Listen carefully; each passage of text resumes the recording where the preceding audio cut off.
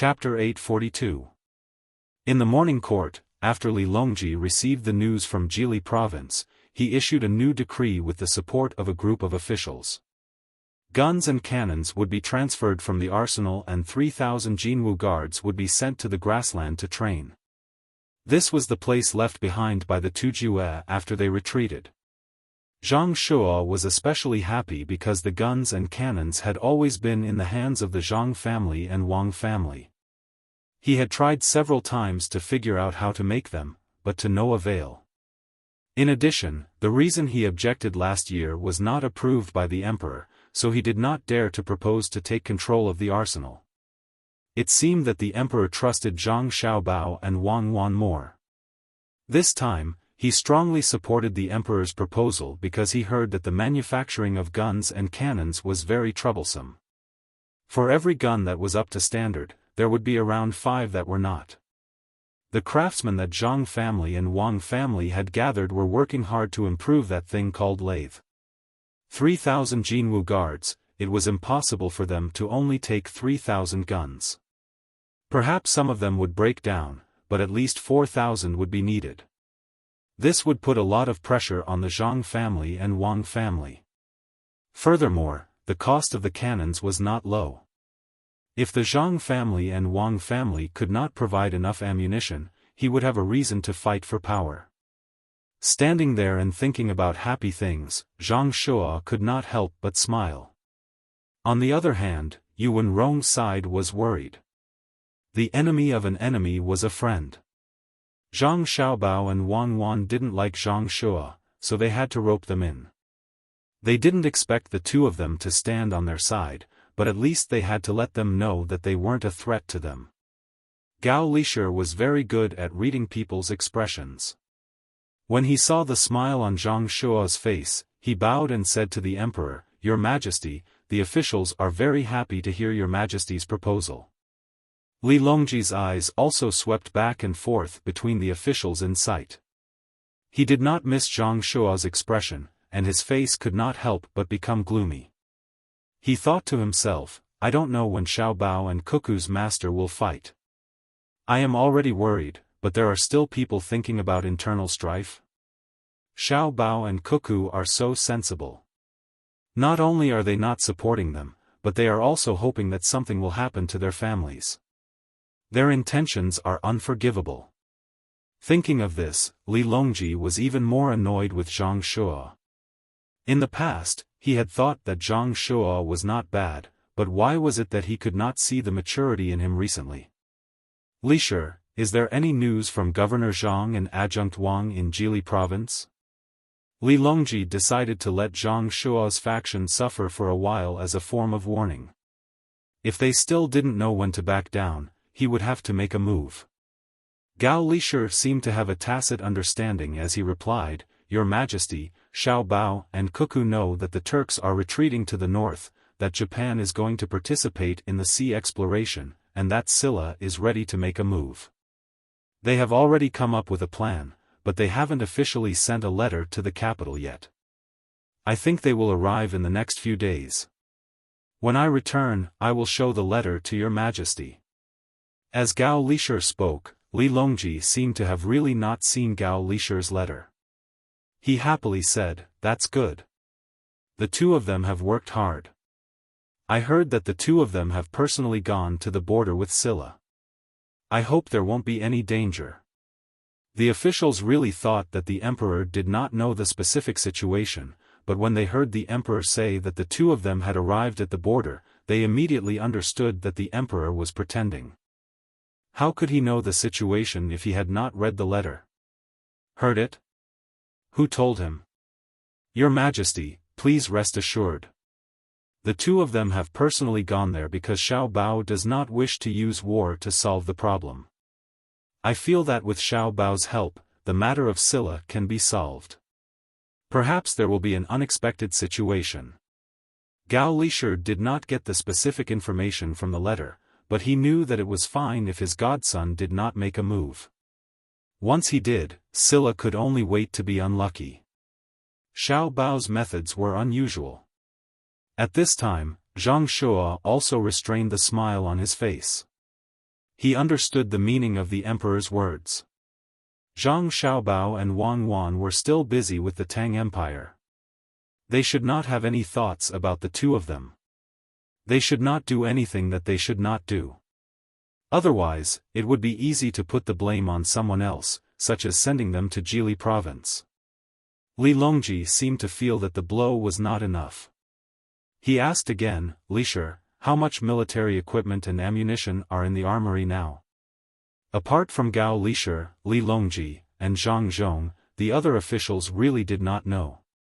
This was because it had been agreed that the emperor would be in charge, and the people of the Zhang family and Wang family would assist in the management. The Ministry of War and the head of the Secretariat could only stand aside. Everyone's eyes were fixed on Gao Lisher, wanting to get a detailed report from him. "Your Majesty, I just went to count yesterday.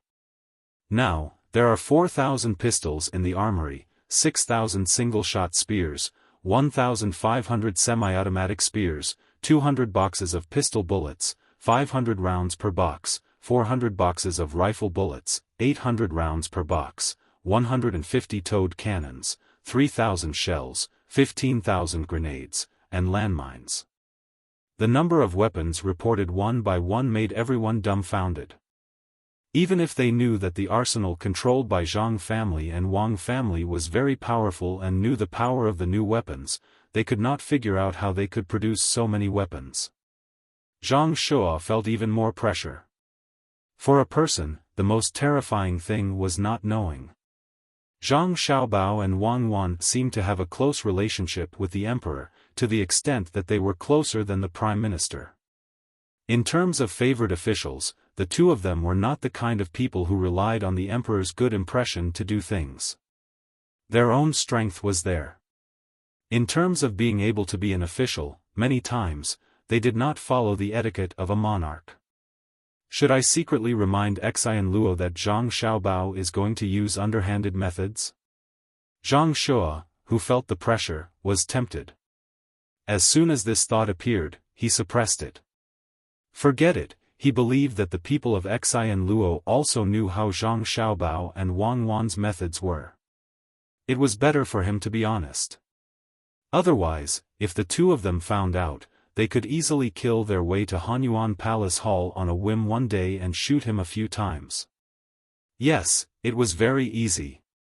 Even Xiaobei and the others dared to bring up the official registrar of the Ministry of Works, let alone their brother and sister. There was no normal person in this family. They did not know what compromise was and did not follow the rules. All the officials had their own thoughts. For a moment, Hanyuan Palace Hall was silent. Seeing that his initial goal had been achieved, Li Longji opened his mouth and said, "The 3,000 Jinwu guards entered the grassland this time. First, they represented the imperial court to accept the Turks. Second, they were to check the terrain and make a detailed map. Third, they were to improve their proficiency in using weapons. Fourth, there were too many wolves on the grassland. They were to find other animals and let the people of Fengzhou follow them. They were to make canned food and bring it back to the capital for everyone to taste." "Thank you, Your Majesty." The officials quickly expressed their gratitude. The canned food of Zhang Xiaobao and Wang Wan had been leaked, but the recipe had not been leaked. A food that was originally for the inner court to carry on a long journey had now become a luxury item. One could not help but sigh. In that case, the court is dismissed. Seeing that no one brought up anything new, Li Longji left with this sentence and left in his carriage. The officials looked at each other and hurried back to their respective offices. In their hearts, they knew that the Turks were finished. The 3,000 Jinwu guards were equipped with good weapons.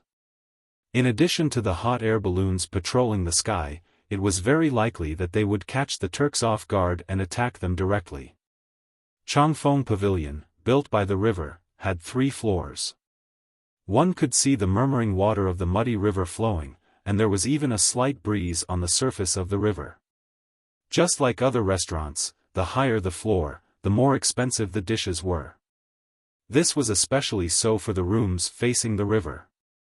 Ordinary people could only look at them but could not afford them. Li Dong had gathered the people from the other powers on the third floor. Originally, he had planned to come tomorrow, but who knew that the foreign affairs of Zhengzheng Construction would come today? Furthermore, they even said that they would give him a fortune. Regardless of the other party's intentions, he still had to show the necessary etiquette. Thus, he brought forward the date to this evening.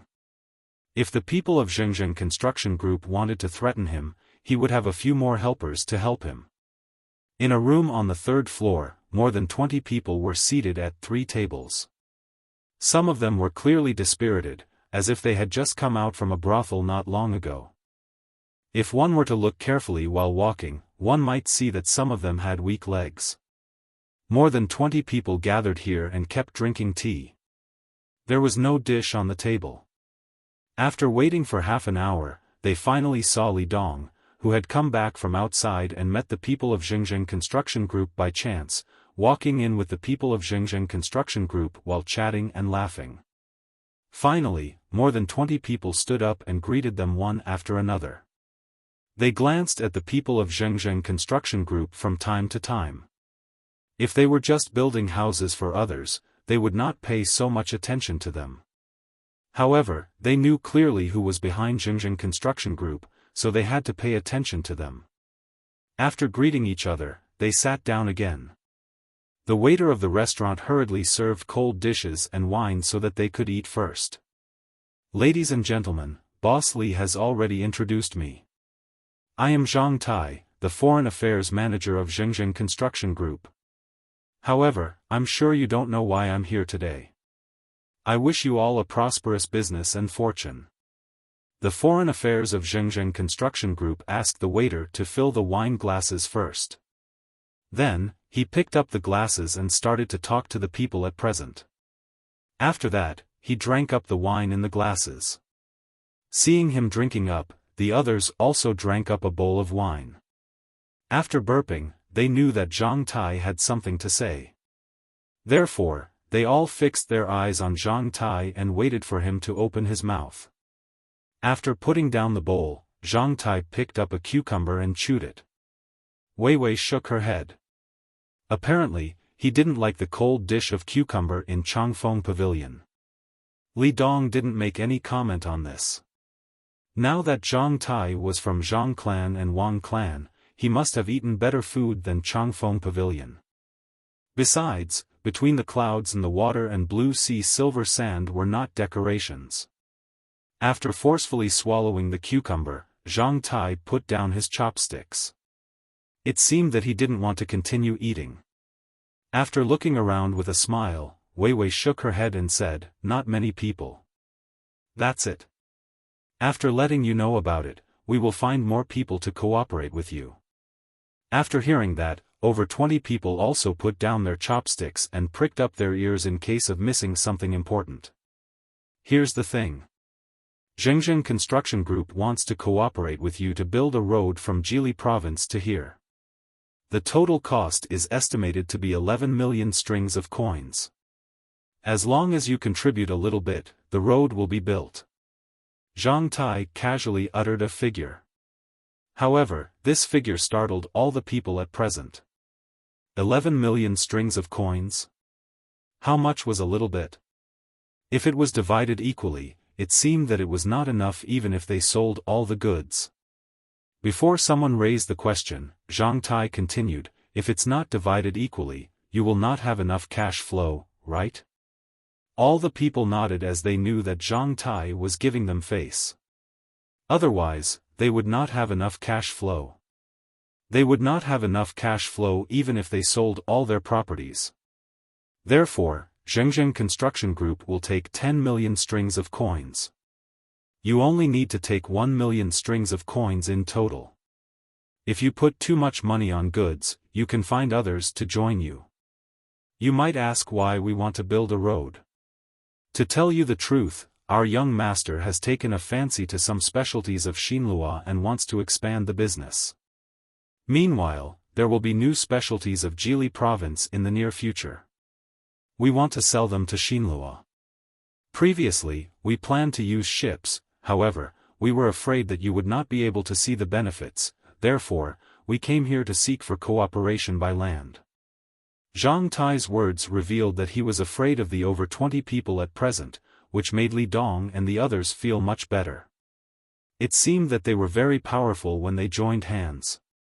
Even Zhang Xiaobao would be afraid of them. This was an acknowledgement. Fine, 1 million strings of coins. If we join hands, we could, we have to study it carefully. The moment one of them was going to agree, he caught Li Dong's eye. Therefore, he hurriedly changed his words, which sounded awkward.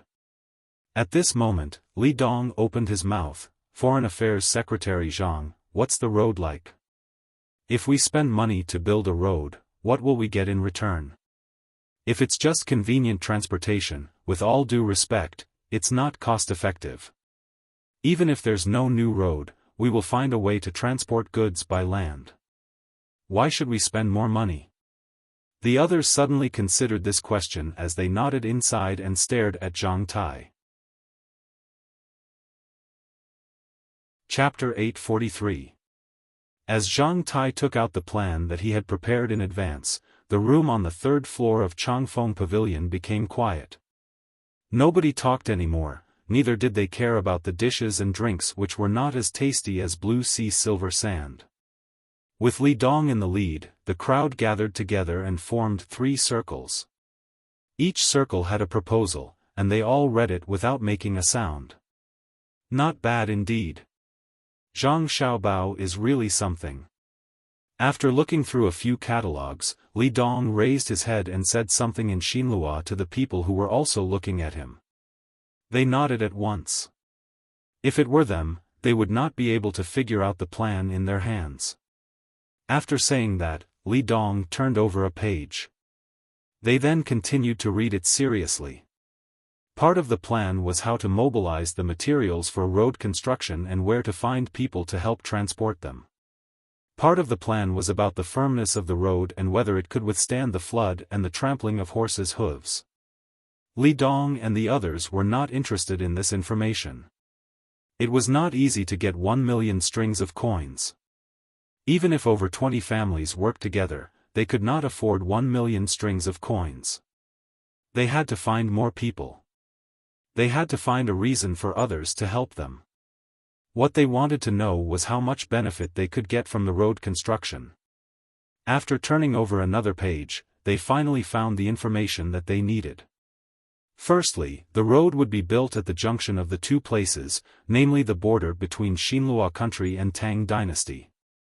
It would not take long for them to see the results.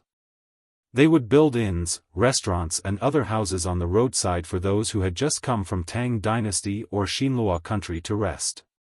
It was estimated that they could get 1,000 strings of coins per month. In the future, as trade and transportation became more frequent, they could make more money. Zhengzheng construction only needed 20% of the profit. After the road in Jieshi province was built, the investors in Xinhua country could also get 20% of the profit.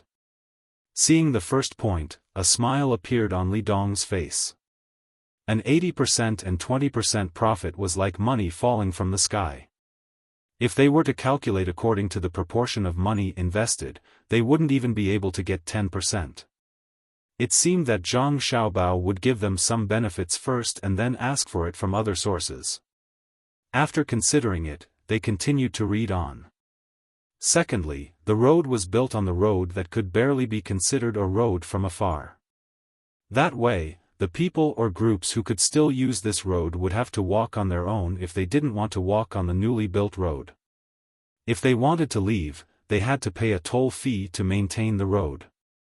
If they were traveling alone, they could stay at the 2 sides and wait for other caravans to come over to help guard and transport the goods. In lieu of paying the toll fee, both sides would receive a certain percentage of intermediary fees from the caravans. If a caravan were to pass through, they would charge a fee based on the value of the goods. Considering that the value of the goods could increase by several times from one place to another, they would charge a fee of 10% of the value of the goods or 5% of the goods. Good, the second point is good.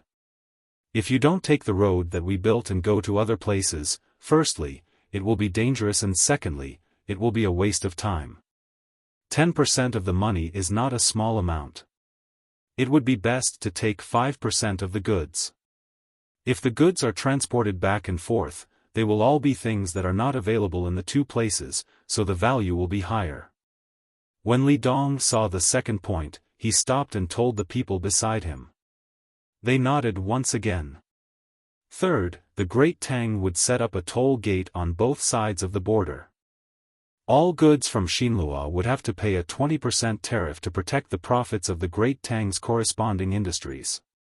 The great Tang would send people to patrol and put an end to smuggling. Why? Why do we have to pay a tariff for trade and transportation? It's the first time I've heard of it. It's really strange. Can Xinjiang construction represent Great Tang's imperial decree? When Li Dong saw the third point, he was not satisfied. He wanted to transport more goods from Xinlua to Great Tang to sell in the future. Since there were more people in Jilin province, there would be more goods in demand. Therefore, the price would be higher. If he had to pay this ridiculous tariff, wouldn't he be giving money to others for free? Therefore, he questioned Zhang Tai, who was sitting on the cushion. Zhang Tai was drinking the scented tea that he had brought. Recently, he had been a bit irritated by the boat ride. Thankfully, his master had prepared a scented tea for him. Tasting the faint fragrance of the flowers, he was interrupted by Li Dong, who licked his lips and said, "All the subjects of Great Tang know that my young master and young lady can make decisions on behalf of Great Tang in foreign affairs. His Majesty has also agreed to collect tariffs. Additionally, it's not the first time that Great Tang has collected tariffs in foreign affairs. Jiannan province has already started to collect tariffs. Even my master's caravan would have to pay the corresponding amount of money.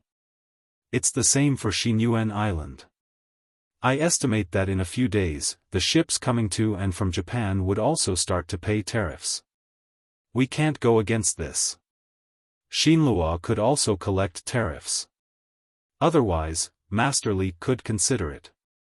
If Master Li wanted to buy porcelains from Great Tang and transport them back to Xinlua, you could sell them at 6 copper coins per porcelain bowl and sell them at 30 copper coins per porcelain bowl.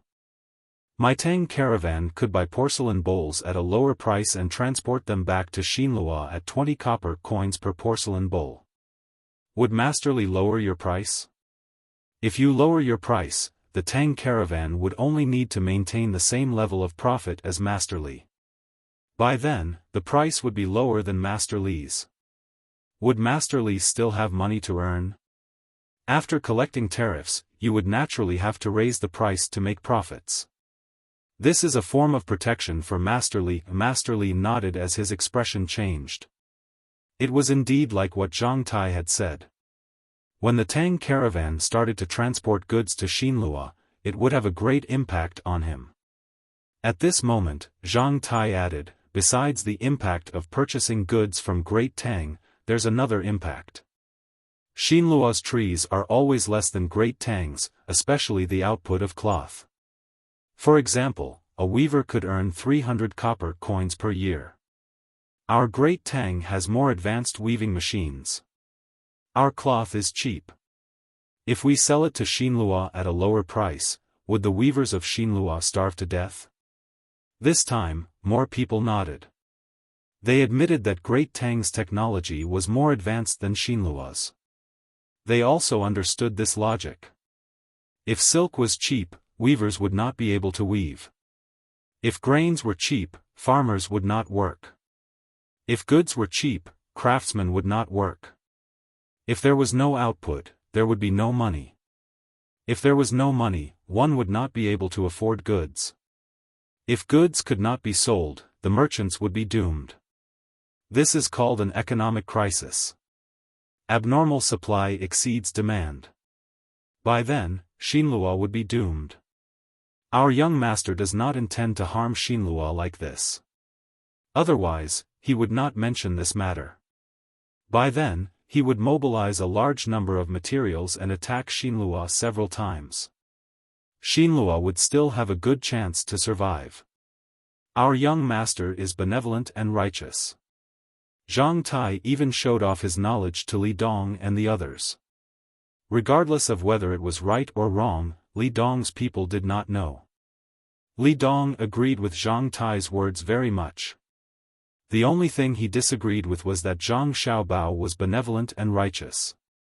He did not believe that Zhang Xiaobao would be kind-hearted. This, we need to discuss it when we go back. Li Dong couldn't make up his mind.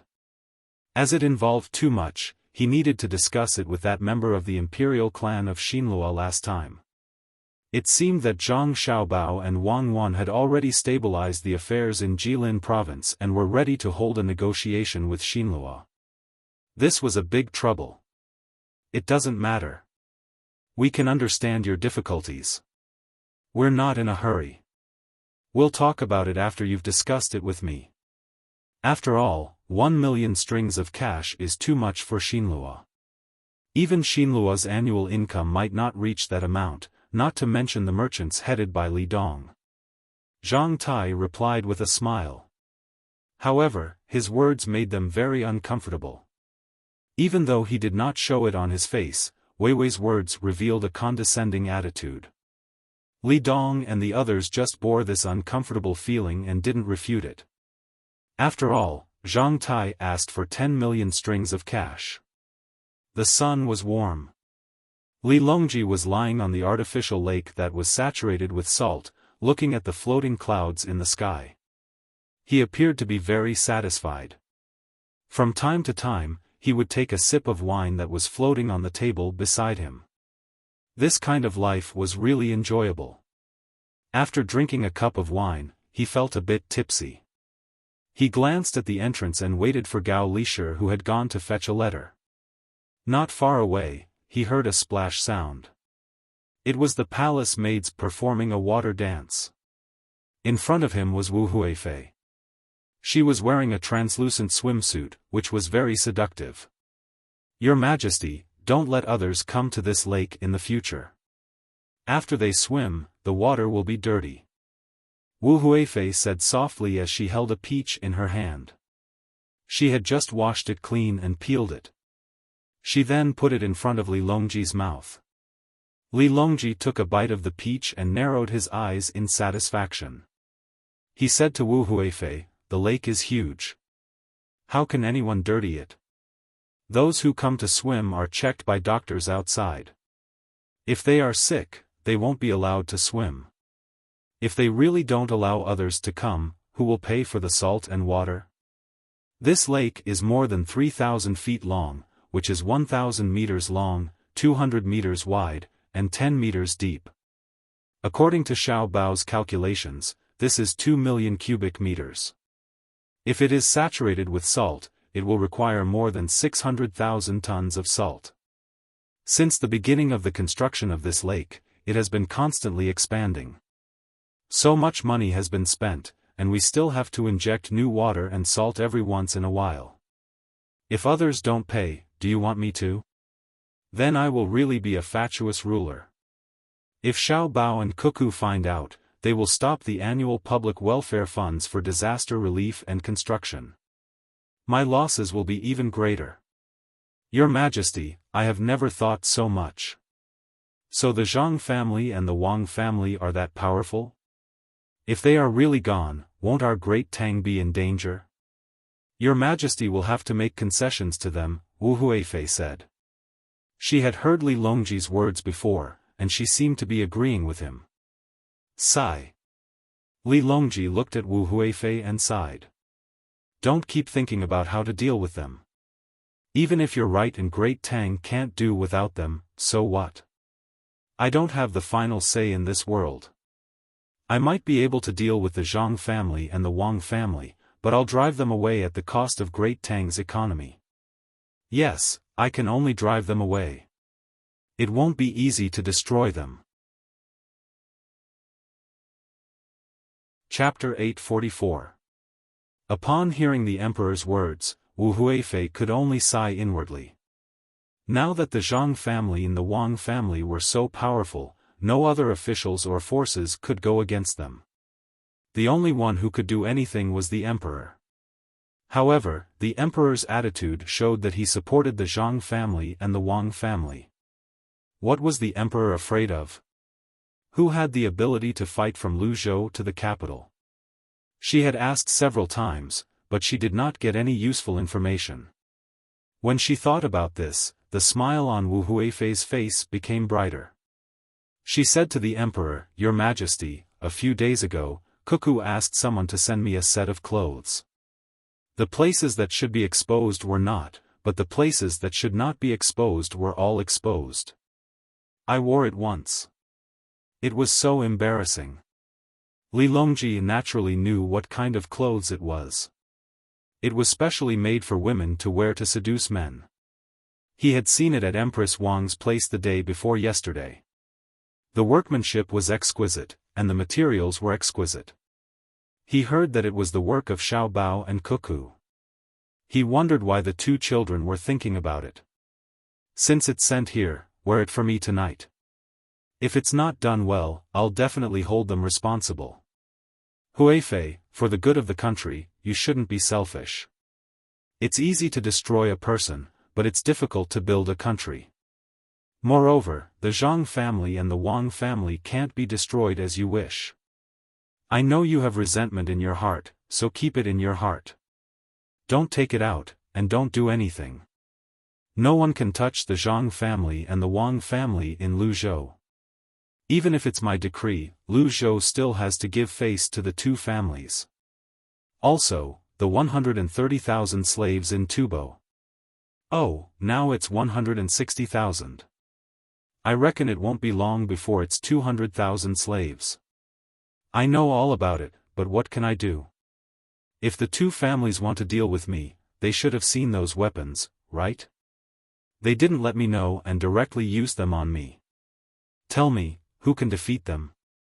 Li Longji was clear in his heart. He knew the power of the Zhang family and the Wang family very well, but he never mentioned the matter of weakening the two families. Wu Huifei rarely heard the emperor say such things to her. Today, when the emperor said this, the charming smile on her face faded. She frowned slightly and said, "Your Majesty, are we really going to ignore them? What if they want to take His Majesty's position? If I wanted to sit, I would have done so long ago. I also thought about it for a long time. I was worried, scared, and helpless. Later, I suddenly thought it through. The Zhang family and the Wang family did not want to be the emperor. Xiao Bao and Cuckoo were not very respectful to me. Just look at Xiao Bei, who kept calling me Uncle Emperor. In the eyes of Xiao Bei and the other children, I was only respected because I was older, not because of my identity. Every night, after I finish reading the memorials, I always think, why? Later on, we understood. Oh, to put it in Xiao Bei's words, we understood. The Zhang clan and the Wang clan, especially Xiao Bao and Cuckoo, probably didn't like to be emperor. They only treated the great Tang as theirs. They want me to always sit on the dragon throne, and then follow them to make the great Tang stronger. Their thoughts are not on me, but on the people of the great Tang. It is true that the people are the most important, followed by the country, and the emperor is the least important. As Li Longji spoke, he also felt that he had talked a little too much today. He thought that it might be because the weather was good, and the surrounding countries were gradually stabilizing, so he could let go of many things in his heart. Looking at Wu Huifei's puzzled eyes, he said, "Starting from Sanshui County, the Zhang family and the Wang clan would always compromise with me as long as it involved interests. If they were afraid of me in the beginning, then they don't need to be afraid of me now. Especially after Xiao Bao and Cuckoo's abilities were revealed, they still did what they did in the beginning. They wanted to play the game with me, and I also played with them. Don't think that they are afraid of me. I have already thought about it. They are not afraid of me, but they are worried about the confrontation with me when the game can't continue. They don't want to hurt the entire Great Tang. Yes, they have the ability, so they will compromise and let me continue the game," leaving the initiative in my hands. However, this initiative of mine is not because of the position of emperor, but because of the people of the Great Tang. They are not willing to fight a war that will affect the Great Tang. Therefore, compared to them, I am more selfish. They don't care about the position, but I care. They care about the lives of millions of people, but I put the position first, and the people second. I am afraid of them, and I also feel guilty. In the future, I will not think of dealing with them. I am a mortal, and I can't compare to their hearts that are as bright as the sun and the moon. After saying this, Li Longji felt much better. He drank another mouthful of wine, and the wind from the water swept over him. A relaxed feeling appeared on his body. Wei Wei narrowed her eyes, enjoying this rare day of vacation. Wu Huifei was dumbfounded. She had never thought that the emperor would place the Zhang family and Wang family in such a position. She originally thought that the Zhang family and Wang family were the same as the other officials, demoting and killing them as they pleased. It seemed that it was not that simple. She rolled her eyes and said in a low voice, "Your Majesty, what if we bring the Zhang family and Wang family to the capital? Your Majesty will treat them to a meal, and then they will foolishly come here without any backup plans, waiting for me to give them a cup of poisoned wine, or prepare 3,000 axemen. Do you think they are really stupid? Don't mention this again." Li Longji opened his eyes, looked at Wu Huifei, and sneered. Wu Huifei shrank back and did not say anything. She also understood that the Zhang family and Wang family were so good at scheming, how could they be fooled? "Your Majesty, good news, Your Majesty." Just as the two were speechless, Gao Lisher, who had left to collect the letter, came running back. He waved the letter in his hand and shouted from afar. When he reached the lakeside, he quickly took off the rest of his clothes, leaving only a pair of swimming trunks. With a splash, he jumped into the lake and swam towards Li Longji with his arms raised high. Li Longji sat up and looked at the approaching Gao Lisher with a smile. Lisher's swimming skills are improving. Isn't it because the lake doesn't sink people? Gao Lisher said modestly as he walked over. In his heart, he knew that it was because he could often enter the water. In the past, he did not like water, mainly because his body was weak. Usually, he hated that he could not bathe 8 times a day to get rid of the fishy smell. But now, he did not have to worry. Xiao Bao and Cuckoo gave him a lot of things that palace maids used. They were clean and comfortable, and they could also kill bacteria and get rid of odor. In the past, who would wear underpants and cover? Now, they were all using them. Xiao Bao and Huan said that they were gifts for the women in the palace, but the pants that were obviously much bigger looked very fitting for her. In addition, the paper underwear that was said to be for babies, but it was obvious that the entire baby could be wrapped in it. It was obvious that it was for her to use. Now that there was no smell on his body, he only dared to swim for a while. Otherwise, how could he improve his swimming skills?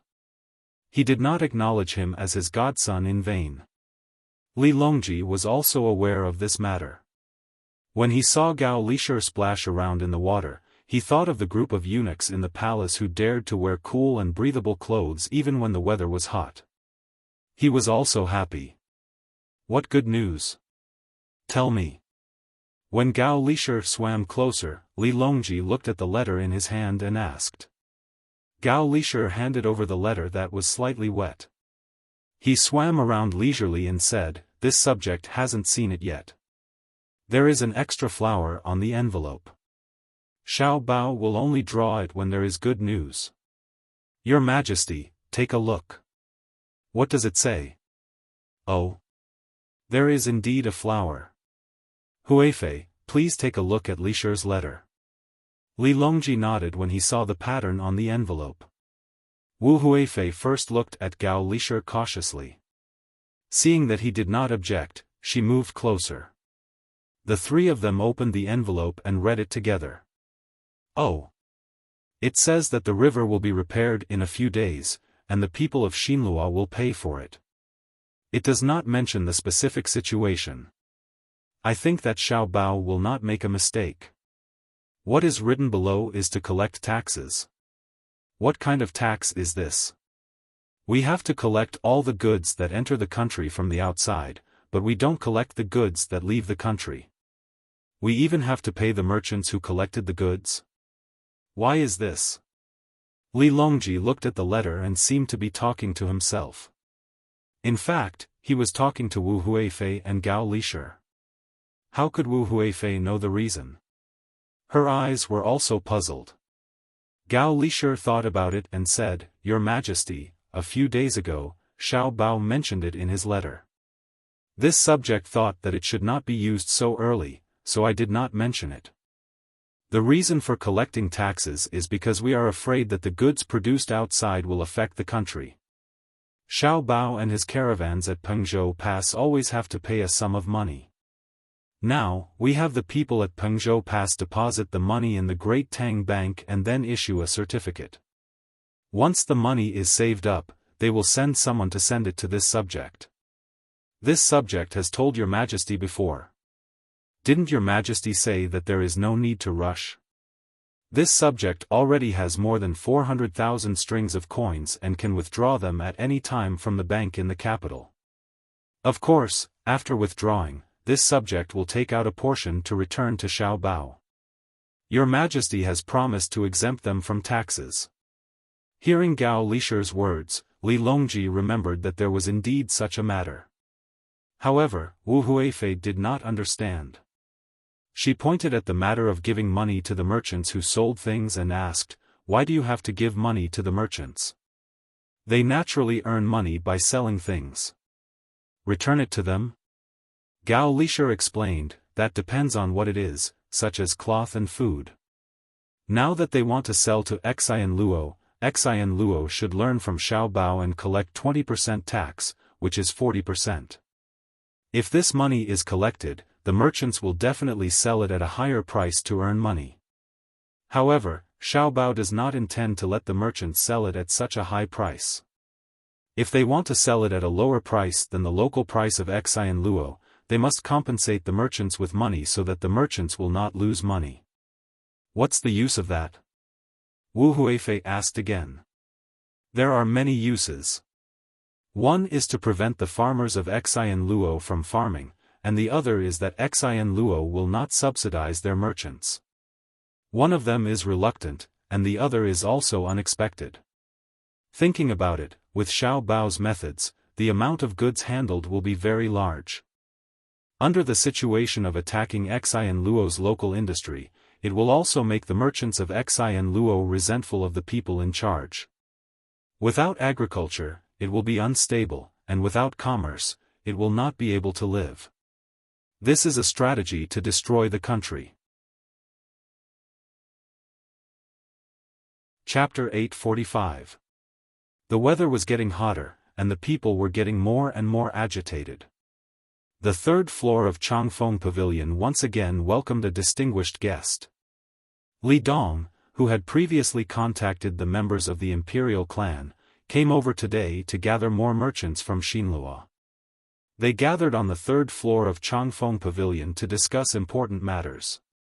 Everyone, the matter of the road repair has been settled.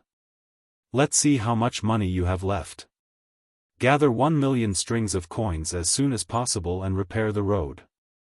The higher-ups will give us some benefits.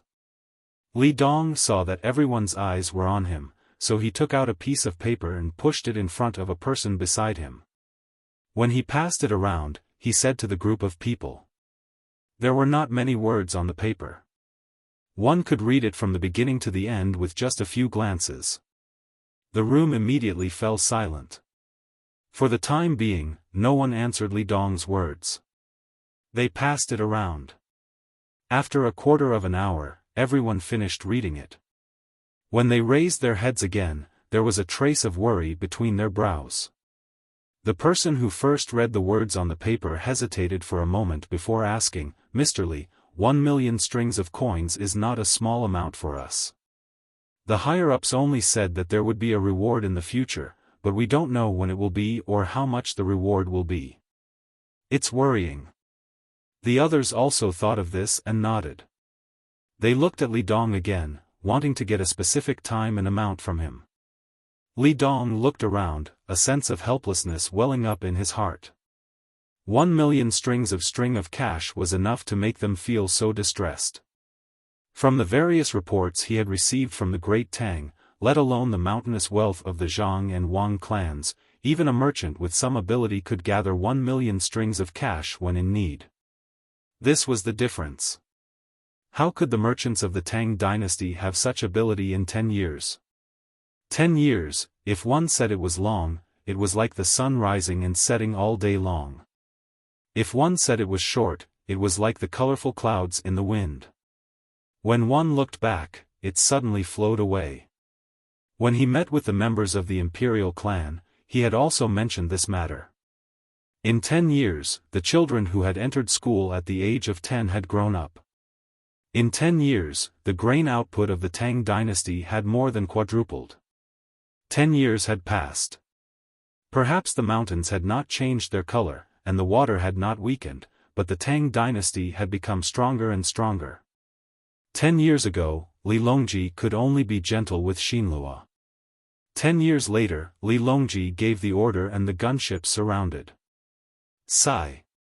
Thinking of this, Li Dong couldn't help but sigh.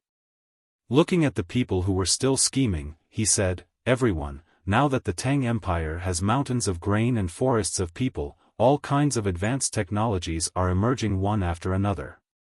If you still think about that little bit of personal gain, perhaps in another 10 years, there won't be Xinlua. At that time, you and I will both be sinners, and perhaps we won't even have the qualifications to be sinners." When they heard Li Dong's words, they were stunned at first, but when they thought about it carefully, they realized that it was true. Once Xinlua was annexed by the Great Tang, their positions would definitely be at risk. Even though they knew this, they still felt uncomfortable. One of the people sitting across from Li Dong moved and asked, "Since you know, why don't the imperial clan take out the money to repair the road? Why do you insist on making things difficult for us merchants?" "It's all because of the Great Tang." In the past, when Xinlua went to the Great Tang to pay tribute, the Great Tang would accept more things and give more things. There was money, technology, cloth, and leather as a reward. Later on, for some reason, when Xinlua sent a lot of things, Li Longji's rewards changed. There were those gorgeous glass products, beautiful and exquisite furniture, and there were even vouchers to eat at Savant's restaurant and Joy House. For every 100 copper coins spent, one could use 20 copper coins as a voucher. Recently, it started to include between the clouds and the water and blue sea silver sand. The rewards were indeed quite a lot, 1,000,000 strings of coins. But what's the use of that? The glass and furniture can't be eaten or drunk. If you really want to use up the 1,000,000 strings of coins with the vouchers, you have to take out 4,000,000 strings of coins to eat and drink. In addition, some people in the imperial clan like to enjoy themselves. If we use Xinlua's money to exchange for luxury goods from the Great Tang, how can the imperial clan have money? A knowledgeable person discovered this matter and was very worried. That's why he found us to temporarily tide over this difficult situation. Li Dong was angry at the mention of this. He was angry at Li Longji's shrewdness and angry at the disappointing people in the imperial clan. The others fell silent for a moment, not knowing what to say. After a long while, someone asked in a soft voice, "Boss Li, even if we gather enough money, will it be of any benefit to Xinlua?" This was a crucial question, and the silent people also wanted to know. Even if it wasn't for their own benefit, taking out money to pave a good path to the Great Tang for Xinlua, it had to be of some use. Li Dong nodded. "That's the reason. When I went to see the higher-ups, I also thought about it. The higher-ups said that the Great Tang's ships coming to Xinlua aren't a good thing. They want to let them familiarize themselves with Xinlua's waters. If they send troops to attack us from the sea, Xinlua won't be able to defend against them. Thus, in the future, they are not allowed to enter Xinlua's land from any place on the sea. They are only allowed to dock at 2 designated docks. Naturally, land transportation is of the utmost importance. Compared to the Great Tang, Xinlua produces fewer goods. With the existence of tariffs, we can sell less goods to the Great Tang, or even not sell goods to the Great Tang at all. As long as goods from the Great Tang enter, they have to pay a 20% tariff. The imperial clan will use this money to forge weapons and protect the people. This money is free. The more goods they send over, the greater the advantage we get. There are other benefits as well. For example, the ordinary people of Xinlua can't afford to eat meat, but the Great Tang's meat is cheap. Everyone knows that in the current Great Tang, as long as the people are hardworking, they don't need to be too capable to eat meat every day. If the Great Tang ships it over, the price won't be too high. At the very least, it'll be cheaper than what we get. There's also cloth and other things, especially food. The higher-up said that if there's a disaster, we can use the 20% tariff to buy food from the Great Tang. Everyone's eyes brightened, realizing that this was indeed a good plan. Just as they were about to agree, someone raised a new question. If that's the case, then our Xinlua will always be at an advantage. Isn't that Zhang Xiaobao a fool? I'd rather believe that the sun rises from the west than that he has such good intentions. That's right, several people said at the same time. Perhaps it's because Jili province produces too much and he can't sell it, so he wants to sell it to our Xinlua. Or perhaps he wants to get the good things of our Xinlua to the Great Tang faster.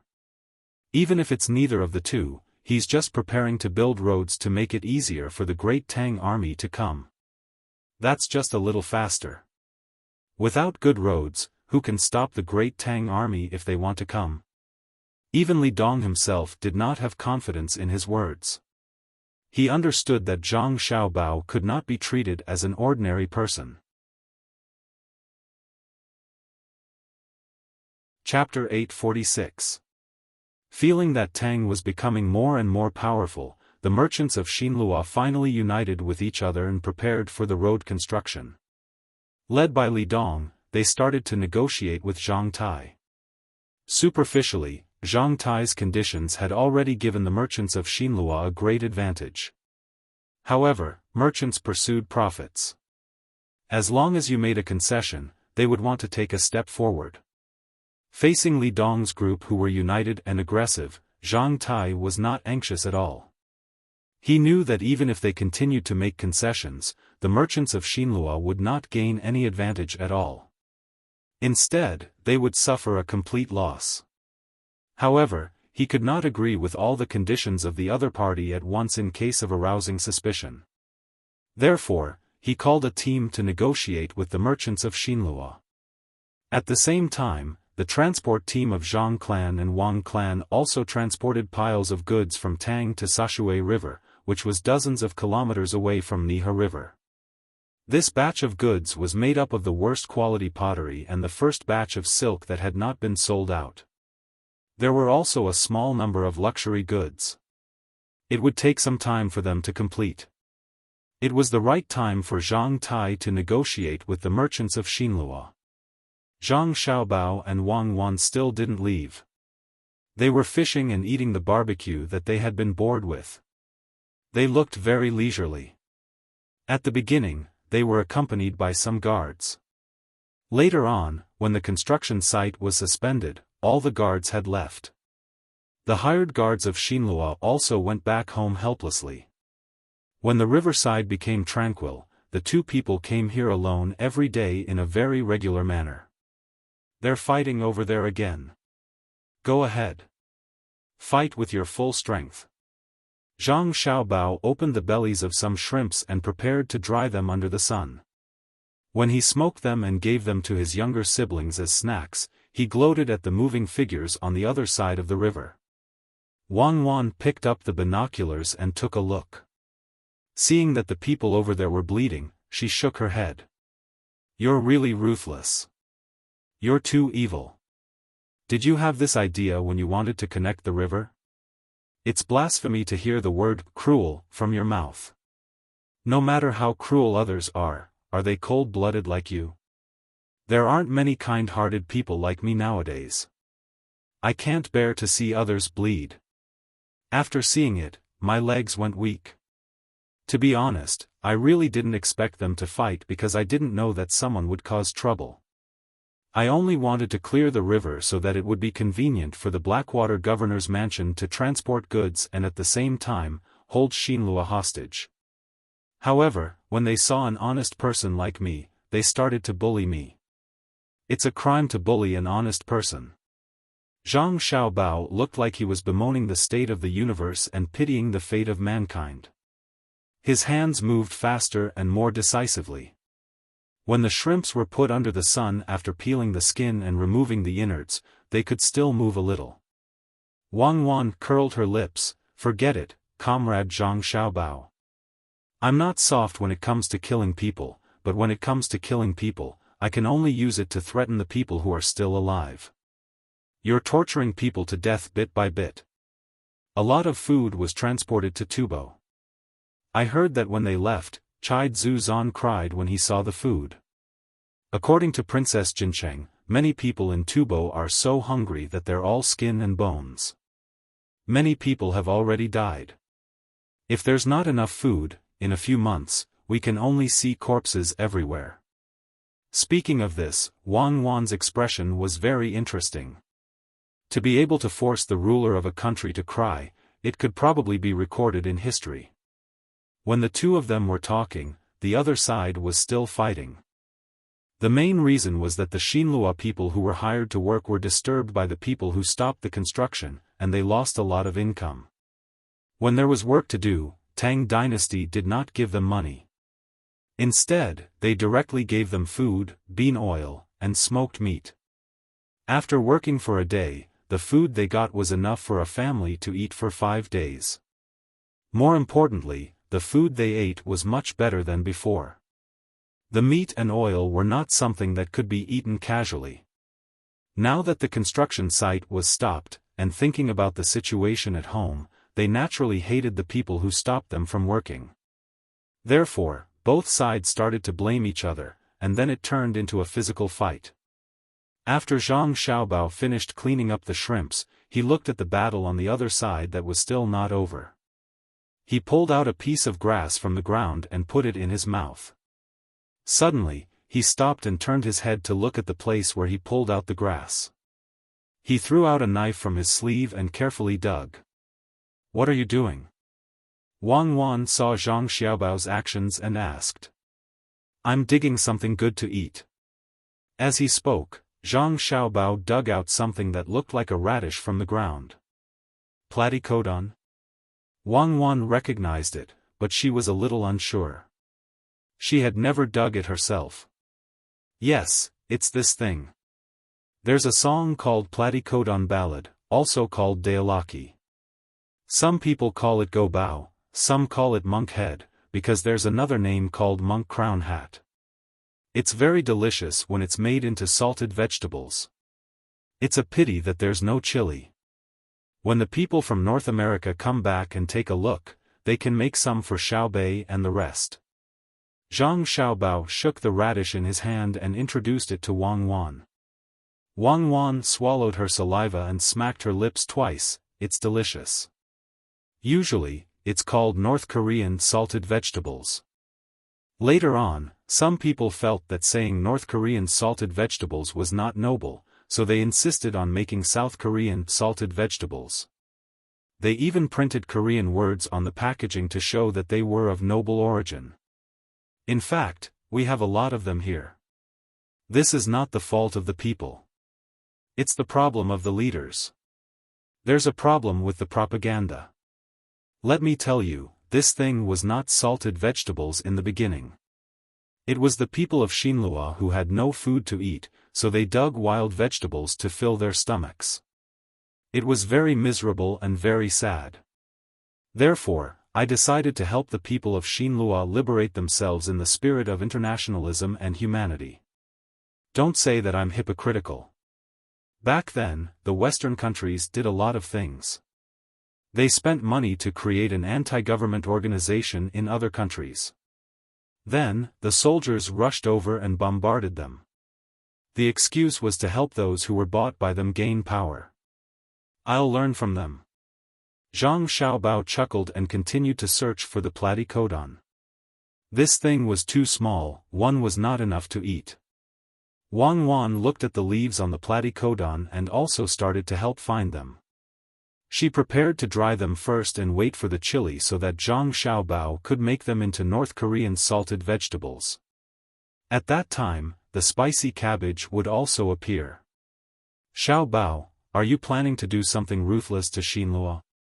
At first, I thought that you only wanted to connect the river. Later on, seeing that your plan was constantly improving, I reckon that your thoughts are not small. Wang Wan, who had found 2 platycodon, picked it up in satisfaction and showed it to Zhang Xiaobao, who had already dug out more than 10 platycodon, and said to him.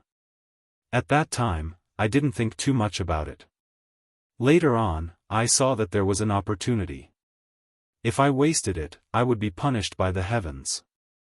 So, I conveniently made the arrangements and stayed for another 5 days.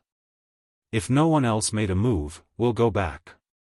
Zhang Xiaobao pretended to be surprised, took the 2 precious platycodon from Wang Wan's hands, and replied. Chapter 847. The sun was right, the clouds were in the lake, the water was flowing over the hills, and the leaves were dense. The Jing forest heard the sound and the feathers fell. It was desolate. The original Jian and prefecture was now separated from Jian and county. On the road to here, the group endured the scorching sun and the sultry woods and walked hard. Thirsty, still thirsty. Xiao Bei, who had drunk a lot of water, rubbed the dust mixed with sweat with her sleeves. Her face was flushed, and she pouted and said that she was thirsty. Xiao Yuan quickly handed over a water bag. Hold on a little longer. According to the approximate location, we should be reaching the letter soon. That was the place where the commander-in-chief worked. It's big and spacious. I can't hold on anymore. My heart is so cold. I haven't seen a single person along the way. What kind of lousy county is this? If there's no one, who will govern it? Xiao Bei drank a lot of water and stuck out her tongue to lick her sweet lips. She still felt thirsty even though she was full. She muttered and found a high place. She stood on it and looked around with binoculars, hoping to find someone. Then, as the county magistrate of Jian and county, she could play a role. The group stopped and found a shady place to rest and replenish their water. Xiao Hai still looked indifferent even if the sky fell down. Xiao Zhu took the drawing board and insisted on sketching. Zhang Gang, Zhang Chang, and Zhang Fang seemed to be affected by genetic factors. Their parents used to live in the mountains, so they were more adaptable. Xiao Yuan muttered, "Heaven is strong, a gentleman should strive to improve himself, to encourage herself." The 100 children who were guards had grown a lot taller. Although they were tired, they still fulfilled their duties. Some of them rested, and some of them dispersed to prepare for unexpected situations. In a circle about 1 kilometer away from them, there were 400 adults scattered around, hiding in the dark. The 400 people were wearing camouflage uniforms, hats made from the nearby grass on their heads, and field boots on their feet. Each of them had a long gun in their hands, and the barrels of the guns were wrapped with camouflage vines, trying to prevent the sunlight from reflecting on the scopes. This group of people was naturally arranged by Zhang Xiaobao and Wang Wan. First, they were responsible for protecting Xiao Bei and the others. Second, it was a kind of training. They brought what they should carry and were not allowed to enter the county to resupply in the open. They were also responsible for the safety of Xiao Bei and the others. Once Xiao Bei and the others finished their official positions, they would also finish their training. Xiao Bei wiped his face with a wet towel. When a gust of wind blew, he felt refreshed. He shook the water skin twice and saw that there wasn't much water inside. He took out a small pouch from his pocket and pinched some salt into it. He shook the pouch a few times and drank it with his eyes closed. Party members, we still have to persevere. We can't give up halfway. The road ahead is bright. It's filled with hope. It's, Xiao Bei, can we not be so bureaucratic? I know you've been learning a lot. Take a break. Once you've regained your strength, you'll be on your way. I reckon that there are still people in the martial manner. They won't all move away. When the time comes, you can tell them that we don't need this anymore. Xiao Yuan didn't wait for Xiao Bei to finish speaking. He grinned and waved his hand. It was not easy for Xiao Bei to organize his vocabulary. He was just about to practice speaking like this when he was interrupted by Xiao Yuan. He was clearly unhappy. The others are not saying anything. You're the only one who's pouring cold water on me. When we enter the city, it'll be your responsibility if we don't see anyone. Okay, I'll take responsibility. If there's no one, I'll resign and become a commoner. What do you think? Xiao Yuan had also drunk a lot of water. He looked at the dust floating in the sunlight through the leaves. There was no part of his body that didn't feel uncomfortable. In addition to them, there was one other person in the group. He was the only adult. When the others were resting, he was responsible for keeping watch. Looking at the children and the weeds on the road ahead, he stood with his hands behind his back and said loudly, "The long wind blows through the dense forest. The fragrant grass is green and the sparse clouds are sparse. The changes do not change for 10,000 years. The vicissitudes of life, the wind and rain, the rain and the rain. Uncle Li Bai, oh, brother, do you want to drink again? You've drunk almost all the wine we brought. You can't drink any more. When we enter the city, we'll ask people to look for fruits. We'll use this wine as a starter to brew wine. If you drink it all, there won't be any left in a year." Xiao Bei took out the exercise book from his bag and wanted to look at the questions. When he heard Li Bai's voice, he pouted and put the exercise book back. He really didn't want to talk to Li Bai about the wine. Li Bai originally wanted to drink. When he came here, he brought 5 water bags of wine. He drank 4 bags along the way and only had 1 bag left. When he wanted to take a sip, he was stopped by Xiao Bei and others. They said that if he had the first sip, he would want the second sip. It wouldn't take long for him to finish the last bag of wine. He had to force himself to hold back. Thinking of this, Li Bai looked very helpless. When he came to Jili from Penglai, he was ready to meet Zhang Xiaobao and Wang Wan and let them directly recommend him to be an official in the capital. Who knew that the two had left in advance and left a message for him to be an official here with a group of children? They said that after a year, when Xiao Bei and others knew what it was like to be an official, they would go back to Jili with them and arrange for them to go to the capital. He didn't know how to survive a year.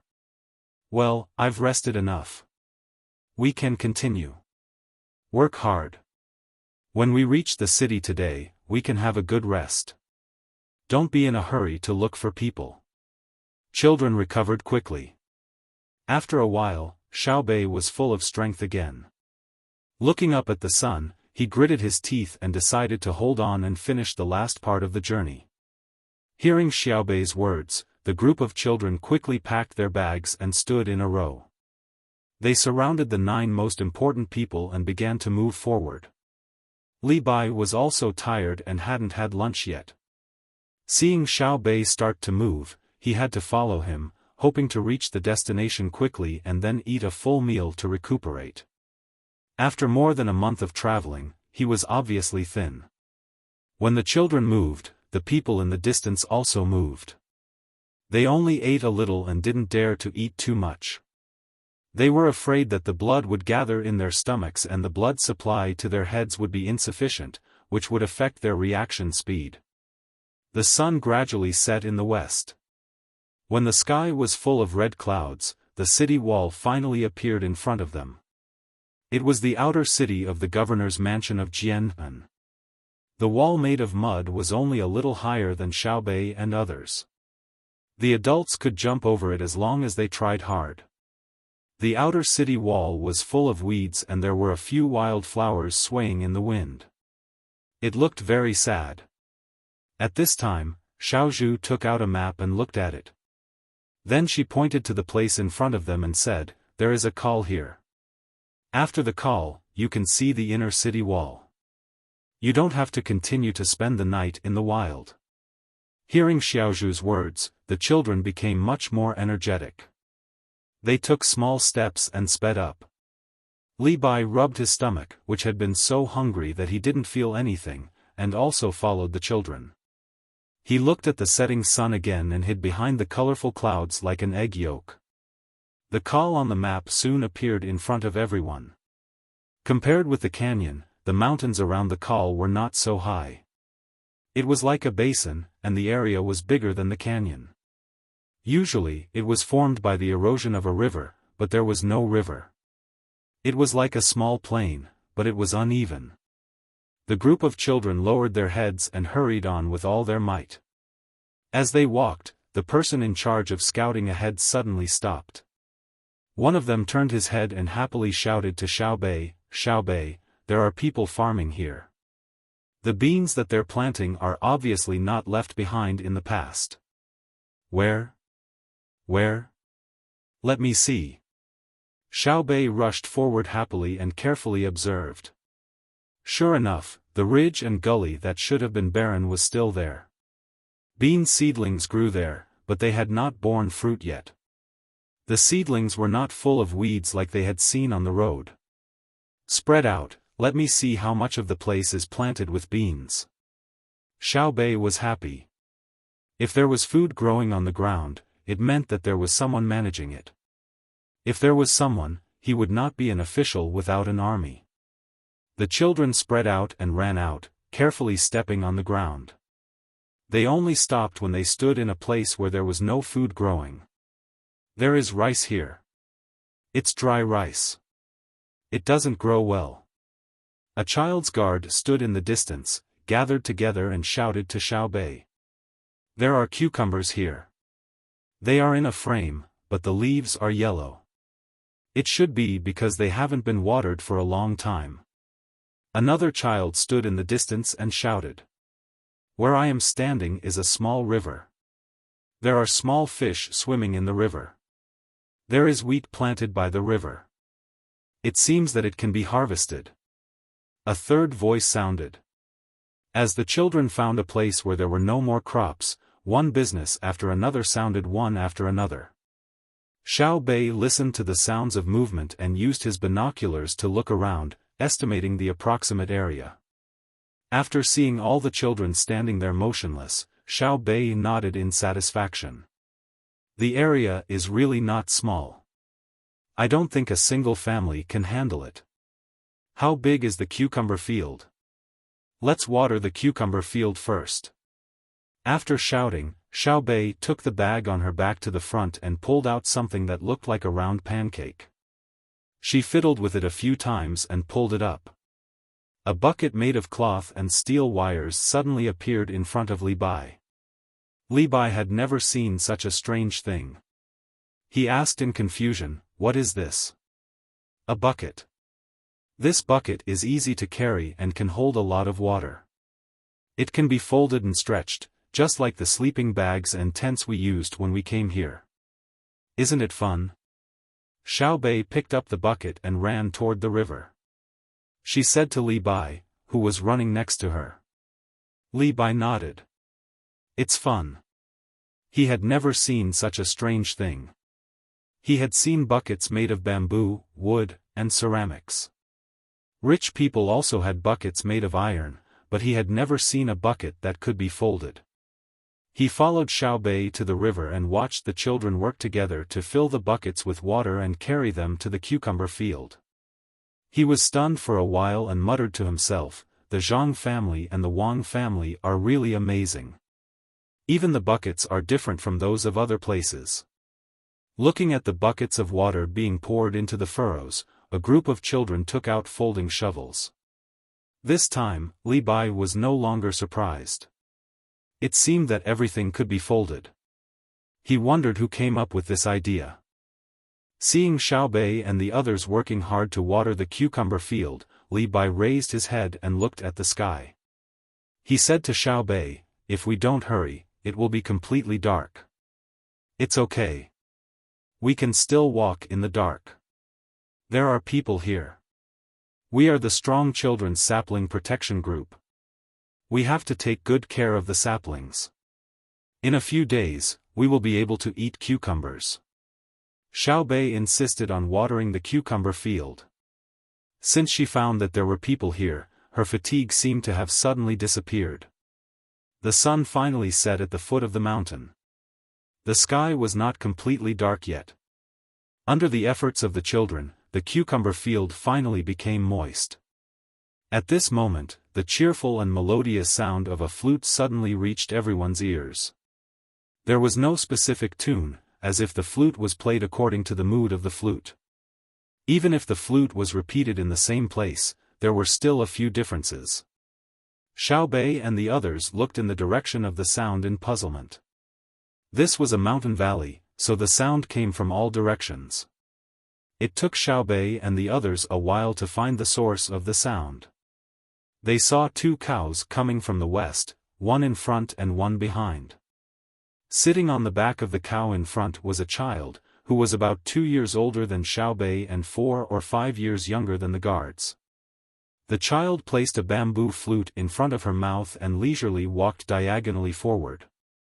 It seemed that she wanted to go home through the mountain valley. "Hey! Sigh! That. Wait a moment." Xiao Bei's eyes were fixed on the shepherd boy, as if she was afraid that he would suddenly disappear. She tiptoed, waved her arms, and shouted with all her might. Her clear voice echoed through the mountains, attracting the shepherd boy's attention. The sound of the flute suddenly stopped. Xiao Yuan saw the child open his mouth and widen his eyes as he looked in their direction through the binoculars.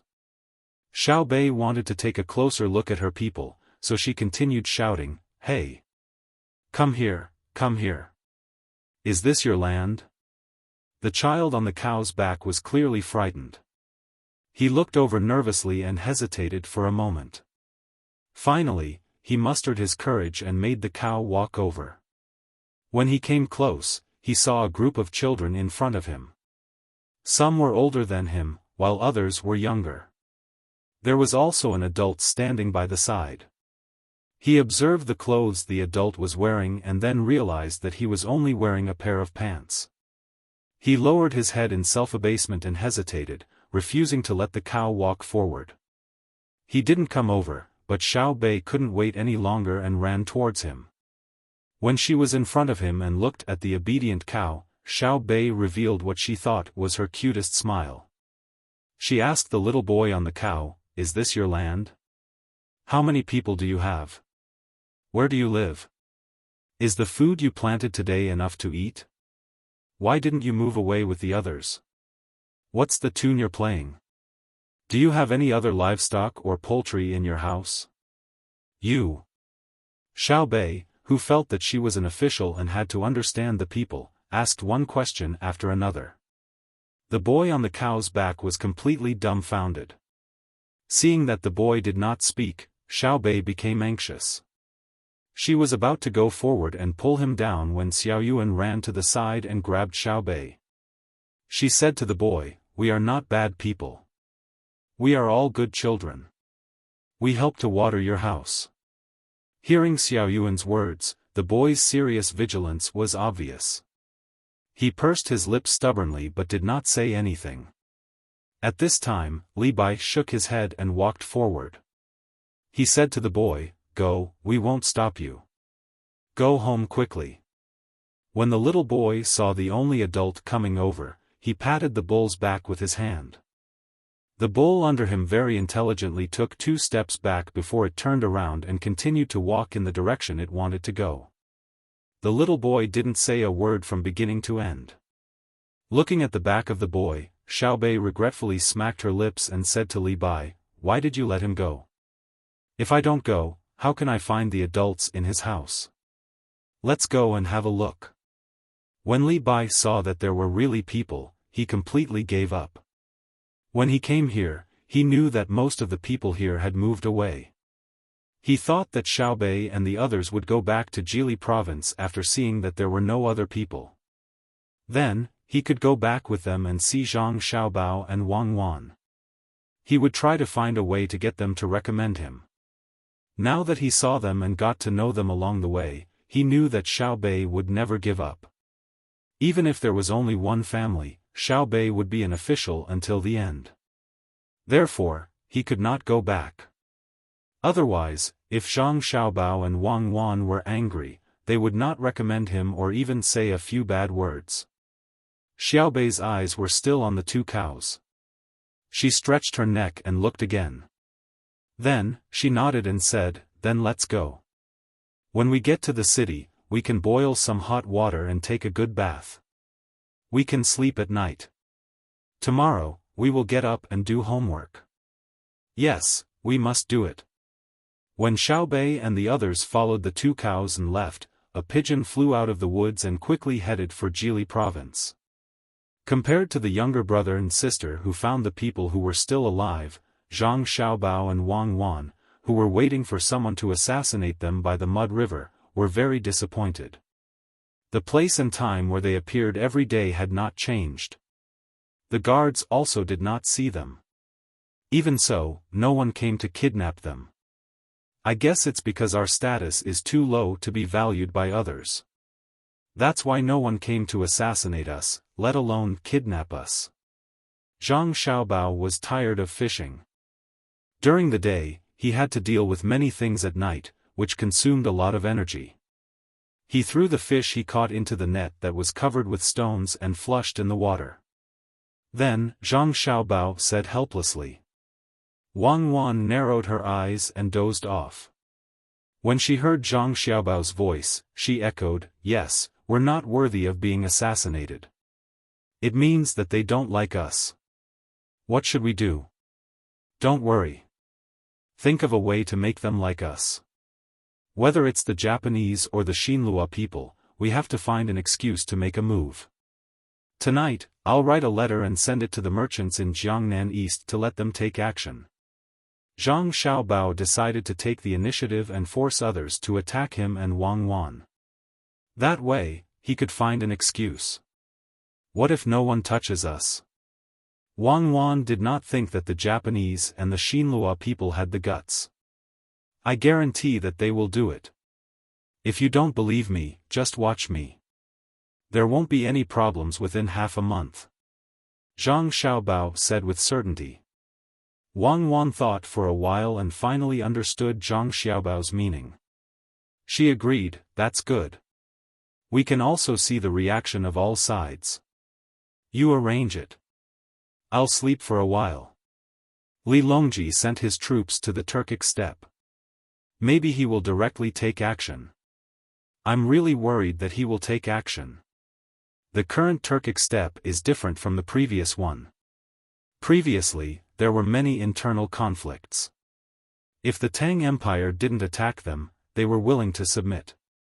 But once they find that the Tang Empire has the absolute advantage, all their internal conflicts will disappear and they will turn to the outside world. I hope that the person leading the troops won't be rash just because they have weapons. Zhang Xiaobao said as he took out a fishing rod from the side. He looked at the bait that had been eaten and the remaining hook was bare. He put the bait on again and threw it with all his strength. Accompanied by the whistling sound of the air, the lead fell into the water again, rippling circles of irregular ripples, which were immediately washed away by the current. 5 days passed quickly. Zhang Xiaobao still came to fish every day, but he no longer cared about whether the fishing rod was moving or not. He freed up his hands to arrange homework for his younger siblings. "Come and listen. See if this question is okay."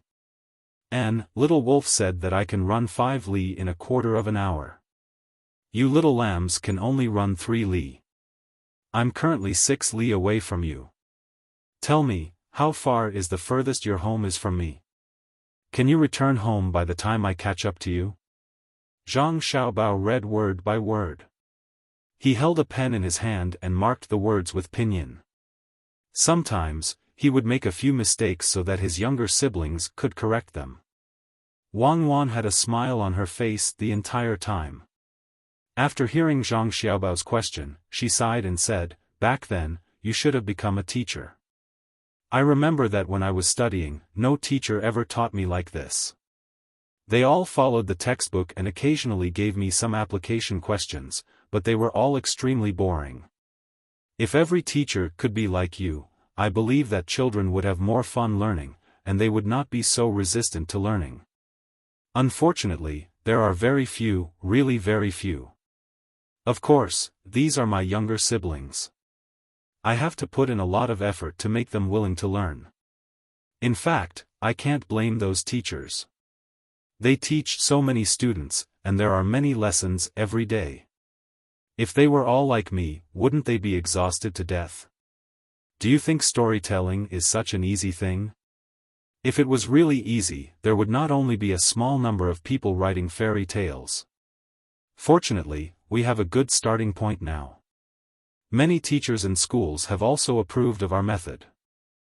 I hope that all teachers in the future can follow suit and form a tradition." Zhang Xiaobao did not go to school much. Even if he heard Wang Wan say that teachers were not good, he still felt that it was a blessing to be able to be taught. Wang Wan was a little disapproving. It's all because of the enrollment rate. A teacher's salary is linked to a child's exam results. Children have good memories. As long as they memorize hard and then get a high score in the exam, that's enough. Actually, I think that teachers' salaries are too low. We should continue to raise it. We should have a salary of 10,000 yuan a month. Those who can't build a good foundation for the students should be fired. A high salary can also be used on teachers. Also, unless the teacher in charge of an elementary school is affected by irresistible factors, they should be taught from grade 1 to grade 6. Then when this matter is over, the two of us will make a rule and let the current teachers follow it. Zhang Xiaobao did not want to continue thinking because he could not understand Wang Wan's words. He felt that it was good enough as long as he could sit in school and study. Compared to Zhang Xiaobao and Wang Wan's leisure, Li Dong, the leader of the newly established business alliance in Xinlua, was not relaxed at all. The negotiations were in a deadlock from time to time. He also knew that the conditions offered by Zhengzheng Construction were good. He wanted to agree several times, but the other businessmen in the alliance still thought that it was profitable and wanted to force Zhang Tai to make concessions. Previously, when Zhang Tai was alone, he could play the emotional card. However, at that time, the people in the alliance thought that Zhang Xiaobao was alone and did not have enough energy. They thought that Zhang Xiaobao wanted to build the road as soon as possible. Therefore, they pressured Zhang Tai to compromise. However, when they pressured Zhang Tai too much, Zhang Tai turned hostile. Now that they continued to negotiate, it was useless to play the emotional card. Zhang Tai found a team that was in charge of Zhang Xiaobao and Wang business. It was called the negotiation team, and it was indeed worthy of its name. When it came to negotiations, there was no place to start. The foundation of Xinlua's party had been completely taken away by the other party. Guys, the day before yesterday, the negotiation team of Zhengzheng Construction said that today is the last time. If we can't pass, they will build the road themselves. They don't need our 1 million strings of coins. By then, if we want to send our goods out, we have to pay for that road. Their road might not be built in the place designated by us. Tell me about it, what's the bottom line? I will talk to Zhang Tai after a while. Actually, I'm most worried that Zhang Xiaobao would play other tricks when he gets angry. It's not that I look down on us, but I'm really not a match for Zhang Xiaobao in terms of tricks. Li Dong called those who were here for the last negotiation to the third floor of Changfeng building and told them. 1,000,000 strings of coins was really nothing for Zhang Xiaobao and Wang Wan. Even though they had very little liquid capital, they could easily take out 1,000,000 strings of coins. If they couldn't take out 1,000,000 strings of coins, they could call for help. By then, when so many businessmen in Tang heard that they were looking for someone to cooperate with them, they could even provide 100 million strings of coins, not to mention 1,000,000 strings of coins. However, this amount was too much for the businessmen in Xinlua. At the beginning, the 20-odd businessmen couldn't afford it at all. At the same time, they didn't want to manage such a big thing by themselves. Therefore, later on, they found some familiar businessmen and formed an alliance. By then, they had over 100 members. At this moment, the 100 people started to ponder after hearing Li Dong's words. After a while, someone asked, "I want to know, once the road is fixed, whose shop it will be connected to, whose shop will be the closest, and who will be the most popular? How can Zhang Xiaobao guarantee this?" Li Dong knew what this person meant. It wasn't about who was the closest, but where the road would be fixed. It would be best if it could be fixed in a curve and then build a wall to block it. At that time, all the shops would be taken care of. "Alright, I'll ask about this. It's best to meet everyone's requirements," Li Dong said after some consideration. "I have a question," another person said. Previously, he didn't have many questions because he had been conflicted about the division of the toll fee paid by the businessmen after the road was fixed. Now that the other party didn't agree, he could only return to reality. "What I want to say is the standard of goods set by the Tang Empire. I used to sell things to the Tang Empire by water and land. Their standard is too high, and we don't have such good technology. As a result, the price of the same raw material is several times higher than ours after they process it once. Shouldn't this be adjusted downward? Or should they give us the technology so that we can also grasp it? Otherwise, we will be at a disadvantage. When we smelt copper and sell it to them, they will process it and decorate it on jewelry. The price of copper will be more than 6 times higher than ours." After this person finished speaking, he sighed and looked bitter. The others nodded secretly. It was indeed as he said. Due to the technical limitation, the price of the same raw material was very different. The more they thought about it, the more sullen they felt. How could Li Dong not understand?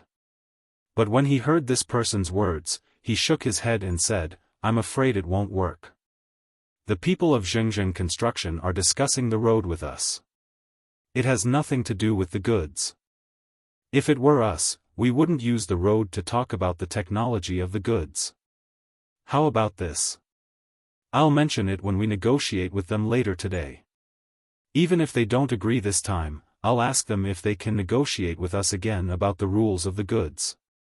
No one had any objections this time. They stood up and a few people who had met Zhang Tai with Li Dong walked out together to participate in the last negotiation. Zhang Tai, who was waiting in the other room, was not in a hurry at all. He knew that at the beginning, the little young master had planned to connect the river. However, as things developed, the little young master was no longer satisfied with just connecting the river. He started to make a bigger plan. Since the plan was big, he naturally could not think about solving the problem in a short period of time. Connecting the river was no longer a single goal. He had to make some concessions for the bigger goal. Of course, he believed that the little young master would definitely be able to connect all the dots in the end and teach Xian Luo a lesson. He would let them know that they should not interfere in things that they should not interfere in.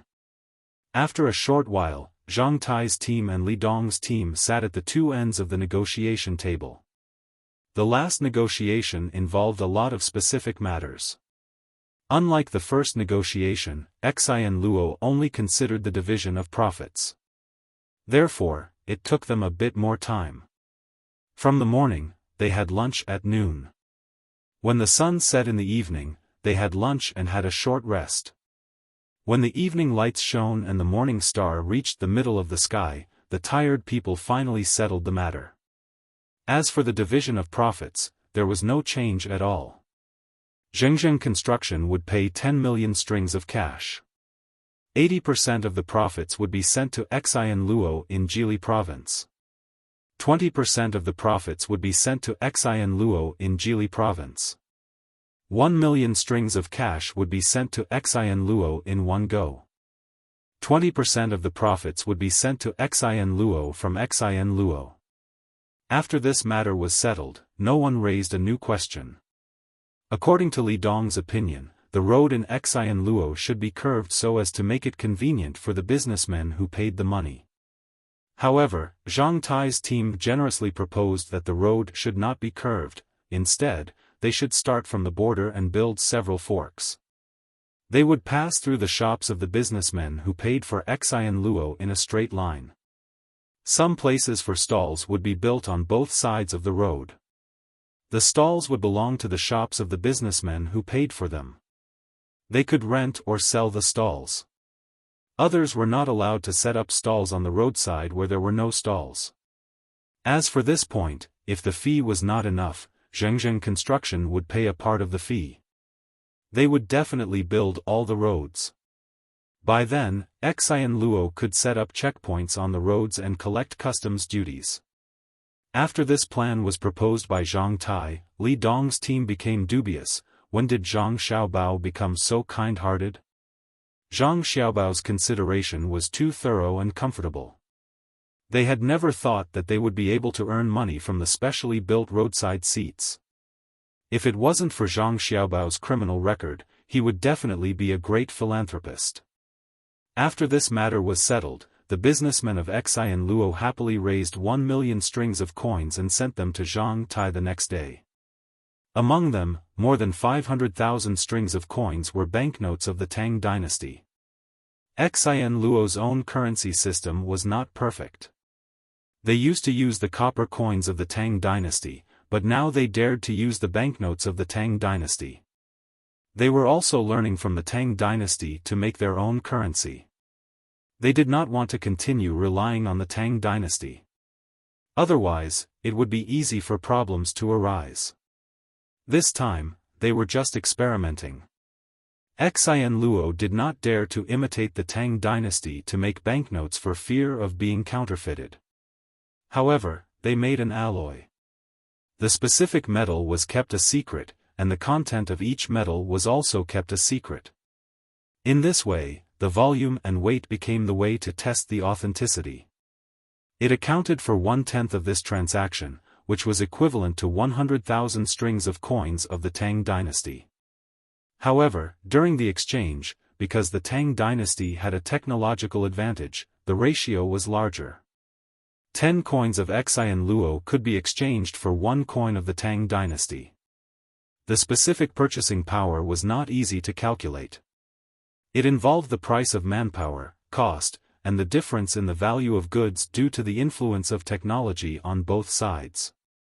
Li Dong had made a rough calculation and felt that Xian Luo was at a disadvantage. In terms of purchasing power, Xian Luo's money was not worth this much. After solving the problem of road construction, Zhang Tai generously sold another technology about weaving and silkworm breeding. After Xian Luo's people were familiar with it, they could also make good-looking silk. In this way, they would not have to continue to rely on the Tang Dynasty. Li Dong gave this technology to the Xian Luo imperial clan who had contacted him. He even made a great contribution. He wanted to increase the value of his country's currency after mastering the technology. Hearing Li Dong's occasional thoughts, Zhang Tai was a bit worried. After arranging the road construction, he found Zhang Xiaobao and Wang Wan and told them about it. "Young master, young lady, that's the way it is. Shouldn't we think of something? Otherwise, if Xian Luo's currency becomes valuable, we will suffer a loss."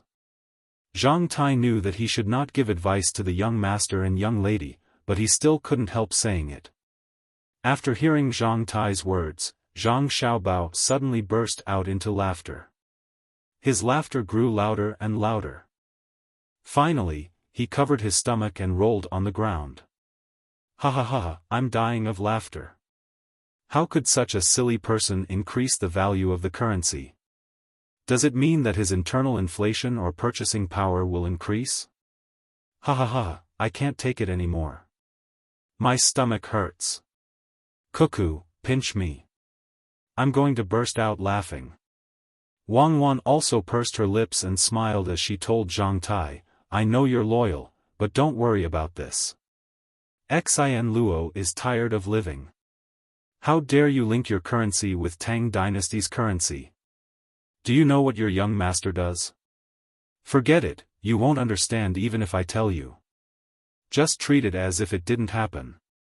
Build the road. The quality must be guaranteed. Even if it's Xian Luo's currency, it can't be fake, which will weaken the reputation of Zhengzheng Construction. Go ahead. After receiving the assurance of the young master and young lady, Zhang Tai felt much more reassured, even though he didn't understand why Xian Luo's currency would suffer a loss when it was exchanged with Tang Dynasty's currency. Young master and young lady are very smart. Don't worry about other things. Build the road first. After that, let Xian Luo's people connect the river.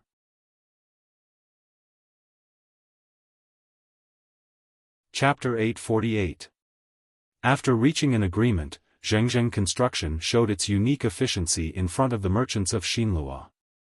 The construction supervision team of 1,000 people arrived at their respective supervision sections in just one day.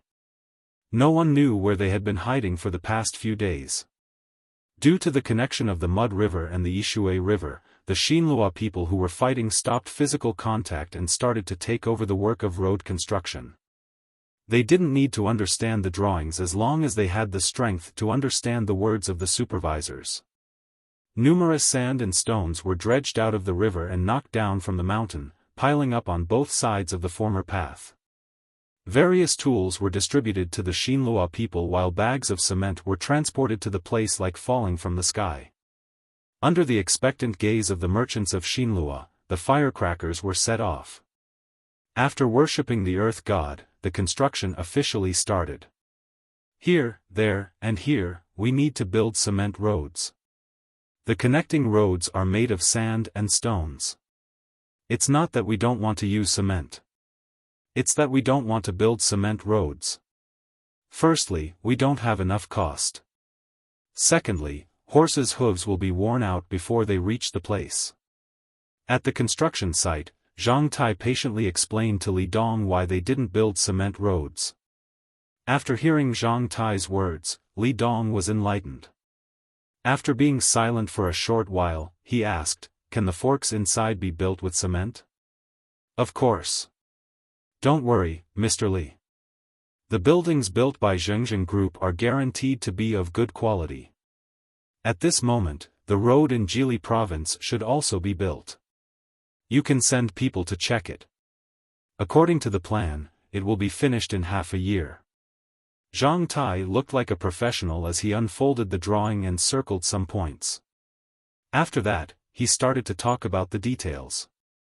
Li Dong didn't know the real strength of Zhengzheng Construction. Therefore, he couldn't estimate the completion time. No matter what, Zhengzheng Construction was always praised by others. Half a year. Even if you give me 10 half a year, I still can't build a spacious road from Jili province to Xinlua. However, it has nothing to do with Xinlua. I have to connect Jili province to Daxing City.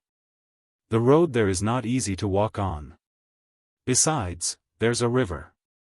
The Yalu River bypasses the Changbai Mountain and is now called the Taibai Mountain. If you go northwest, you can reach Mongolia. If you go northeast, you can reach the Heishui Commander-in-Chief Mansion. Even if it is difficult to go against the current, you can send the resources of the two places to Jili province. Zhang Xiaobao, who was waiting for others to assassinate him, spread out the map and discussed the strategic layout with Wang Wan. This was also the reason why Jili province cooperated with Xinlua at the same time. They did not intend to build a good road to pass through, but others could not see it. Wang Wan looked at the lines and annotations that Zhang Xiaobao had just made on the drawing.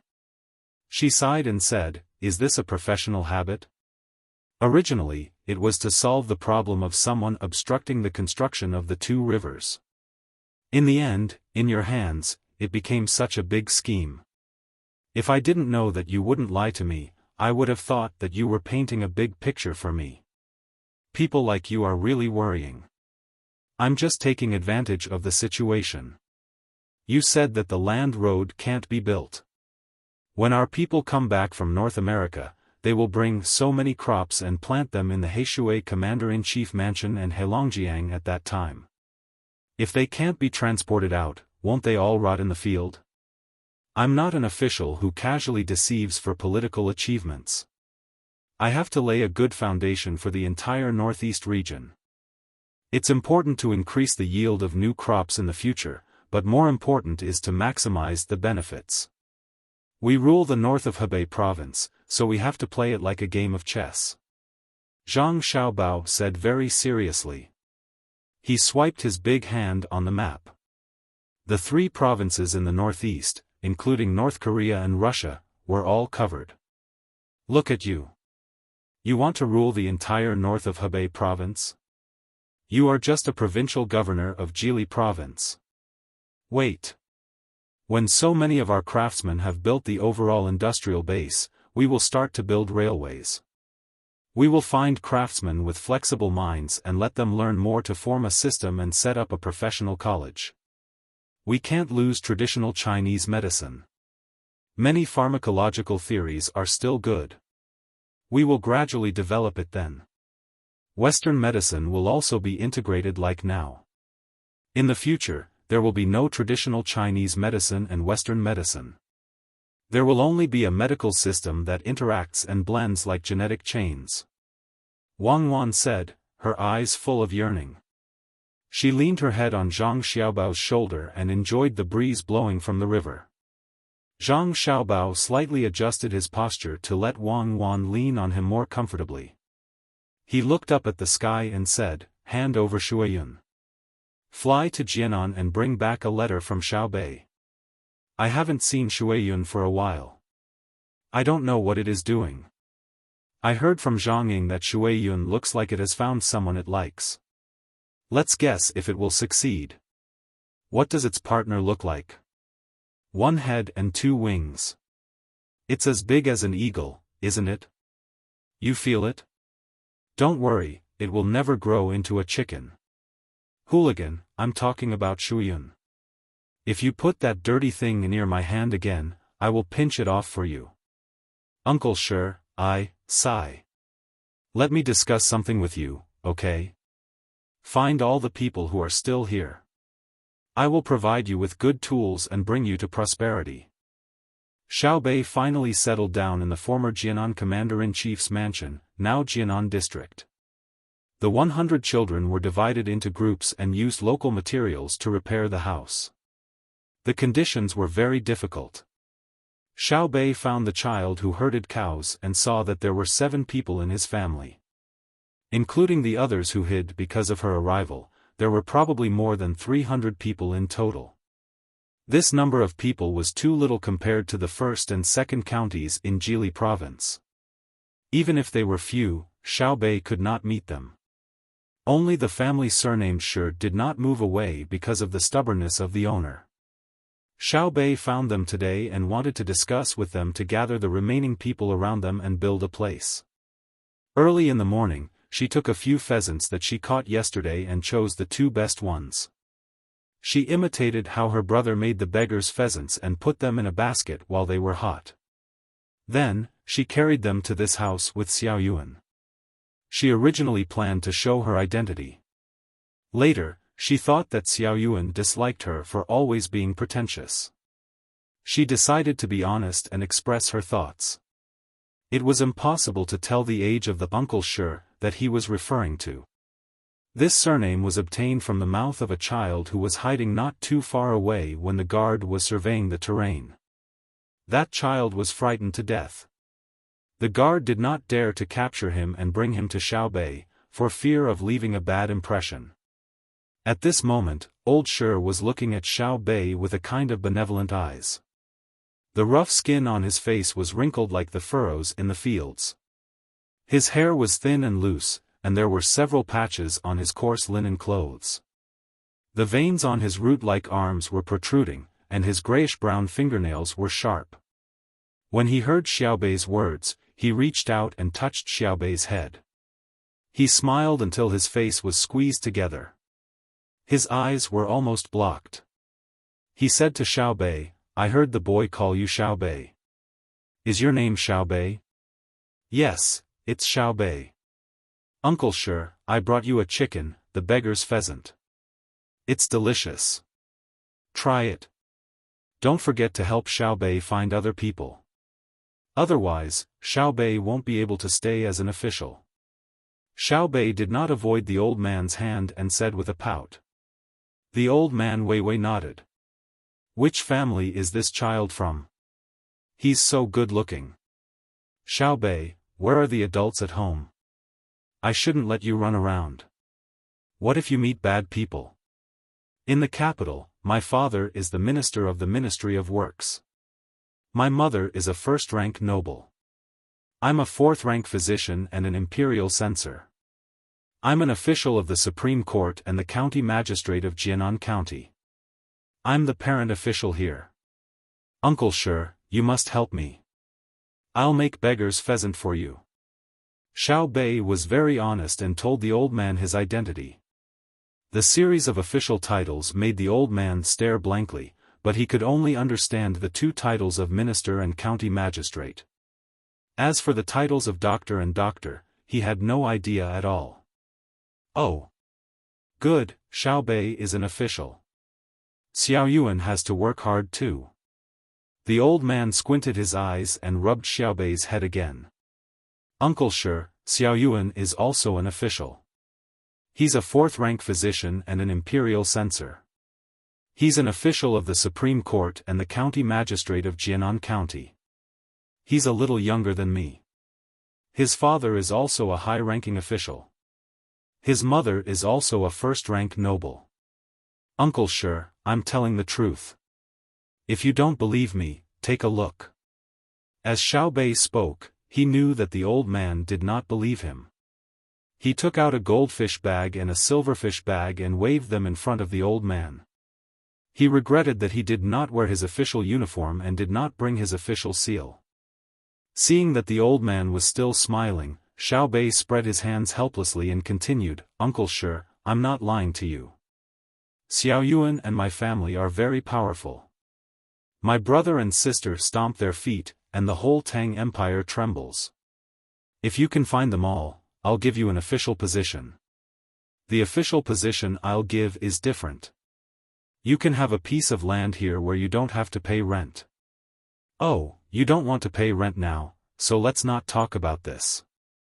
Other than rent, my official position can also receive the benefits provided by my family's business. Let me count. There are silk fabrics, furniture, soybean oil, medicine, fungus, kelp, it's called kuanbu. In the winter, you can even eat vegetables. Anyway, there are many benefits." As Xiao Bei spoke, he counted with his fingers for the old man to hear. Good, official position. I'll take whatever official position Xiao Bei is given. Come and rest. Stay at this old man's house for lunch. I'll make mushrooms for you." The old man smiled even more kindly. No matter how he looked at it, he felt that Xiao Bei and Xiao Yuan were very good-looking. "Oh, Uncle Shi, I'm really an official.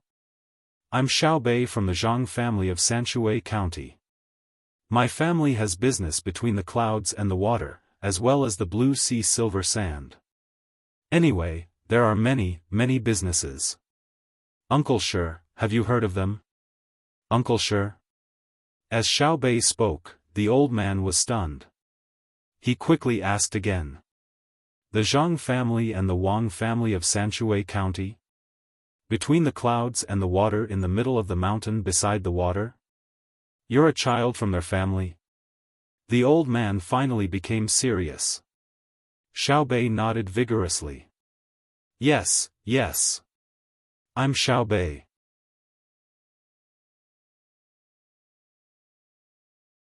Chapter 849.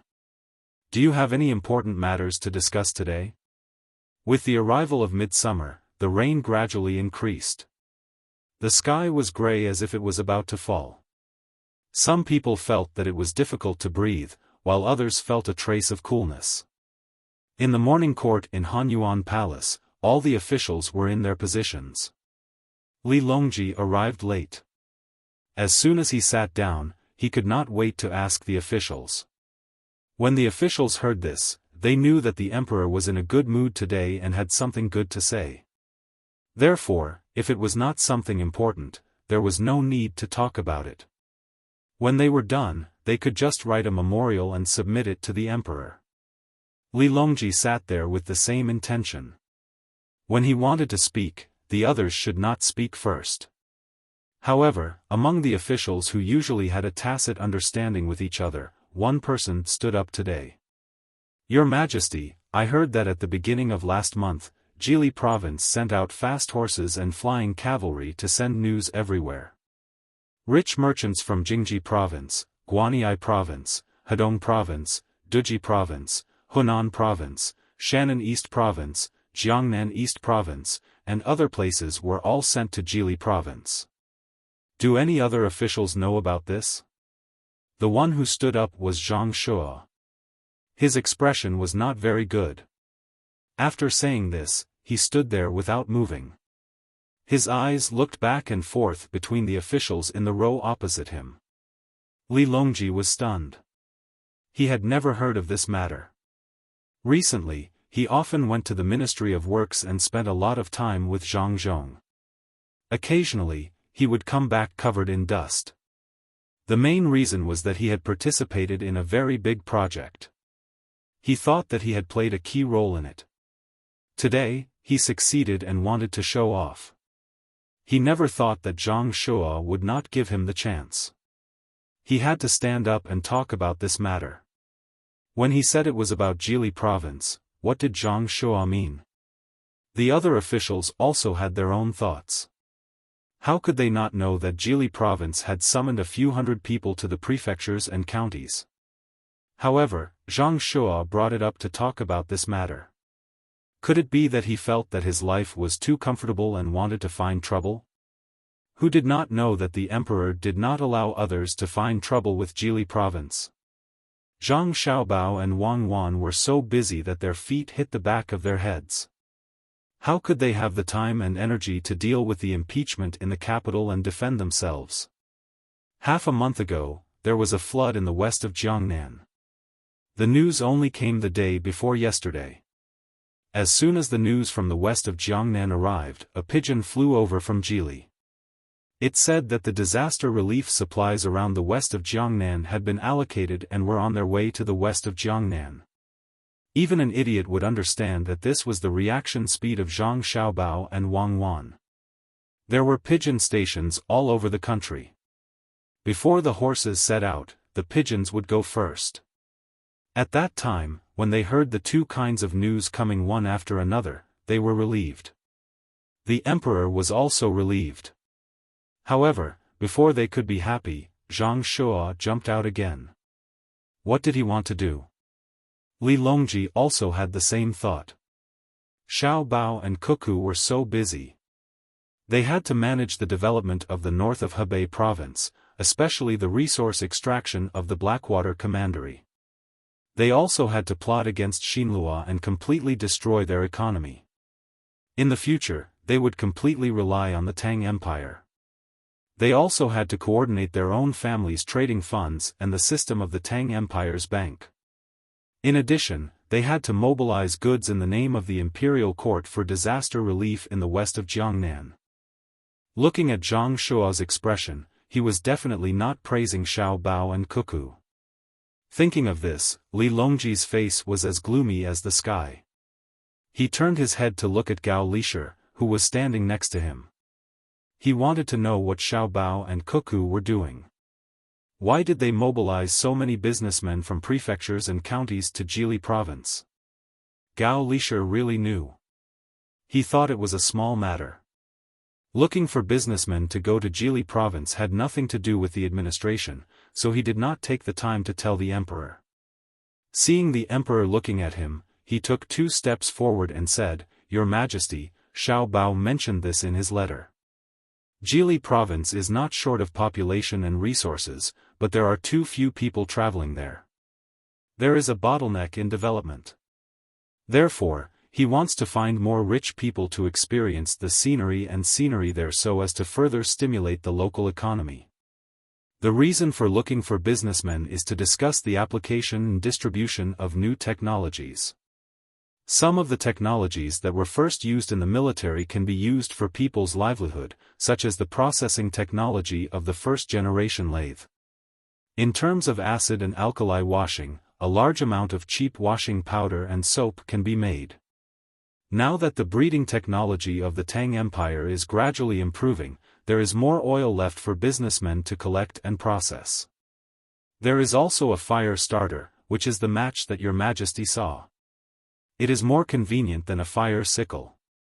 Therefore, he wants to find businessmen who are closer to Jili province and have a smooth journey. It is killing 2 birds with 1 stone. Oh! Li Longji suddenly understood. I see. In that case, Xiao Bao and Cuckoo can still find time to do other things. I think the 2 of them should be the Prime Minister. Li Longji whispered to Gao Lisher. Then he turned his face to look at Zhang Shua, who had been standing below for a while, and asked, I already know what Minister Zhang said. Does Minister Zhang have anything else to say? Zhang Shua knew that the emperor was going to be biased again, but he had to bite the bullet and say it. Otherwise, what was the use of being the head of the secretariat? The military affairs were originally arranged by him. In the end, it was Zhang Xiaobao and Wang Wan, the compulsory soldier, who took the credit. The relationship with the neighboring countries should also be decided by the head of the secretariat. However, the 2 of them intervened and settled it. In terms of the economy, he could not control the Tang Empire's bank. In terms of farming, he did not know how to breed and crossbreed.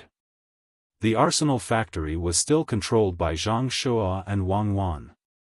He could not even interfere in the construction of the bridges and roads in transportation. The most annoying thing was the arrangement of the official positions. Why did Zhang Xiaobao and Wang Wan have the right to arrange a position for anyone? Did they think that the Ministry of Personnel did not exist? Was the head of the Secretariat just for show? Your Majesty, I think that the actions of Governor Zhang of Jili Prefecture are inappropriate. First, it is a waste of manpower and money. He transferred a few merchants to Jili Prefecture. The journey is not short and the expenses are enormous. If the money is used for civil purposes, the people of each Dao can prosper. Second, our dynasty's technology is ahead of the neighboring countries. However, if it is placed in the hands of merchants, it is feared that spies will get it. Third, with the position of the governor of a prefecture, he can transfer merchants from all over the country with 1 word. Please reconsider. Zhang Shua listed the 3 matters.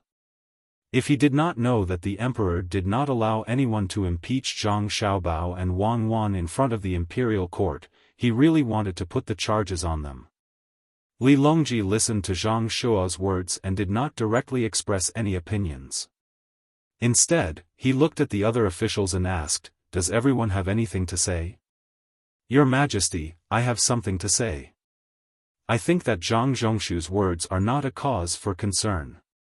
If it is using power for private purposes, I accuse Zhang Zhongshu of using power for private purposes. He wantonly promoted officials who are on good terms with him. He has been constantly exchanging private letters and gatherings. He has formed his own faction with the imperial court. I hope Your Majesty can investigate this.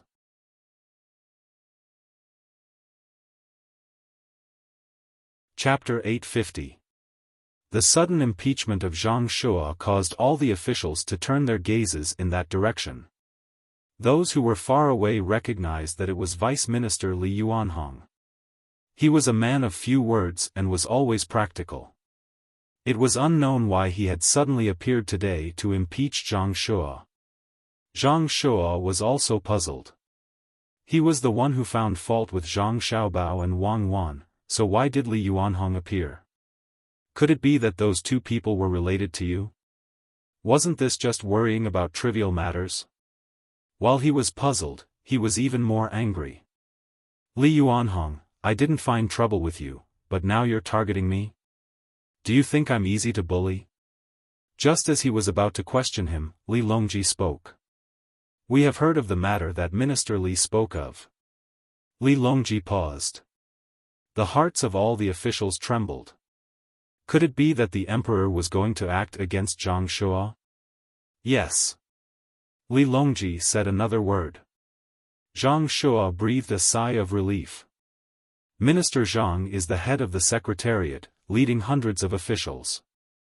Naturally, you need to interact with them. There isn't enough time in the imperial court, so it's fine to speak in private. Does Minister Zhang think so? Li Longji narrowed his eyes at Zhang Shuo.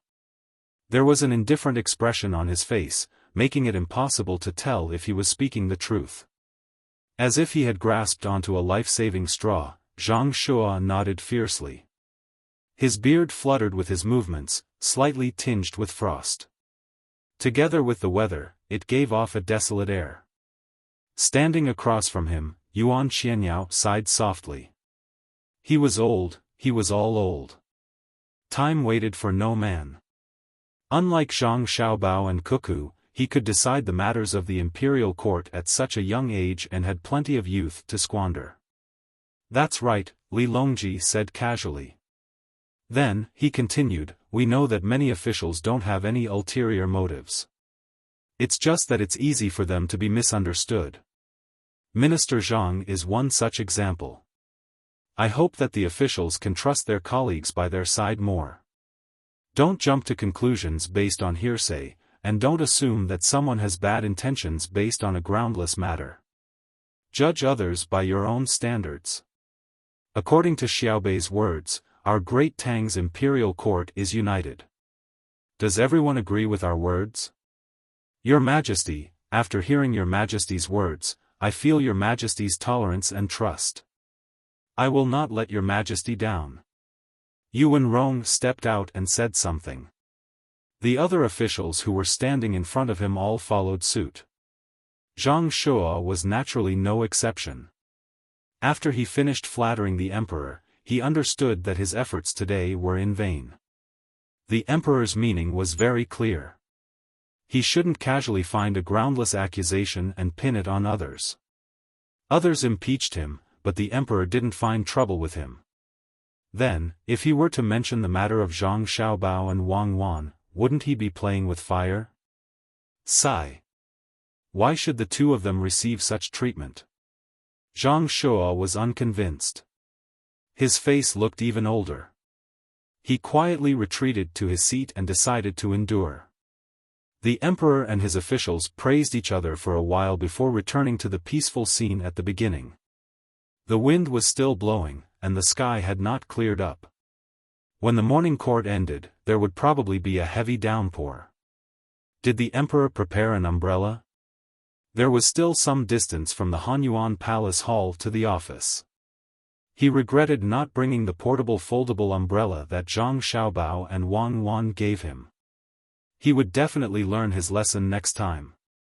After Li Longji settled Zhang Shuo, he adjusted his mood and finally returned to his original state.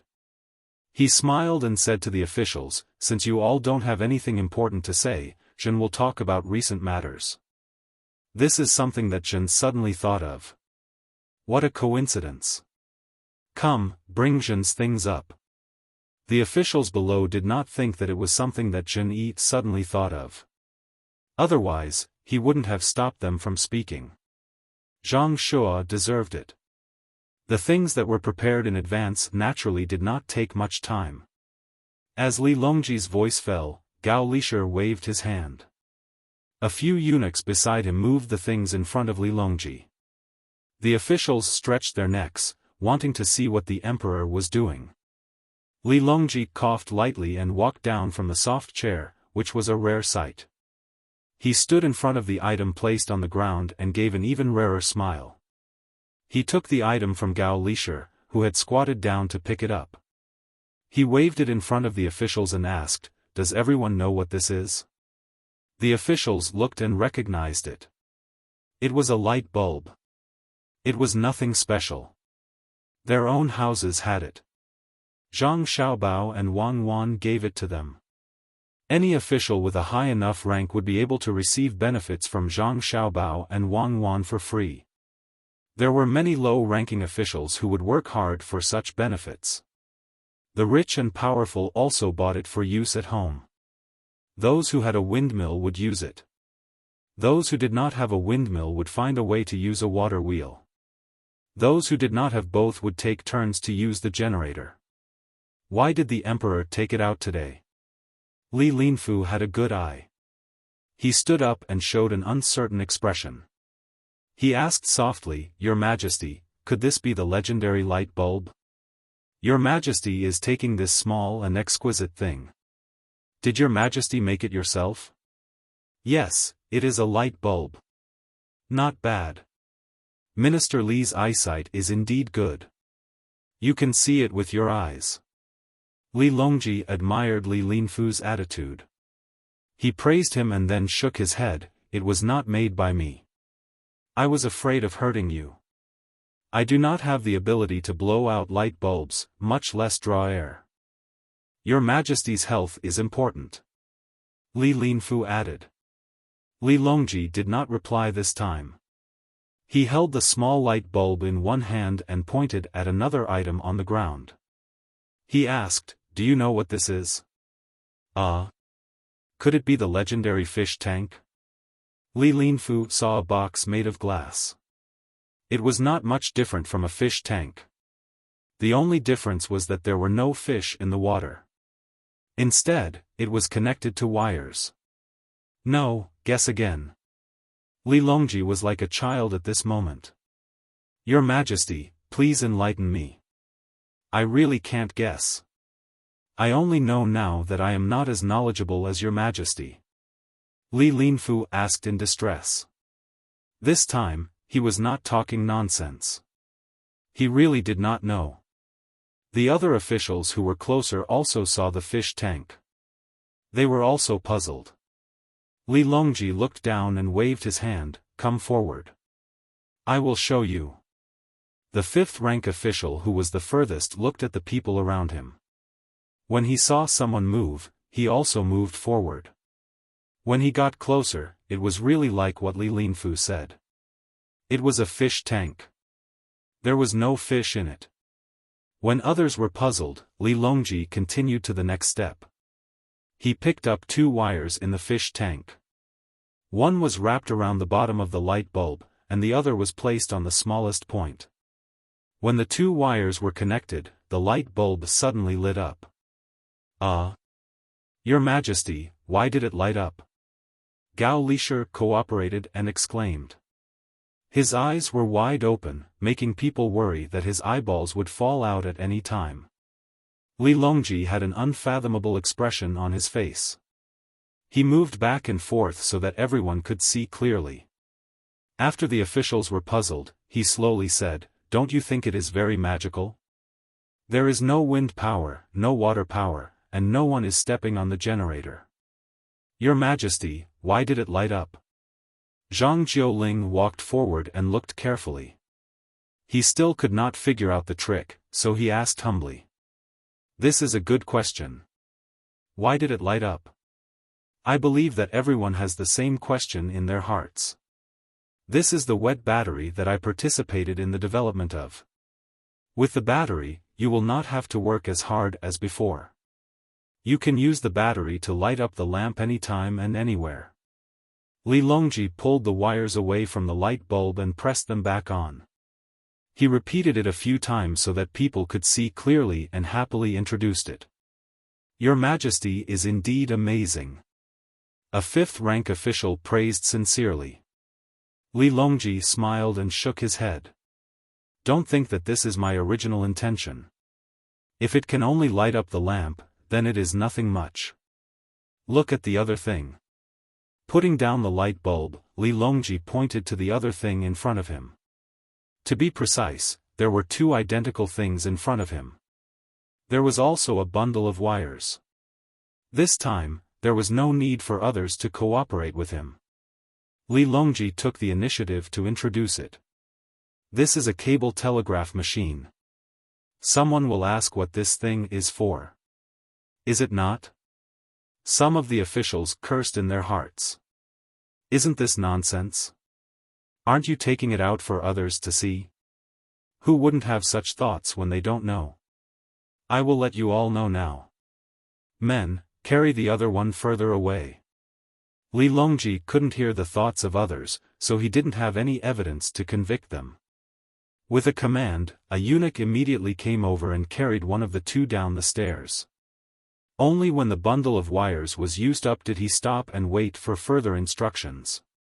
Another eunuch carried a fish tank over and stood to the side, looking at Li Longji. Li Longji looked around, and Gao Lisher hurriedly gestured to a nearby group of people. They were all wearing the same type of work uniform, and all of them were walking with their heads held high. However, if one looked carefully, they would notice that some of them were injured. When this group of people came closer, Li Longji waved his hand. One of them ran to the front, while another ran further away. Each of them took out a small notebook and a pencil. Li Longji looked at the doubtful gazes of his subjects and explained, the function of the telegraph machine is to send messages quickly.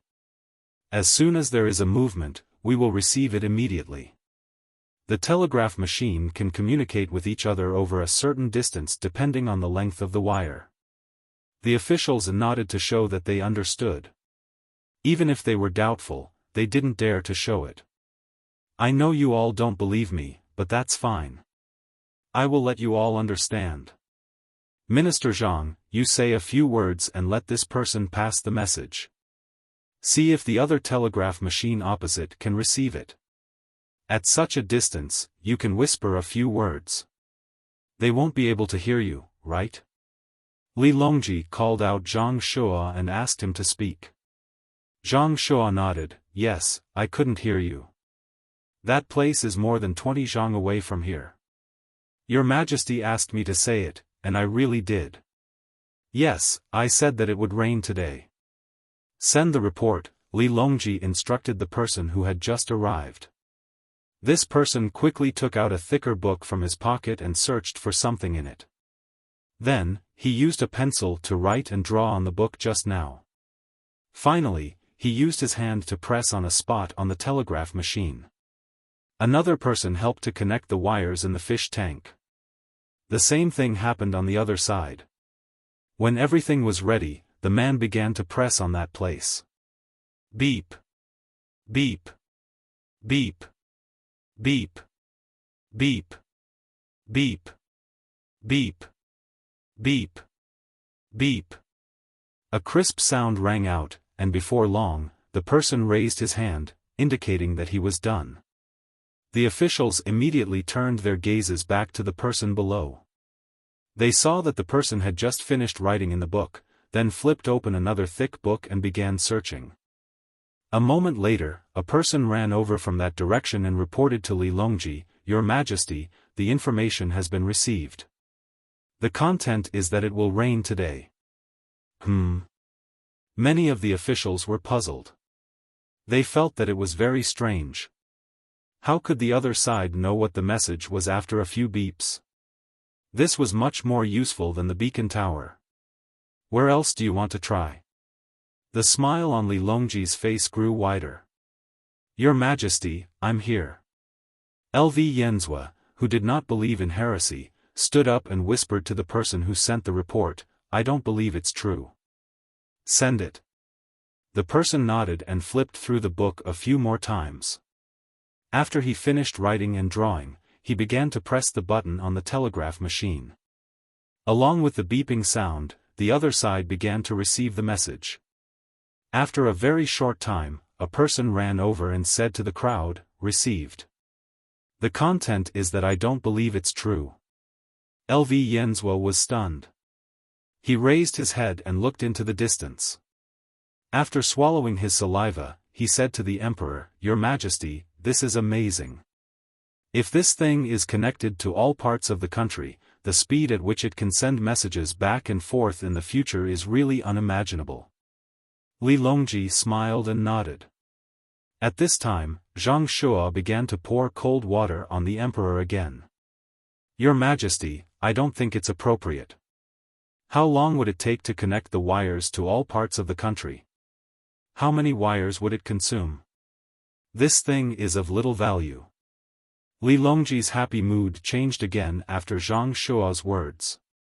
He glared at Zhang Shuo, meaning to say, "Why did you mention this?" Fortunately, he was already prepared. When he saw that some of the officials had the same thoughts, he coughed and said, "It's just an experiment. This is called a wired telegraph. Now, the Ministry of Works is researching on dry batteries and wireless telegraphy. When the research is completed, batteries will be more convenient to carry around and the telegraph machine will no longer need wires to connect. This won't be of little value, right? Your Majesty is wise." Gao Lisher chimed in. The expressions of the officials also changed. They naturally knew that if there was a portable battery and a telegraph machine that did not need wires to connect, how fast would the transmission of messages in the future be? However, this news came too suddenly. It was so sudden that they were not prepared at all. Yuan Xianyao said excitedly, "Your Majesty, when did the Tang Empire have such an advanced thing? According to what Your Majesty said, wouldn't it only take a blink of an eye to send a message from the farthest place to the capital? That might not be the case.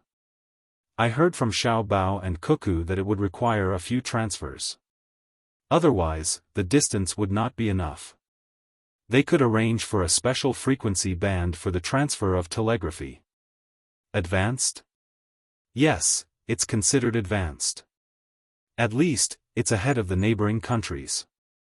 Without the hundreds of thousands of craftsmen in the Tang Empire, there wouldn't be today's advanced technology. They have sacrificed a lot. As Li Longji spoke, the happy expression on his face disappeared. He looked at the group of craftsmen standing a few steps away and introduced them to the officials. "These are the researchers of the battery and the telegraph, Lu Liang." "Your Majesty." As Li Longji called out the name, a person stood out.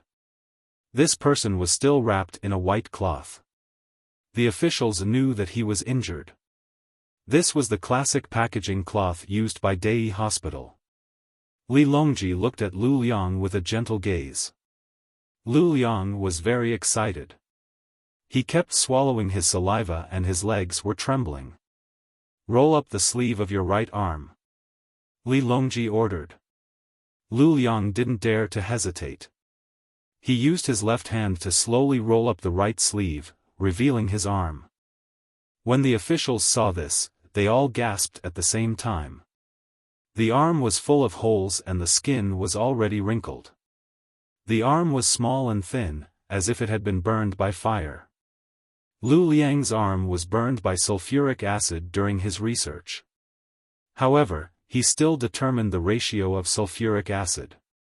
Without his persistence, there wouldn't be the current wet battery. I confer upon him the title of founding count. Zhao Chen, step forward. Li Longji introduced Lu Liang and shouted to the crowd. A one-eyed man stood out. "Your Majesty. This is Zhao Chen. He has been in charge of the production of the telegraph machine. During the welding process, one of his eyes was blinded. However, he still completed the initial task of welding the telegraph machine with one eye. I confer upon him the title of founding Marquis. Zhao Gong, step forward."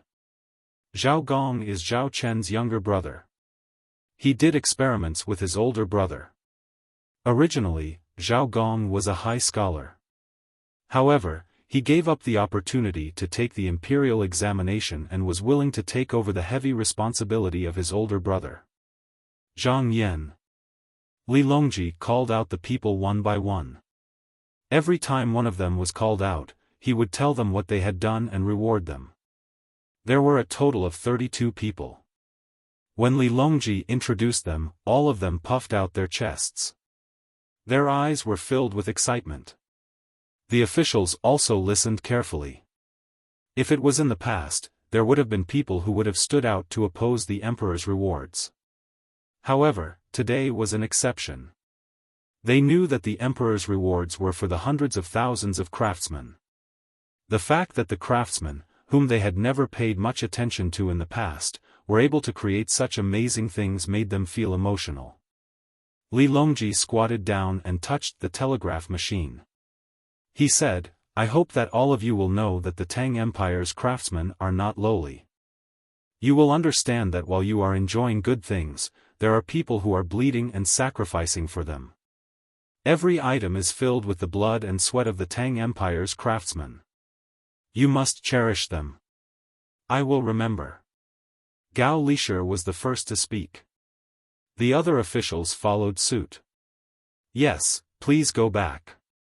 The craftsmen are omnipotent. Remember to keep it a secret." Li Longji showed the officials the power of the craftsmen. When the morning court session resumed, the first thing he proposed was to allocate a large amount of money to the Ministry of Works. All the officials now understood that the emperor was doing this to clear the way for Zhang Zhong. If there was no telegraph machine, there would be people who would object to giving a large amount of money to the Ministry of Works for no reason.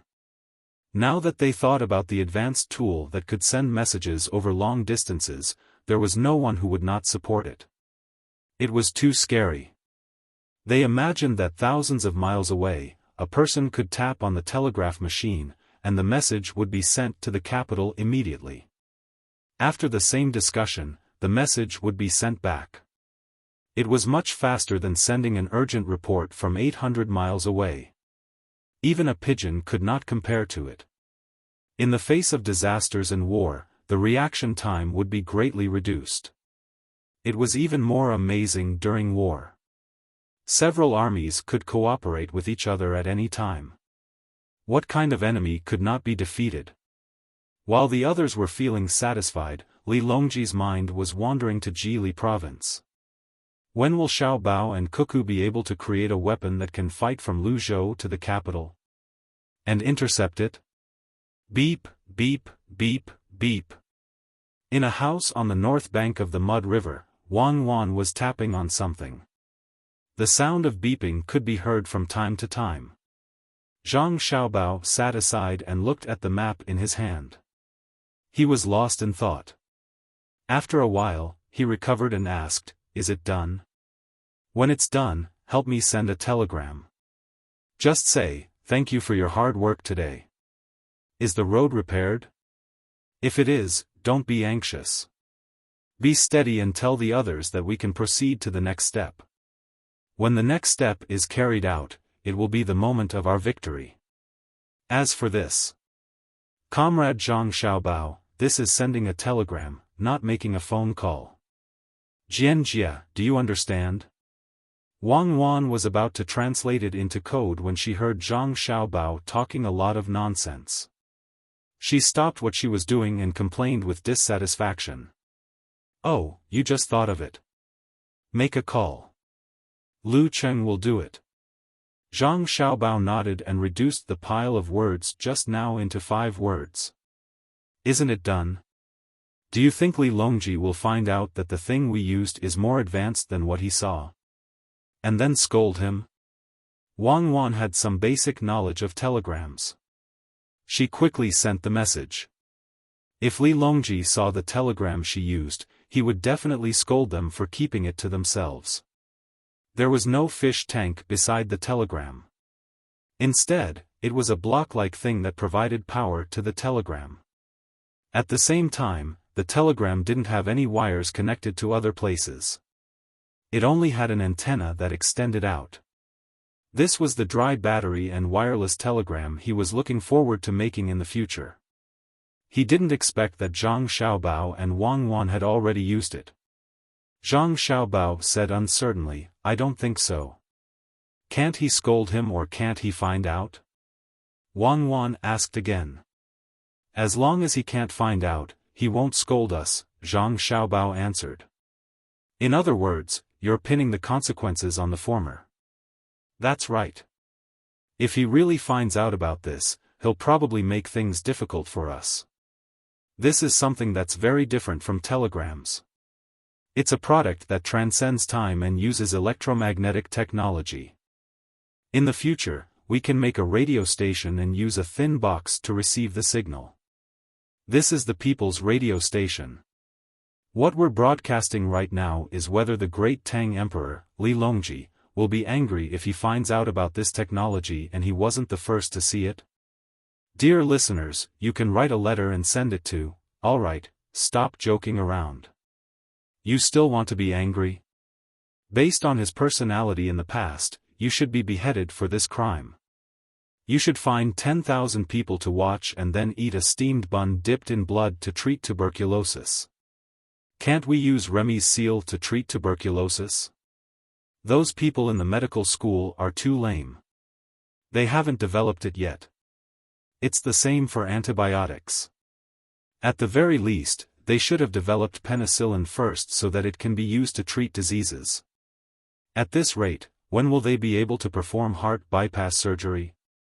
Zhang Xiaobao began to complain about the medical school's research speed. Wang Wan said disapprovingly, "You think it's a game where you can be as fast as you want? That's a problem with the system. Heart bypass surgery? Why don't you talk about changing the DNA? That way, humans won't have to worry about breathing. They can absorb the Reiki between heaven and earth and fly freely in the universe. That's fine. This is a new topic in the medical school. It's best to first demonstrate it from the 5 elements and the balance of yin and yang in Chinese medicine. Sigh, we have to go back. We'll be assassinated tomorrow." Zhang Xiaobao followed Wang Wan's words for a while and then remembered the serious matter. Tomorrow? Isn't it earlier tomorrow? Let's wait until the rivers start to connect. Otherwise, it's easy to cause problems. Wang Wan thought for a while and gave her opinion. I'll listen to you. It's late. Madam, why don't we go to sleep? Zhang Xiaobao said with a yearning look. If you dare to touch me while I'm asleep again, I'll chop off your perverted pig hand. You're the one who put it on me. Then I'll chop it off too. After receiving the young master and young lady's orders, the construction workers worked much faster. They didn't stop at night. They lit torches and continued to instruct the people of Xinlua to work hard to build the road. During this period of time, the road on the side of Xinlua was about to be paved. The place where the tariffs were collected was also built. Anyone who paid the tariffs would be let through when they passed through this road. Those who didn't pay would be blocked on the other side. The merchants of Xinlua were looking forward to the benefits they would receive after the arrival of the tariffs. The members of the royal family of Xinlua were also looking forward to using the money to build the place. Another 2 days passed. The last section of the road was being watered. When it was dry, the moisturizing grass mats on it were taken away. The road could be extended to the farthest place. Another day, Li Dong listened to the sound of firecrackers and stood happily at the place where the tariffs were collected. He waited for the Tang Empire's caravan to take the initiative to send the money. The people sent to the Tang Empire sent back information that there was already a large caravan coming. Li said that they would arrive last night, but they didn't expect that they still hadn't arrived. While waiting anxiously, the sun reached the middle of the sky. Just when Li Dong and the other merchants of Xinlua thought that the Tang Empire's caravan would not come today, a large amount of dust was blown up by the wind on the distant path. They're here, they're here. Get ready. When you check the goods later, you have to be serious. You can't charge more or less. 20% of the tariff. Remember. Li Dong saw the approaching caravan and hurriedly instructed the person in charge of collecting the Tang Empire's tariffs. The group of people answered in unison. Their eyes were fixed on the caravan, and their minds were filled with the sound of money. The more anxious they were, the slower time passed. Just when Li Dong and the others couldn't wait any longer, the caravan finally slowly arrived at the customs. They looked at the people in front of them blankly, as if they didn't know the situation. Li Dong, the main leader, knew that it was time for him to go on stage. He took 2 steps forward and asked the caravan, "Where is your boss?" According to the agreement between Xinlua and the Tang Empire, when you sell goods in Xinlua, you have to pay 20% of the tariff, which is 20%. You can pass after paying the money. When did this happen? 20%? That's too much. A while after Li Dong finished speaking, a person stood out from the caravan and asked in confusion. Not long ago. It was proposed by that Zhang Xiaobao from your Tang Empire. 20% isn't much. Don't you know how much your goods can be sold for in Xinlua? If you can't pay, you can use 20% of the goods as a substitute. As Li Dong said this, he had other thoughts in mind. He didn't need to treat the merchants who came with a good attitude. As long as they had any questions, they would immediately push the blame to Zhang Xiaobao, causing the conflict between Zhang Xiaobao and the other merchants to worsen. The people in the caravan clearly felt that it was too much. That person asked again, "What if you don't pay?" "If you don't pay, you can't go over here." Li Dong was not anxious at all. "Then it's not too much. Let's go back." The leader of the caravan was even more straightforward. With a wave of his hand, the caravan turned around and left at a speed many times faster than when they came. Li Dong looked at the caravan that was gradually disappearing from his sight. He wanted to stop them, but he realized that they were on the land of the Tang Empire. He was not qualified to do so. After the last wisp of smoke disappeared, Li Dong gritted his teeth and said gloomily, "This group of merchants from the Tang Empire is treacherous, stingy. Watch them carefully in case they sneak over under the cover of the night." The equally disappointed Xinlua people were also furious. They agreed to Li Dong's words and swore to guard this place well. They would not give the merchants of the Tang Empire any chance. This wait lasted until nightfall. The moon hung high in the sky, and the stars around it dimmed due to the lack of one side of the moon. Li Dong, who still insisted on not sleeping, kept dozing off. He drank cup after cup of tea, but it didn't seem to have any effect. His eyelids kept closing. Just as he was about to fall asleep, a person rushed in from outside and reported anxiously, "Boss Li, bad news. The Tang Empire's caravan has bypassed us and entered Xinlua from another place." "What? They went in? Why didn't they stop them?" What Li Dong was worried about had finally happened. The merchants did not care about the system. If they could pay less, they would definitely not pay more. "We did, but the place is too big, and we don't have enough manpower. The Tang Empire's caravan is divided into countless small teams, coming to Xinlua from all directions. Those who were stopped by us said that they had taken the wrong path in the dark and turned around to go back. We sent out more than 100 people to stop 30 small teams, but looking at the scale, there should be 70% of the Tang Empire's caravan that was not stopped. That means that 70% of the goods entered Xinlua." The person who came had a dejected look on his face. He seemed to be complaining about the Tang Empire and also seemed to be complaining about the lack of manpower on his side. Hearing the words of the person who came, Li Dong's brows furrowed deeply, forming the character Chuan above his nose. He looked at the people waiting there and asked, "Brothers, do you have any good ideas?" "Yes, one is to send more people. If we want to completely block the land route, we need at least 5,000 people who are familiar with this place," the person replied. Li Dong looked at a place and did not move. After a while, he said, "All right, then we'll discuss with others tomorrow. Send 5,000 people out to stop the Tang Empire's caravan. We can't let them pass so easily. Otherwise, who will pay?" Yes. The person agreed and left in a hurry. The next day, it was noon again. The weather was so hot that it made people feel stuffy. Fortunately, another team from the Tang Empire arrived at the place and also asked about the tax. Like the previous team, they turned around and left. The 5,000 people that Xinlua had found with great difficulty were divided into different places according to the distance. They waited for the Tang Empire's people to secretly come over at night so that they could block them. But this time, they did not wait for the sky to completely turn dark. Just as the sun set, someone ran over to look for Li Dong. "Boss Li, it's not good. The merchants of the Tang Empire have crossed the narrow mud river. They actually brought a rubber raft. They must have been prepared. Boss Li, quickly think of a way." Li Dong was completely dumbfounded.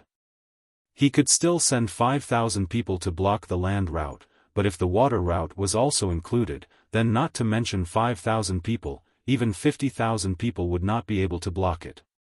The place was too big. There were many places in the mud river that were relatively narrow. It was very easy to cross it. Could it be that the tariff really could not be collected? Then what was the use of this place? He had even spent 1,000,000 strings of coins. Was it all for nothing? The more he thought about it, the more uncomfortable he felt. Li Dong really had no idea this time.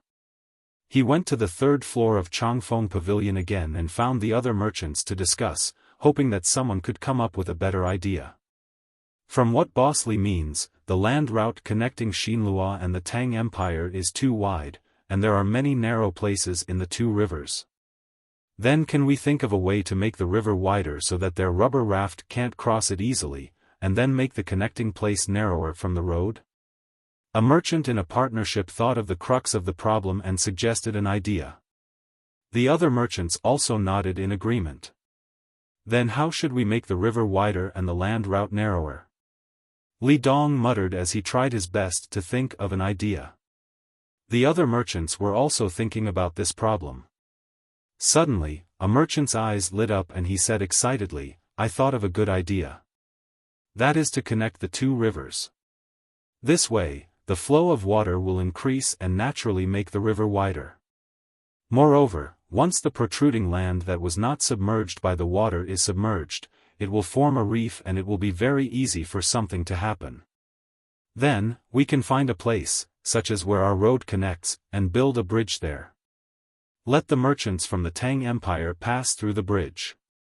This way, it will be difficult for them to take a detour. If a few boats capsize, they will lose more than just 20% of the tariff. The value of the goods transported to Xinlua is quite a lot. In addition to the human lives, I think we can solve this problem." "That's right." Another merchant slapped his thigh in agreement. Suddenly, he revealed a confused expression and said, "Why does this idea sound so familiar to me?" Li Dong's thoughts were faster and he said, "Of course it's familiar. That was the idea that Zhang Xiaobao first suggested. Wasn't it messed up by the people we hired? We even had a lot of fights with the people we hired. Zhang Xiaobao, oh Zhang Xiaobao, you're good. I understand. This is a way to connect the rivers. I'm impressed. You made us clearly know that, but we still have to do it. If we don't do it, we won't have 20% of the tariff. The higher-ups can't bear the pressure anymore. We also have a lot of money." The other merchants were not stupid. They immediately understood and looked at each other. They could see deep worry in each other's eyes. This Zhang Xiaobao had finally met him. If they did not have direct contact with him, they would not be able to understand his abilities. After going around in a big circle, the rivers that should be connected had been connected, and the bridges that should be repaired still needed to be repaired. Li Dong sighed helplessly. "Let's discuss it with Xingzheng Construction Group's Zhang Tai. I'll have someone deliver the letter tomorrow. Everyone, remember to be careful. Whatever Zhang Xiaobao brings up next time, we must consider it carefully." Don't be fooled again. I finally understand why Li Longji sent him here. He's a smart man. Everyone nodded in agreement. The news that Xinlua wanted to cooperate with the Tang Empire to connect the two rivers and repair the bridge quickly spread to the Tang Empire's Chang'an. During the morning court session, Li Longji was in the middle of a discussion with the officials about how more merchants would be sent overseas to explore new places in the future, and how they would be charged for bringing good goods back to the Great Tang, when Gao Lisher was sent by a young eunuch to collect a letter. After reading the letter from Gao Lisher, who left and returned in a hurry, Li Longji was stunned for a while. Then, he suddenly burst out laughing, "Ha ha ha ha, Xiao Bao, oh Xiao Bao, you really didn't disappoint me. You went around in circles and used the same method to deal with me on Xinlua. Good, I'm very relieved. Come, let the officials take a look." The matters discussed earlier in the morning court were put on hold, and the letter was first delivered to Zhang Shua. His position was the highest, so after he finished reading the letter that did not have too many words and passed it on to the next person, Zhang Shua fell silent. He had an impulse to overturn the method he had just proposed.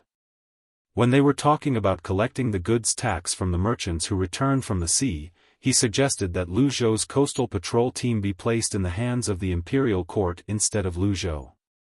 In other words, he was taking back the power of the Zhang family and the Wang family in disguise. That was a team to make money. Whoever controlled it could get both power and money. There would definitely be many people begging to do things for them. However, after reading the contents of the letter from Jili province, he was a little afraid that Zhang Xiaobao and Wang Wan would find out about his proposal. With Zhang Xiaobao's scheming, would the consequences be unbearable if they spent a little effort on him? The officials read the letter one by one. Each of them had a different expression after reading it. Some were nervous, some were relieved, some were confused, and some were deep in thought. When the letter was passed around and returned to Gao Lisher, the officials had different opinions about the ownership of Lu Zhou's coastal patrol team. Li Longji was still excited. He said to his officials, "Xiao Bao is really reassuring. If all the local officials are as good as him, what else do I have to worry about? Unfortunately, Xiao Bao and Cuckoo are only a pair. It's hard to find them. Let's wait until Xiao Bei and the others are older." Where was I just now? Minister Zhang said that he wants to take back control of the coastal patrol team. What are you going to do? Li Longji sighed. Then, he remembered what happened just now. He looked at Zhang Shua and asked. Zhang Shua smacked his lips. He looked at the row of people who were looking at him with a gloating expression and replied calmly, "Your Majesty, I've thought about it again. I still don't know enough about Lu Zhou's place. Why don't we send more people there to have a look and learn? After that, we can discuss it again so that we don't make any mistakes in our haste." "Oh? You're not in a hurry to take it back? What do the others think?" Li Longji asked deliberately. He did not want the head of the secretariat to meddle too much. That would give him too much power. Xiao Bao and Cuckoo were more reassuring. "I agree." The person who spoke up for Zhang Shua earlier quickly changed his mind at this moment. With his words, the others did not want to offend Zhang Xiaobao, who had just schemed against Xian Luo. They all agreed.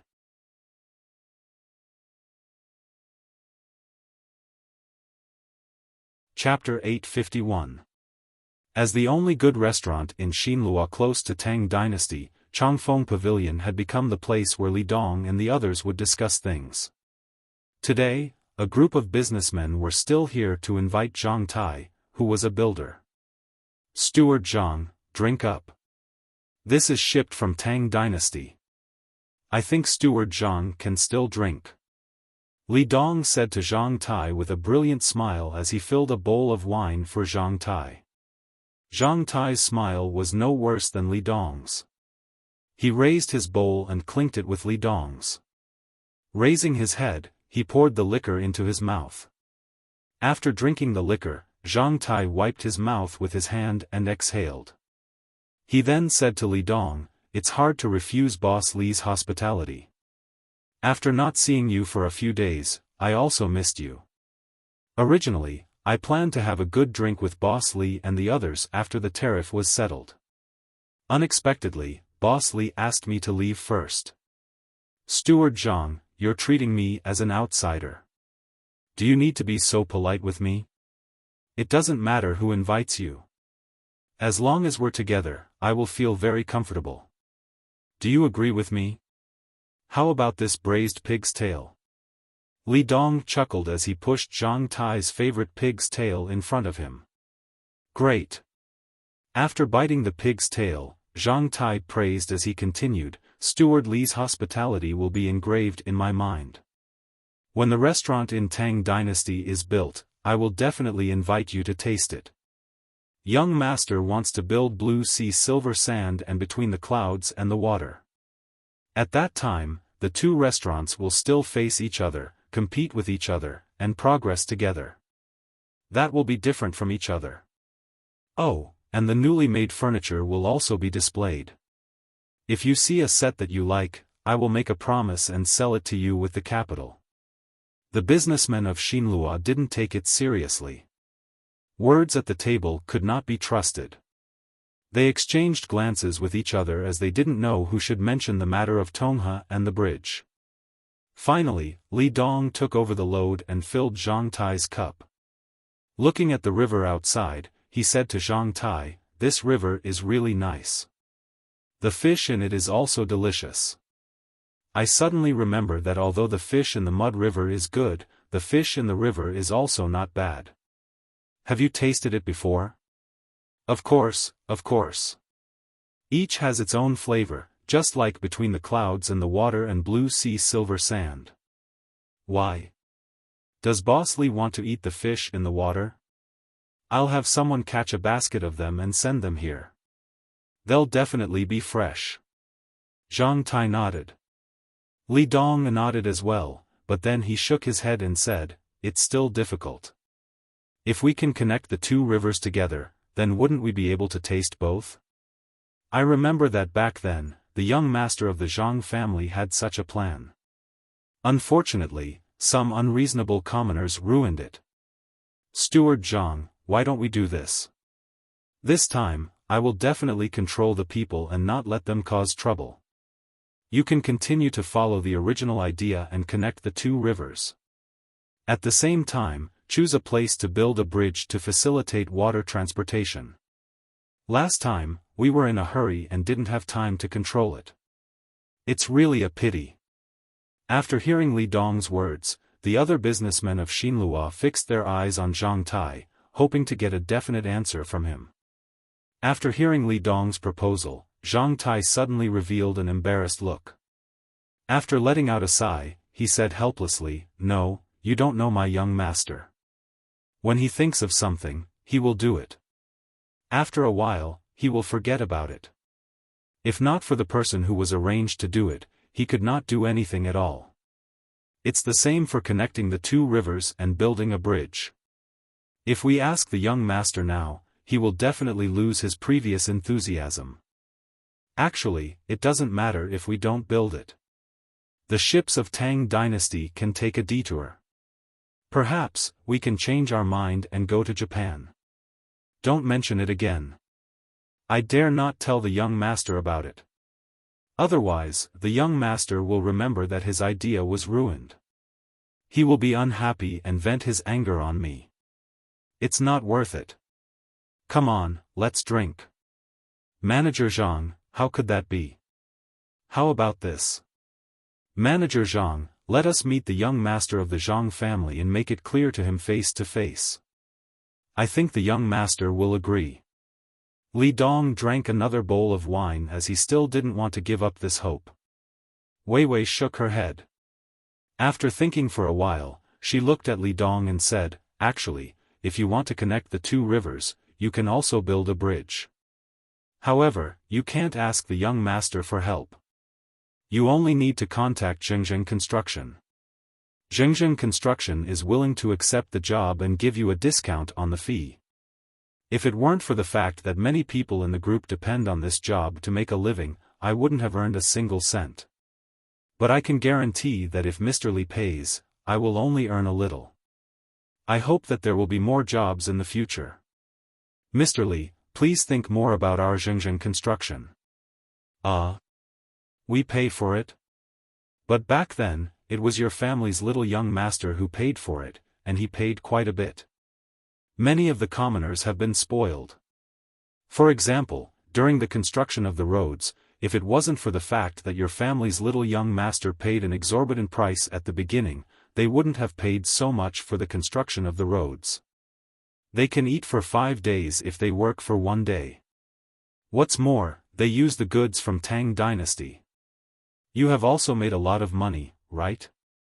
If you still want us to pay for the bridge, we really can't afford it. Why don't we discuss it again? I'll ask the people who build the bridge to ask for less money and make it clear to them. Li Dong had already felt that it was shameful for him to agree to it now. In order to receive enough tariffs, he had accepted his fate. However, he had not expected that he would have to pay for it. It was not just a matter of shameful or not. That kind of burden was too great. Zhang Tai nodded, I know. It's too expensive. Therefore, you'd better not build the bridge. If you really want to meet the young master, you can. However, you can't meet the young master with Li Dong. Our young master is an official of Tang Dynasty, a provincial governor. If any businessman could meet him, wouldn't it be too troublesome? You can find a member of the imperial clan of Xinlua. You must have a high status. You can accompany him. Well, I'll try my best to find someone from the imperial clan. However, I might not succeed. Please put in a good word for us in front of the young master. Someone, bring the things for Steward Zhang. Li Dong had no other choice. He shouted towards the outside. After a short while, someone came in with a tray and gently put it on the table. Li Dong lifted the silk cloth and revealed the things that he wanted to give to Zhang Tai. Zhang Tai glanced at them and then looked at Li Dong. Under Li Dong's expectation, Wei Wei smiled and said, "What a great gift. I've not imagined that Steward Li could find 6 pearls as big as pigeon eggs. If you sell them, you might not be able to get them for less than 10,000 coins. I'll take them." You're joking, Steward Zhang. Who doesn't know that Zhang family and Wang family are rich? 6 pearls are too little. After we succeed, we will reward you more. Li Dong said with a smile. I can't guarantee whether we succeed or not. I'll try my best. Alas, I'm dizzy. I'm really sorry. Zhang Tai couldn't do it at all. He grabbed the 6 pearls and put them into his arms casually as if they were 6 stones. Then, he covered his forehead with his other hand and slightly swayed. Someone, help Steward Zhang to take a rest. Li Dong was very sensible and immediately asked someone to help Zhang Tai away. Waiting until the sound of footsteps could no longer be heard, Li Dong, who had escorted them to the door, turned around and looked at the people who had also stood up. With a pained expression, he said, "This is going to be troublesome." With Zhang Xiaobao's ruthless personality, who knows what will happen this time? Steward Li, Zhang Tai has accepted the pearls. Can't he help us? Someone asked. Didn't you hear what he said? 10,000 strings of pearls. He means that it's too little. I don't know how much money Zhang family and Wang family can get. Send someone to inquire about it. Next time, we'll give something else. Li Dong felt a bitter taste in his mouth. He also wanted to give more money. However, how much could he give? After all, he couldn't give 1 million strings of pearls as a gift. If so, he might as well spend money to get through the river. After returning to a room, Zhang Tai took out the 6 pearls. Suddenly, he thought of Xiaobei and the others. Frowning, he muttered, he really doesn't know how to give gifts. He only gave 6 pearls. If there were 9 pearls, he could give 1 each to Xiaobei and Xiaobei. Should I make 1 gift and send it over? That's worrying. When the merchants of Xinlua were waiting, they didn't receive any news about getting through the river and building the bridge. When they looked for Zhang Tai, they were told that Zhang Tai was busy building the road from Jili province and was not available for the time being. Goods from Tang Dynasty were smuggled into Xinlua in batches.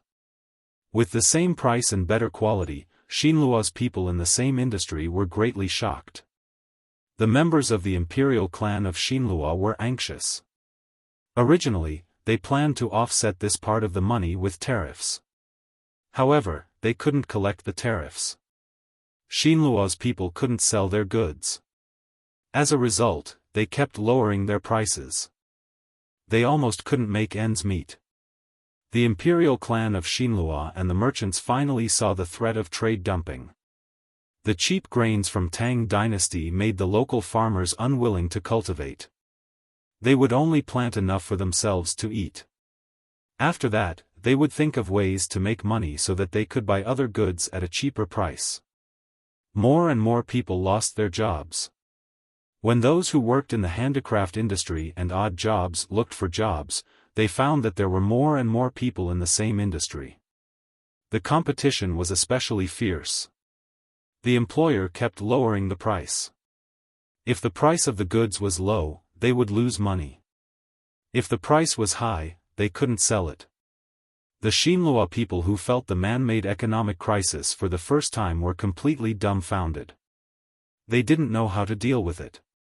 In the end, they could only attribute it to tariffs. The imperial clan found Li Dong and the others once again and put a lot of pressure on them. Li Dong's hair almost turned white. He figured out why things had developed to this stage. How could a seemingly simple trade turn out to be so serious? Zhang Xiaobao, the existence outside the top-ranking list, is he really that powerful? How does he work? What is the theoretical basis that the Tang people often talk about? Is tariffs really just a matter of tariffs? If you want tariffs, you have to control smuggling, build bridges, and force people to their deaths. At night, Li Dong stayed alone in the small dark room, thinking hard. He wanted to find a key point in Zhang Xiaobao's series of actions, but no matter what, he had to find a way to enter the door. Zhang Xiaobao and Wang Wan were happy when they received the news. Wang Wan looked to the south and felt sorry for Xinlua. If they hadn't cooperated with the Japanese and the Turks to make trouble for Zhang Xiaobao, how could they be in this situation today? Xinlua is finished. If we just attribute the problem to tariffs, even if we receive tariffs, we still won't be able to withstand Xiaobao's next move. Even big countries are very cautious in this regard, let alone small countries. Wang Wan muttered softly and looked at Zhang Xiaobao, who was not far away with his head lowered to make a plan. She smiled at Wei Wei and asked, "Xiaobao, how far do you want to push Xinlua? Make them all lose their jobs? Create a limited situation where supply exceeds demand? How can that be? After all, the people of Xinlua don't have it easy. In the spirit of internationalism, I have to help them. Now, I'm letting them buy things more cheaply. After a while, I'll help them find jobs. I'm a kind person. I can't bear to see others have a hard time. Every time I think about how there are still places in the world where people live in poverty, I feel that I haven't done enough. I don't think of myself as great. I just believe in God who benefits his people. Amitabha. May God's light illuminate the earth. God said that there should be light, so there was light. I said that I wanted to find them a job, so they had a job. Zhang Xiaobao had a pious look on his face. He placed one hand in front of his chest and began to draw a cross from bottom to top with his other hand. Xiaobao, I think you're only missing 2 horns on your head. Otherwise, you would be even more perfect. Why are you looking for a job? Wang Wan shook her head helplessly when she saw Zhang Xiaobao begin to criticize other people's religion again. Putting down his hand, Zhang Xiaobao scratched his head and said slowly, "It's a job. The main way to solve the current problem is to increase domestic demand and transfer internal conflicts. It's best if we can sell the produced goods abroad. There's no need for domestic demand because the goods of Tang Empire are enough for them. The way to transfer internal conflicts is war. If they really dare to do it, then you'll take action and eliminate evil in the world. If we export goods, the price should be lower. We'll charge tariffs and increase the quality of the goods. In this way, Xinhua still seems to be in a difficult position. Therefore, I used my smart brain and came up with a good idea. That is to adjust the industrial structure of Xinhua and turn the original farming and handicrafts into mining and processing industries. Xinhua also has a lot of mines, gold mines, silver mines, and copper mines. I'm willing to pay to buy the mines and hire the local people to work. At the same time, I'll smelt in their local area. This requires workers. Many jobs are left for them. I can even transport some of our raw materials to Xinhua for processing, such as the match manufacturing industry and the aluminum factory in the future. This way, they can also come into contact with some technology. Alas! I don't have the halo of God, but I have a heart that loves the world. I'm willing to work hard for the happiness of the world's people and pay everything for it. Zhang Xiaobao looked dignified and solemn, while Wang Wan was both angry and amused. Xiaobao, you're really shameless. You're full of evil tricks. Come here, let me take a good look at you. I'll punish you on behalf of the moon. As Wang Wan spoke, she moved closer to Zhang Xiaobao and reached out to pinch his face. She tugged and tugged at his face. Fine, I'll let you punish me in the evening. Rogue, you're not allowed to touch me. You're the one who's touching me now. That's also because you're a rogue. Li Dong finally couldn't bear the pressure from the imperial clan. He had someone bring a message to Zhang Tai again, saying that he had agreed. The businessmen of Xinhua would pay to connect the two rivers and build a bridge. He hoped that Zhengzheng construction could help to speed up the project. After receiving this news, Zhang Tai came here very righteously. Not only him, he also brought many commoners of Tang to help with the project.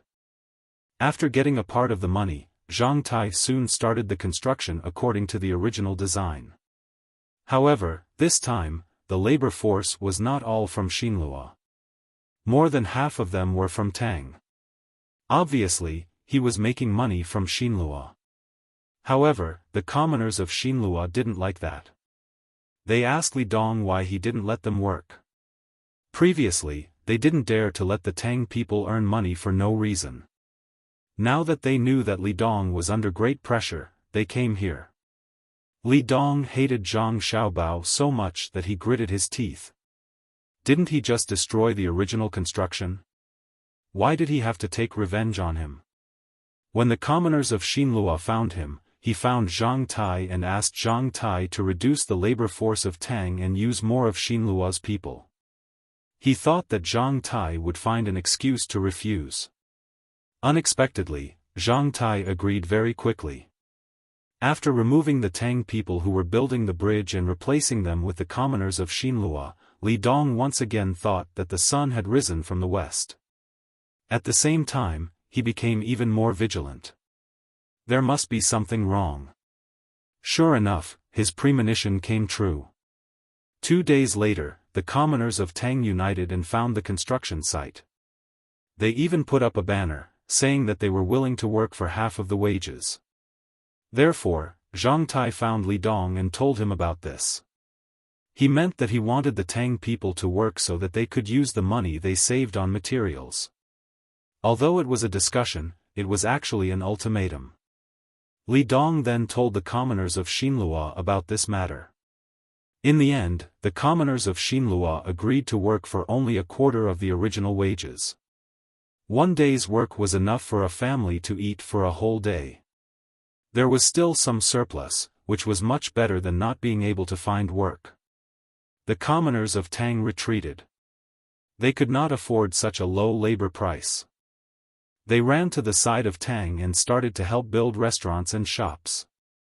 The wage was enough for a family to eat and drink for 5 days. Li Dong wandered around for 2 days and found that the materials to build the bridge were the same as before.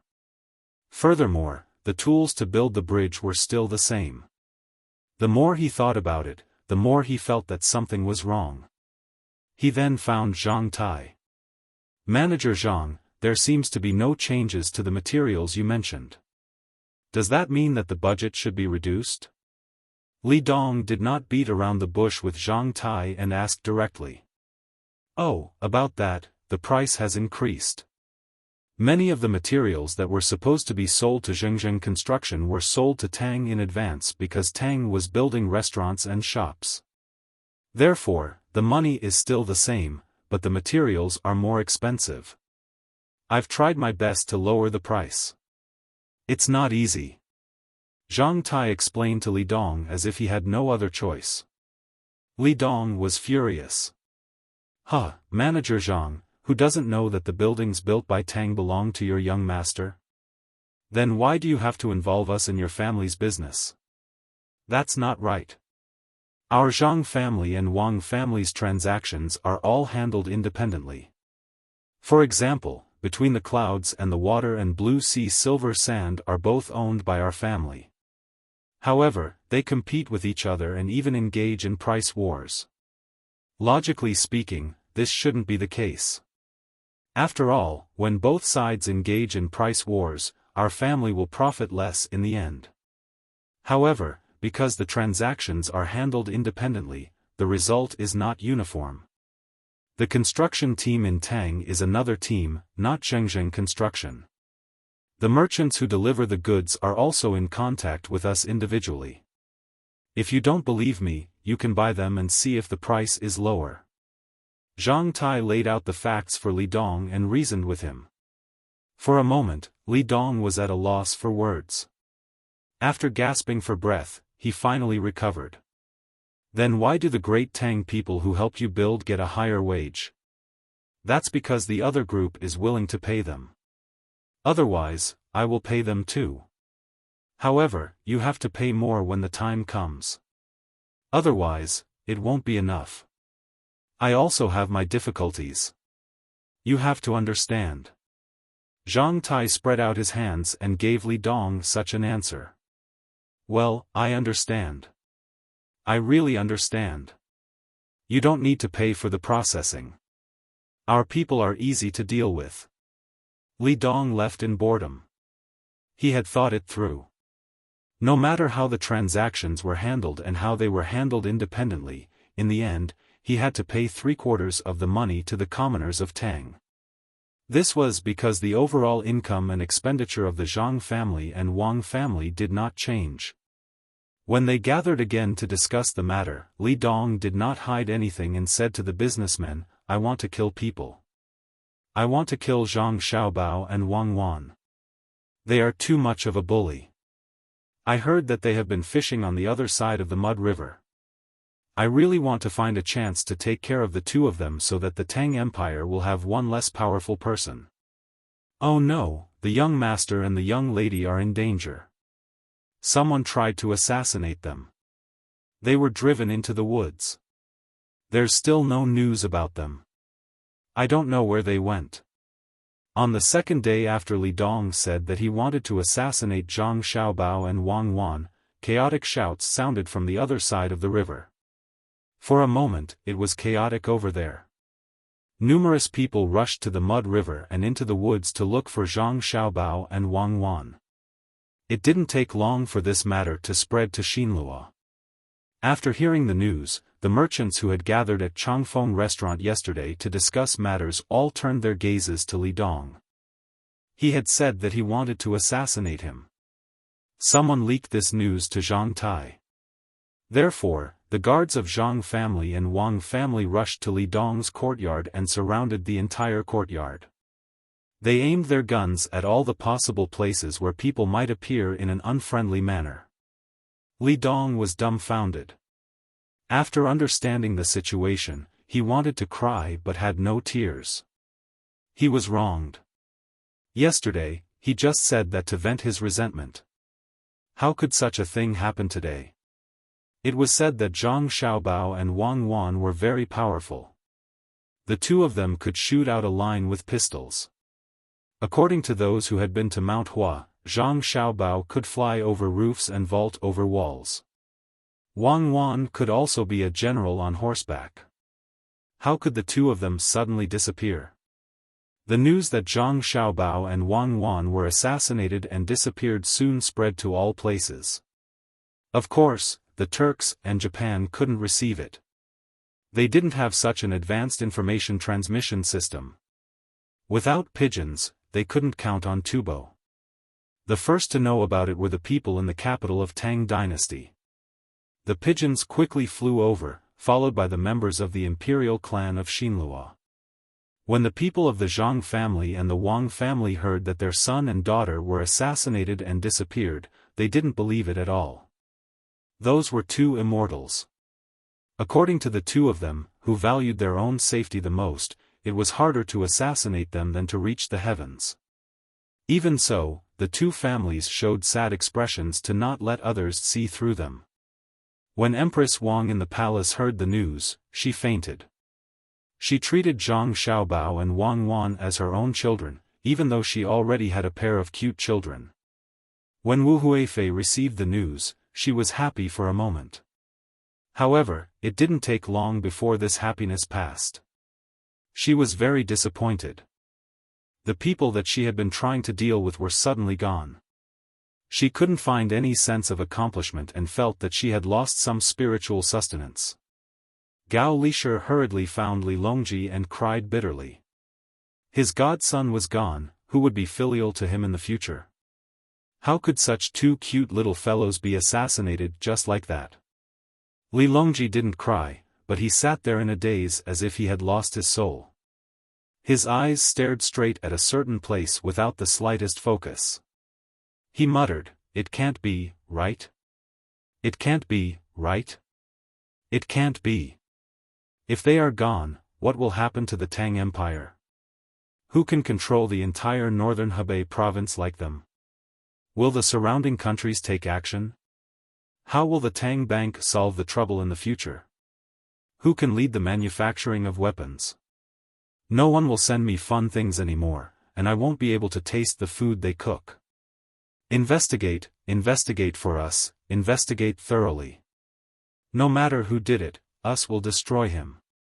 Send out the decree, Hunan Circuit urgently send 30,000 strong soldiers, 10,000 navy soldiers, and 20,000 land soldiers to the Great Tang and Xinlua. If there is no news within half a month, us will destroy Xinlua at all costs." The sorrowful Gao Lisher quivered and nodded vigorously. He immediately went to grind the ink and wrote the imperial edict with trembling hands. He glanced at the emperor and saw that the emperor was still sitting there in a daze. He stamped the imperial seal on the edict and ran out as fast as he could. He ordered the military relay station to send the imperial edict to Hunan province. When most of the court officials heard the news, they showed a sad expression. They were looking forward to the safe return of Xiao Bao and Cuckoo. With the two of them, they would feel at ease. They didn't have to worry about economic problems, and they didn't have to worry about who dared to start a war. A small number of people were gloating, wondering if they could take advantage of the absence of Zhang Xiaobao and Wang Wan to find an opportunity to take over their family business. Zhang Shuo was happy and afraid. He was happy that Zhang Xiaobao and Wang Wan finally wouldn't fight for power with him. He was afraid that the two experts of the Zhang family and Wang family would get angry. He knew of the existence of the experts. Zhang Xiaobao and Wang Wan were the disciples of the two experts. He hesitated for a moment, not knowing what to do. The next morning, Li Longji came to his imperial bed with an uneasy expression. He glanced at the court officials and forced himself to calm down. He asked, I believe that all of you already know about the matter between Xiao Bao and Cuckoo. Do you have something to say? The court officials looked at each other. No one dared to make a sound. If they didn't do well, they might be sent away. Yuan Xiang, you speak. Seeing that no one spoke, Li Longji began to call out names. He pointed to Yuan Xianyao. Yuan Xianyao slowly walked out, took a deep breath, and said, Your Majesty, Provincial Governor Zhang and the army have always been vigilant. I thought that nothing would happen to the two of them. Even if someone tried to assassinate them and they escaped into the forest, they would be able to return safely. Your Majesty, you must know that the army of Wang Wan used classic jungle tactics on the mountain of Tubo's Jinchuan. When Provincial Governor Zhang was climbing Mount Hua, he displayed the ability to leap onto roofs and vault over walls. The two of them also carried all kinds of weapons with them. Ordinary people would be lucky to be able to come out alive from their hands, let alone successfully kill them. I think that we can send an army to the border of Xinlua to put pressure on them. If they did it, they will definitely think of a way to withdraw the killers they sent. If they didn't do it, they will have to cooperate with the search. Minister Zhang, you speak. Li Longji nodded and asked about Zhang Zhong. Zhang Zhong didn't want to speak. He was afraid that he wouldn't be able to act well. Of course, he couldn't tell Li Longji that no one could kill his son and daughter-in-law. Hearing the emperor's question, he could only stand up and reveal a sad expression. Your Majesty, don't worry. I will definitely manage the Ministry of Works well and let it research more new technologies to protect Tang Empire. Bullshit. Li Longji suddenly scolded. After scolding, he was stunned. The court officials who heard his voice were also stunned. It was too strange. The emperor actually scolded him. Xiao Bao is your son, but you don't care. You can treat your son like this today. Won't you treat my Tang Empire like this in the future? Li Longji was furious. Xiao Bao and Huan's safety was still unknown, so why did Zhang Zhong still bring up the matter of the Ministry of Works? The Ministry of Works was the Real Ministry of Works with the two of them supporting it. If they were gone, would Zhang Zhong be able to come up with his own research ideas? Wouldn't the expert in your family be sad to death? It wasn't easy for him to teach two powerful disciples. If they were really lost, he would probably go crazy. Zhang Zhong was very happy. At least the emperor treated his son and daughter-in-law well. He quickly lowered his head. This subject knows his mistake. In fact, this subject and this subject's family didn't rest at all last night. However, this subject didn't have any other choice. Fortunately, someone in my family helped me predict that Xiao Bao and Cuckoo would be fine. This subject could only listen and believe. Oh? Is that true? Li Longji sat up straight and asked with flickering eyes. Yes, yes.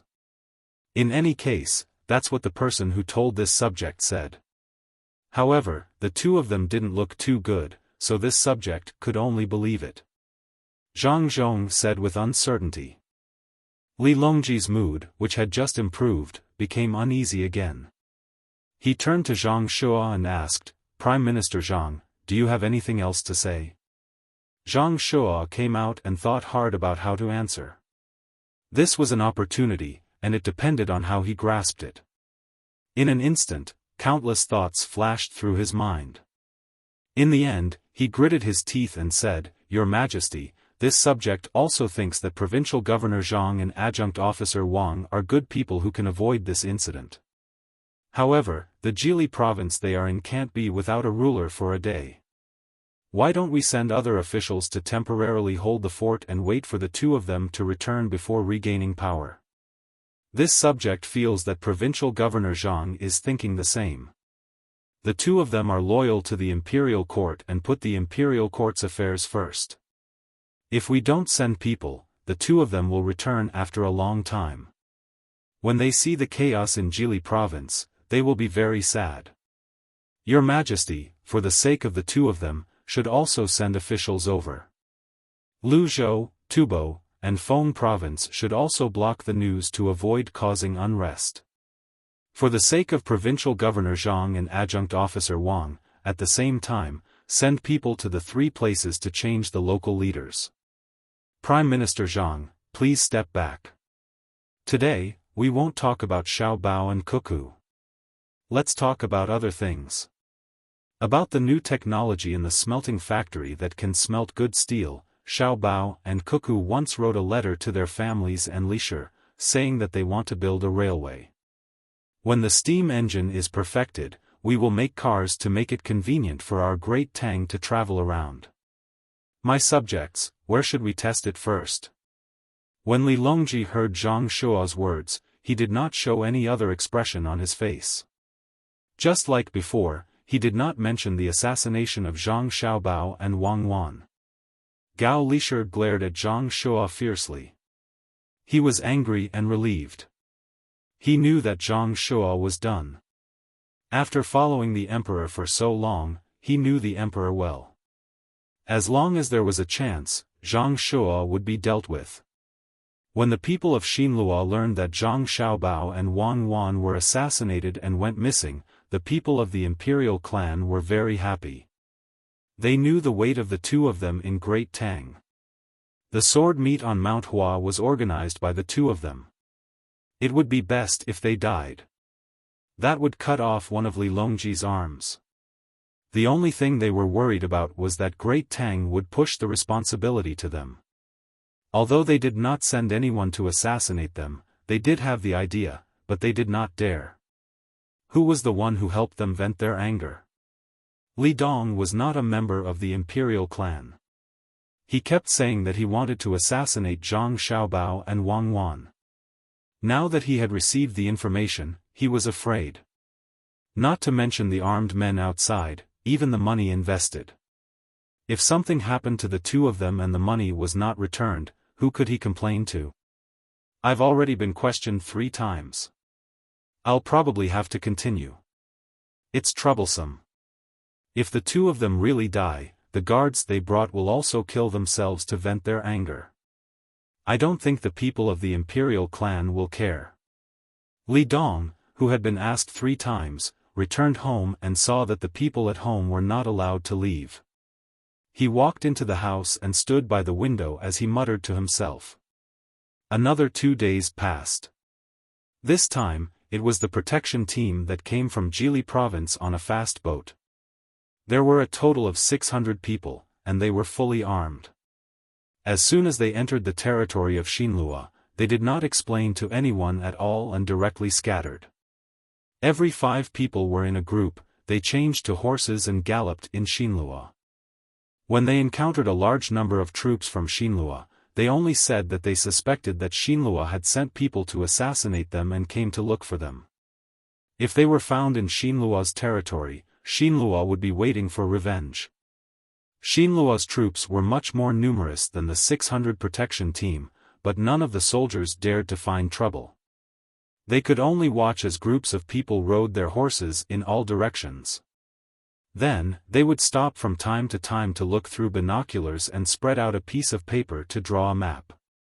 There were soldiers who had seen the map by chance. No matter how they looked at it, they felt that the map looked like a map. They did not know if the people from the Zhang family and Wang family came to look for people or to draw a map. They told the officers, and the officers went to ask. The answer they got was that they had a map so that they could estimate the location of the evil people. The imperial clan of Xinlua knew that there were 600 people who had rushed in, but they did not intend to care. After all, Zhang Xiaobao and Wang Wan had been assassinated and disappeared. What if they said too much and let the Tang Empire vent their anger on them? Let alone the Great Tang, even the Zhang and Wang clans, with their wealth, could crush Silla with money regardless of the cost. With the arrival of the 600 people protecting the Miao, the 30,000 soldiers of the Hunan circuit of the Great Tang did not take too long to arrive at the border in 2 groups.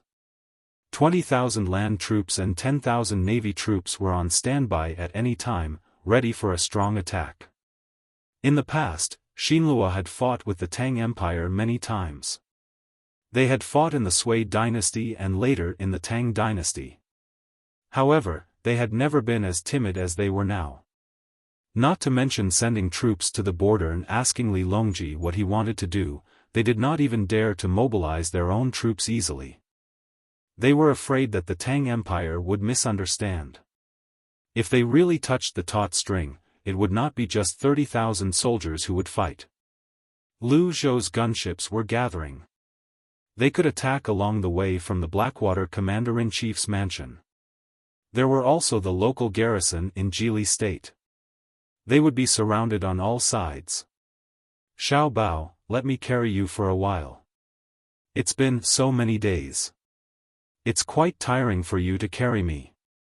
On a mountain, Wang Wan walked in front of Zhang Xiaobao.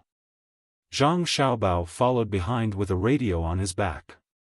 Wang Wan was afraid that he would be tired, so she wanted to change. No need. This is just a few days. It's almost half a month. In half a month, I'll be able to see Xiaobei and the others. I miss them. Zhang Xiaobao adjusted his straps and shook his head. Wang Wan grinned. Don't lie to me. You want to go from North Korea to Inko in half a month? Not to mention the current road conditions, even if we ran a marathon back then, we couldn't do it unless we could maintain that speed. There are still 3 days to half a month. I promise we can get there. If we really can't, I'll send a telegram and ask Zhang Ying to send Shui Yun to pick us up. Didn't it find a companion? We can each have an eagle. You use the red one, and I'll use the white one.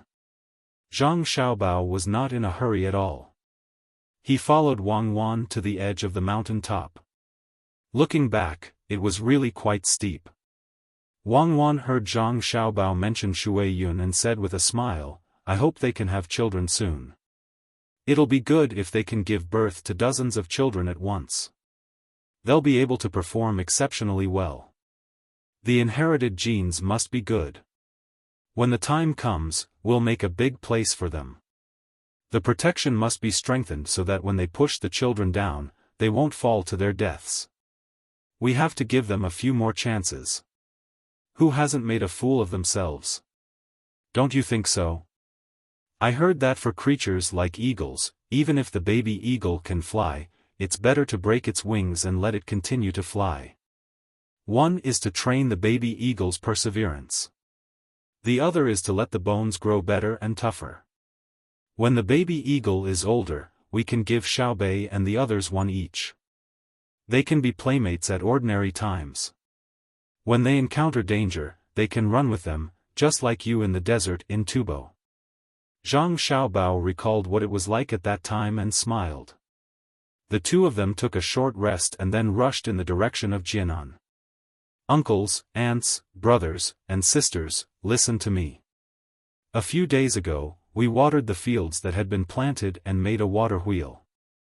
My brother said that the winter here is so cold, even colder than Jili province. It can freeze people to death. Then we can't continue to plant things like before, right?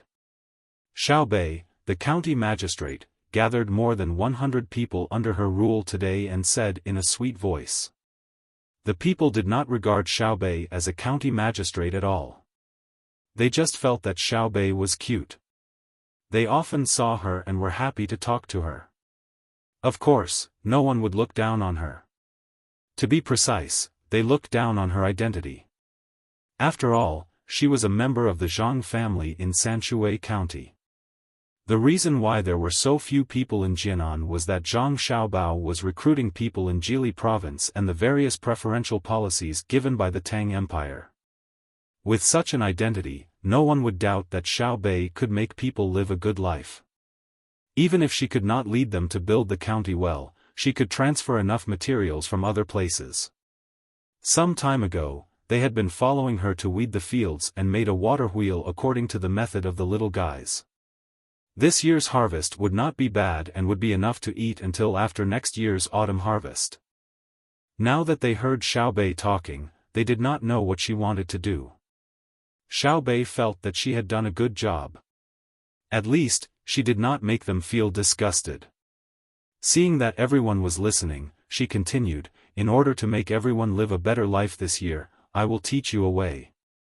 That is, to make a greenhouse. There should be glass, but I don't have it yet. Let Sister Xiaozhu tell you what the first greenhouse in Sanshui County looks like. What do you think?" "Okay." The ones who answered were the children who had eaten the candy she gave. "What do uncles, aunts, grandparents, what do you think?" Xiao Bei felt that they were not enthusiastic enough, so she asked again. Old Man Sure was the first to express his opinion. "Okay, whatever our Xiao Bei says is good. Xiao Bei is a good official, the kind that is upright." Xiao Bei was satisfied. Her small face smiled like a flower. She reached out and pulled Xiaozhu. "Sister Xiaozhu, it's your turn. I can't remember what the greenhouse looks like." Xiaozhu stood out a little nervously. Her ability to organize her words was far worse than Xiao Bei's. It was not easy for her to express her meaning clearly, but she could not say the steps of building a greenhouse. In the past, she had seen her brother and sister show them how to build a greenhouse. So, she could only take out a pen and paper and let the others gather around to watch. She would draw for them so that they could understand. The people here really did not know how to build a greenhouse. They only heard that with a greenhouse, they could also plant in the winter. It was not like in the past, where they had to dry the vegetables in the sun or in the shade before winter. When there was nothing to eat, they could take them out and soak them in water. Then, they could eat them. At this time, the season had just entered autumn. There was no frost yet.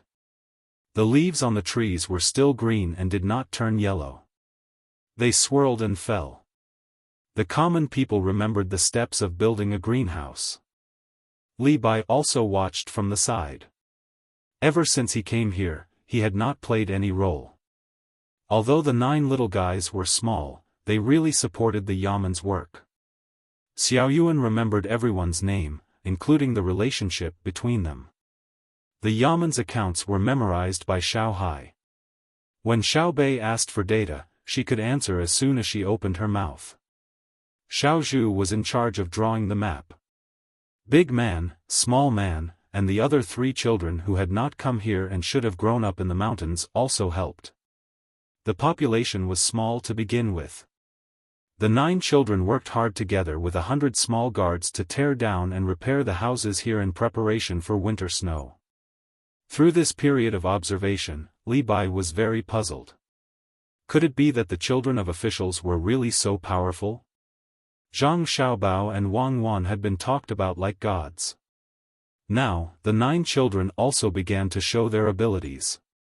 If one did not see it with their own eyes, no one would believe it. It seemed that Confucius was not lying when he said that he was born with knowledge. Gan Luo also existed. He could feel it from Xiao Bei and the others. The common people surrounded Xiao Zhu to look at the map. Xiao Bei was free. Seeing Li Bai standing on the side, she walked over and tugged at his clothes. She said, "Brother Li Bai, building a greenhouse like this requires materials. If there is no bamboo, you have to find a way to break the wood. Also, choose the location. When the fire is burning, you can't let the smoke get in. It's best to have a chimney to guide the smoke." Okay. Li Bai nodded and agreed. Just as he agreed, he was troubled again. He whispered to Xiao Bei, "But I don't know how to do it. The heavens have fallen and the common people suffer. If they don't drink today, they will drink tomorrow. If you ask the immortals about farming, they will only say that it is in the fields. Hey! Brother Li Bai, now is not the problem of the immortals. It is the common people's problem. Don't you want to be an official? You have to familiarize yourself with it. Xiaoyuan, don't you think so?" Xiao Bei was a little angry. Li Bai was always reciting poems. When it came to serious matters, he did not say anything. He even waited for his brothers and sisters to recommend him. How could he be like this? Xiaoyuan came over and nodded. Yes, yes. If you don't do farming, how can you accumulate wealth? If you don't do business, how can you accumulate wealth? If you don't do politics, how can you govern the people of the four seas? If you don't do fortifications, how can you make people convenient? Li Bai was a little embarrassed by the question. He raised his head and said, I can flatten the four barbarians and give advice. That is enough. Xiao Bei curled his lips. Brother Li Bai, you can't do this. I promise that my brothers and sisters will definitely not recommend you. Even if they do, they will arrange for you to sing and dance. If my brothers and sisters don't recommend you, others won't dare to. Even if they do, it will be useless. Uncle Emperor won't listen to others. I also promise myself that even if you are recommended by a prince, I will join forces with others to impeach you. If you don't do practical things, isn't that cheating people? You say that you want to come up with a plan. Well, you can come up with one now and wait for me to send it to my brothers and sisters. Xiao Bei was threatening him. Li Bai's expression did not look good. He believed in Xiao Bei's ability. He had already learned that Xiao Bei had 9 people to impeach 2 officials. There was also a corruption official who was originally caught. Because of the 9 people protecting Xiao Bei, nothing happened to him at all. Instead, he was promoted. It was too unfair for 9 children to have so much power. He really couldn't do anything about it. He seemed to be angry and said, okay, I'll do the greenhouse thing first. Then I'll write a memorial for Zhang Xiaobao and Wang Wan to see. That's right. I'm not afraid of doing wrong, but I'm afraid of not doing it. Brother Li Bai, if you really do it, it's okay if you miss a little bit. If you don't know how to do it, you can learn. I'm trying my best to learn from my brothers and sisters. Let me tell you, I'm actually very stupid. I'm not as steady as Big Boy and Little Boy, I'm not as good at calculating as Brother Xiao Hai, I'm not as smart as Xiaoyuan, and I don't know how to draw.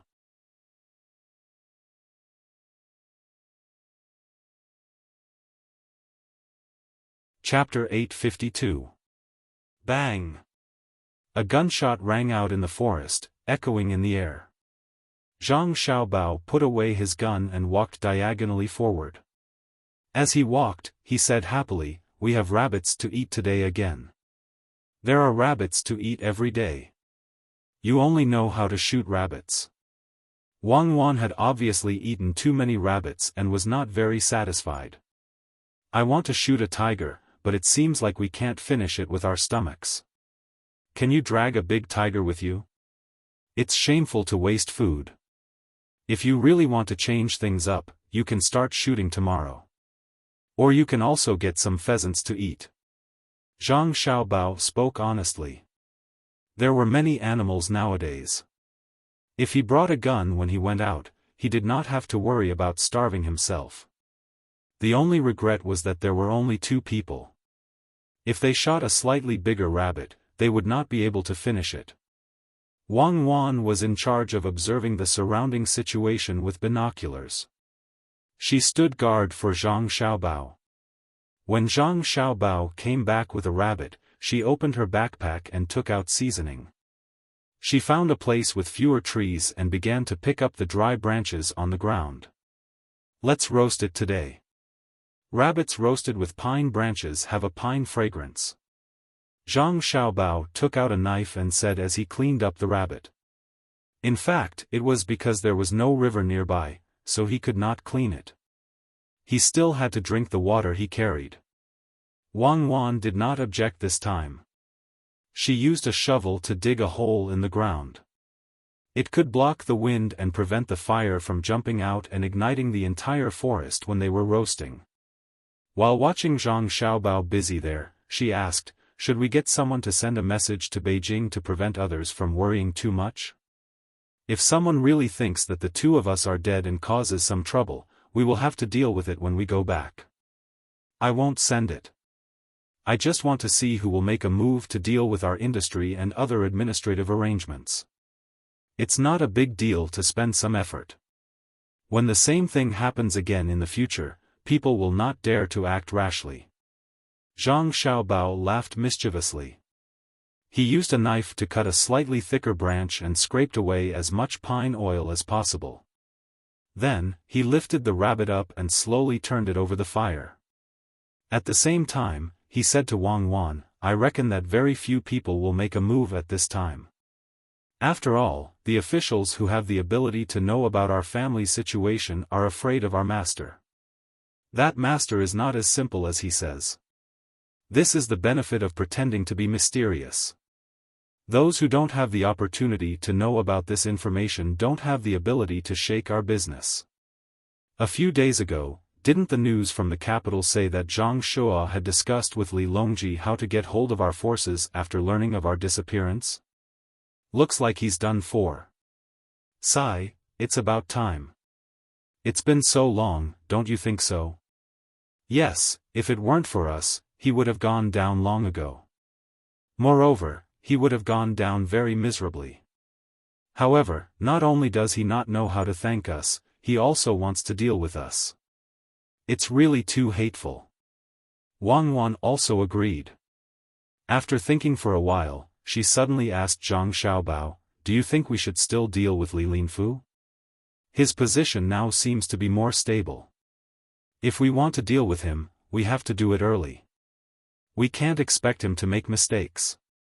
Deal with him? Who knows if he will become the Prime Minister again? We can't let our guard down. However, I don't think we should kill him. According to what you said, he is still very capable. Then, we should arrange for him to be in a suitable position." Zhang Xiaobao used a knife to cut the rabbit's body. Blood kept flowing out from the cut. Drops of blood fell on the fire below, making a sizzling sound. The night deepened. A bright moon gradually rose, dimming the stars in the sky. Zhang Xiaobao and Wang Wan found a high ground. They took out the small tent they had brought with them and lit 3 fires outside. They used the radio to send a message to the people in Jili province that they were safe. Then, they sat outside the tent together and enjoyed the charming scenery. They made a bowl of juice with the water they had brought and handed it to Wang Wan. Zhang Xiaobao also drank a mouthful and said, "If I had known that the journey would be so difficult, I would have brought some dried vegetables when I came out. Why do I feel that my body is lacking vitamins now? You are so delicate. In just a few days, you know that you lack vitamins. Previously, you said that you would arrange a job for Li Linfu. Have you thought about the details?" Wang Wan held the bowl and looked into the depths of the forest. The bright moon could not make it bright. She thought of Zhang Xiaobao's words and asked. "I just thought about it. In the future, I will let him work here. The Northeast is a big place with rich resources. The climate doesn't change much in 4 seasons. It is suitable for him to develop. You can't speak against your conscience. When has the Northeast not changed much in 4 seasons? There is no population. Other than Jili province, you have basically moved everyone away." As they were talking, there was a sound from the radio. Wang Wan hurried over to receive it. After a while, Wang Wan said to Zhang Xiaobao with a bad expression, "The Japanese seem to be taking action." "Japan? Action against our disappearance? They don't seem to have radio technology, right?" Zhang Xiaobao was stunned. "It's not the Japanese island. It's from Huainan province. They are in the 4 Seas Academy and want to join forces with the students of Xinlua. They want to form an alliance between the 2 places." Wang Wan explained.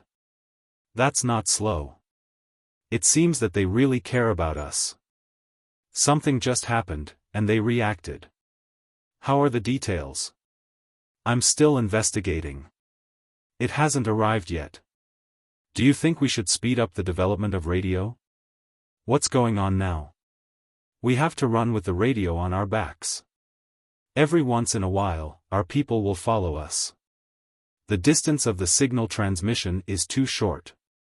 Wang Wan suddenly thought of a key problem. Although she and Zhang Xiaobao came out in name, in fact, many people were arranged to carry the radio on their backs. It was like a transit station. They had to transfer many times in the middle to send and receive a message. Zhang Xiaobao nodded. Okay, we'll launch a satellite tomorrow. Let's get one up first and cover the place where we are. What do you think? Okay, you can carry the satellite up. Comrade Wang Wan, don't bite off more than you can chew. It's already not bad. This time, we came out just in time to let the team practice the problem of information conversion. The Japanese move quickly. Maybe they were the ones who started the alliance with Xinhua and the Turks. I knew that place was a wolf that couldn't be raised well, so I never planned to raise it. After I finish off Xinhua, I'll take the time to deal with them. Where were we just now? Li Linfu came to the northeast to develop, right? As Zhang Xiaobao spoke, he threw a few pieces of pine wood into the fire beside him. As he listened to the crackling sound and looked at the red, yellow, and blue colors, he was a little lost in thought. Wang Wan entered the tent and took out 2 pieces of clothes. She put one on each of them and said, "Yes, how are we going to develop in the northeast? Without people, we can't do anything. Let Li Linfu come over to protect the resources, especially the places with minerals. Draw out an area and turn it into an animal sanctuary. We can't say that in order to protect the environment, we won't develop the entire northeast region. We have to draw out an ecological area. We have to circle the largest mineral resources, such as oil and metal mines. Then we won't develop it?" Wang Wan asked. "Develop it. Leave it for a few thousand years later. When the resources in other places on Earth are almost used up, we'll develop it. If we use it now, we can go to other places to get it. We're not afraid of the distance. At that time, we'll leave a rule to tell future generations that it's not that your ancestors can't find the mineral resources, but that your ancestors have the ability to rob others. The mineral resources will be left for you. When you feel that you don't have the ability to rob others, you can take it out and use it." The night wind was cold. Zhang Xiaobao tightened his clothes. Wang Wan leaned on Zhang Xiaobao and said, "You still care about future generations? Just take care of yourself. It's okay to take care of yourself. Let Li Linfu come over to build roads and railways all the way to Russia in our time. From there, we'll transport oil out. At the same time, we'll find all the places in the Tang Empire with oil and natural gas and draw them into protected areas. When it's easier for the fleet to travel to and from other continents, we'll send them out to mine, smelt locally, and transport the metal back. We'll dig a hole in the Tang Empire and bury it for preservation. It's not good to bury the metal directly, right? Then we'll transport the ore back and bury it."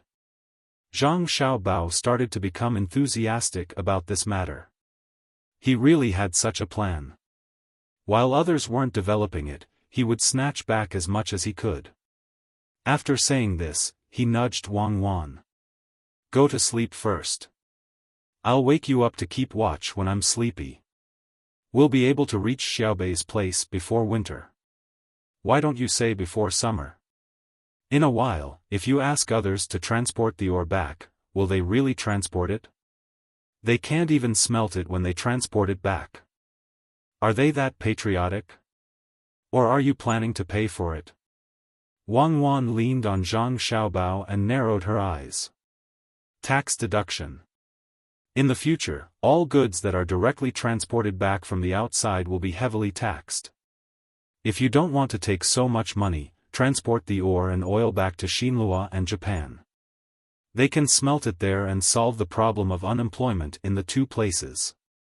I'm too kind. Okay, then you're so kind. I'm going to sleep.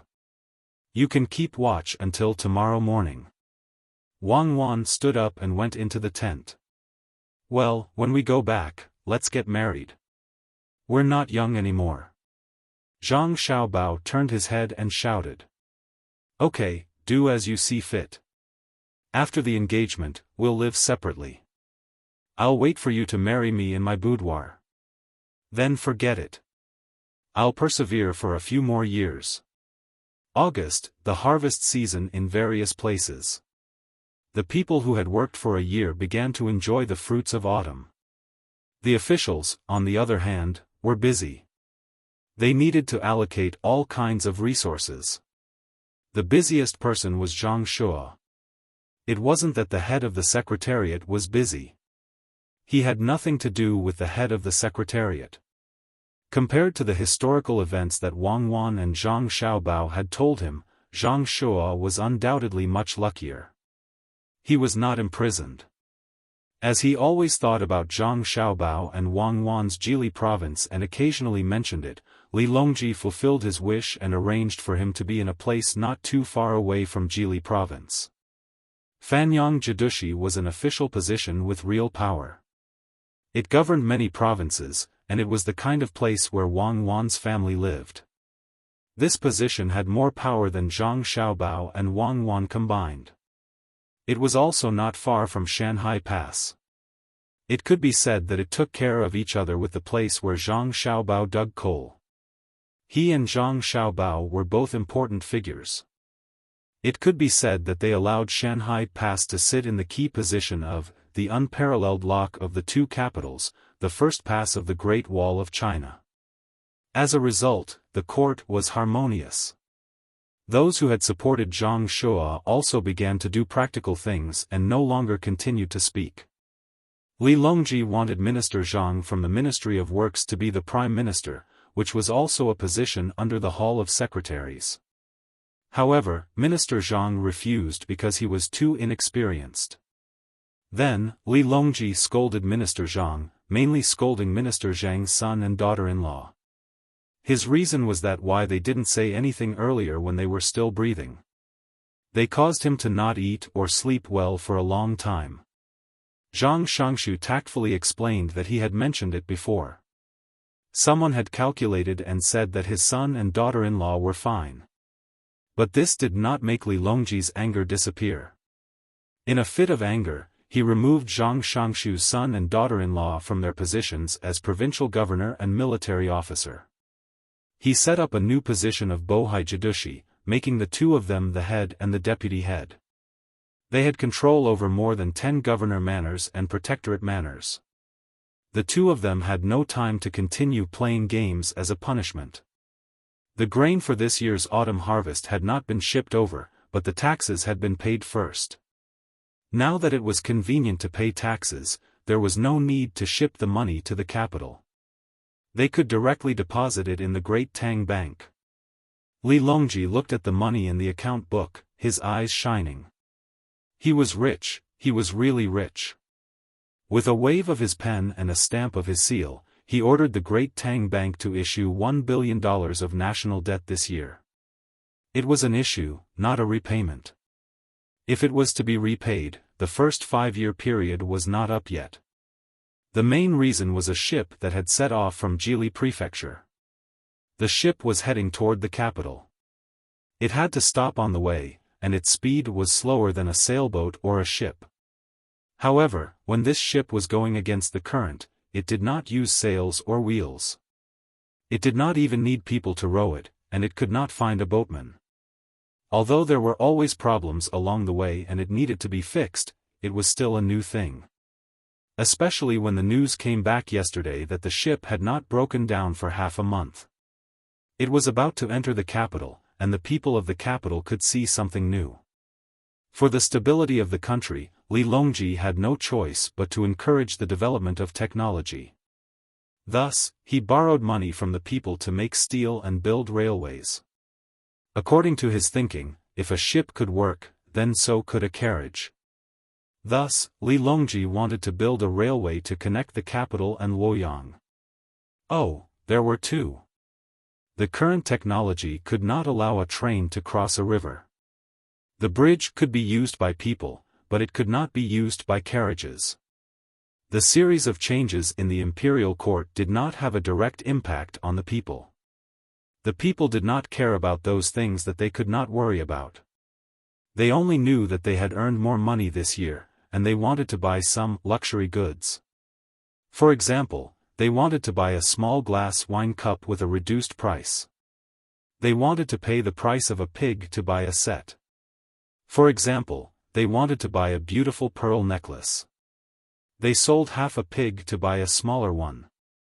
For example, the people of the capital took advantage of the warm weather, gritted their teeth, took out a sum of money, and brought their family to the lake to spend some money.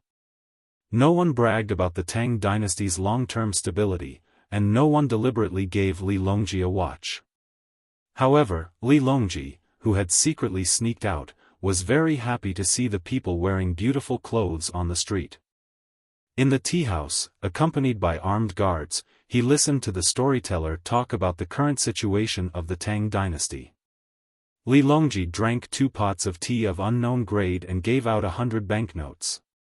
He even added a few words to the storyteller, such as the matter of the Blackwater governor's mansion.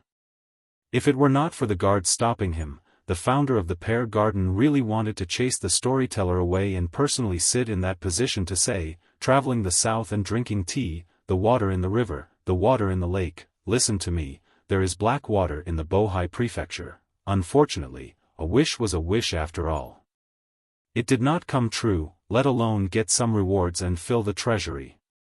Compared to the imperial court officials and the people of the Tang dynasty who enjoyed a wealthy life, the members of the Xinlua imperial family and the people were at a critical moment of hard work.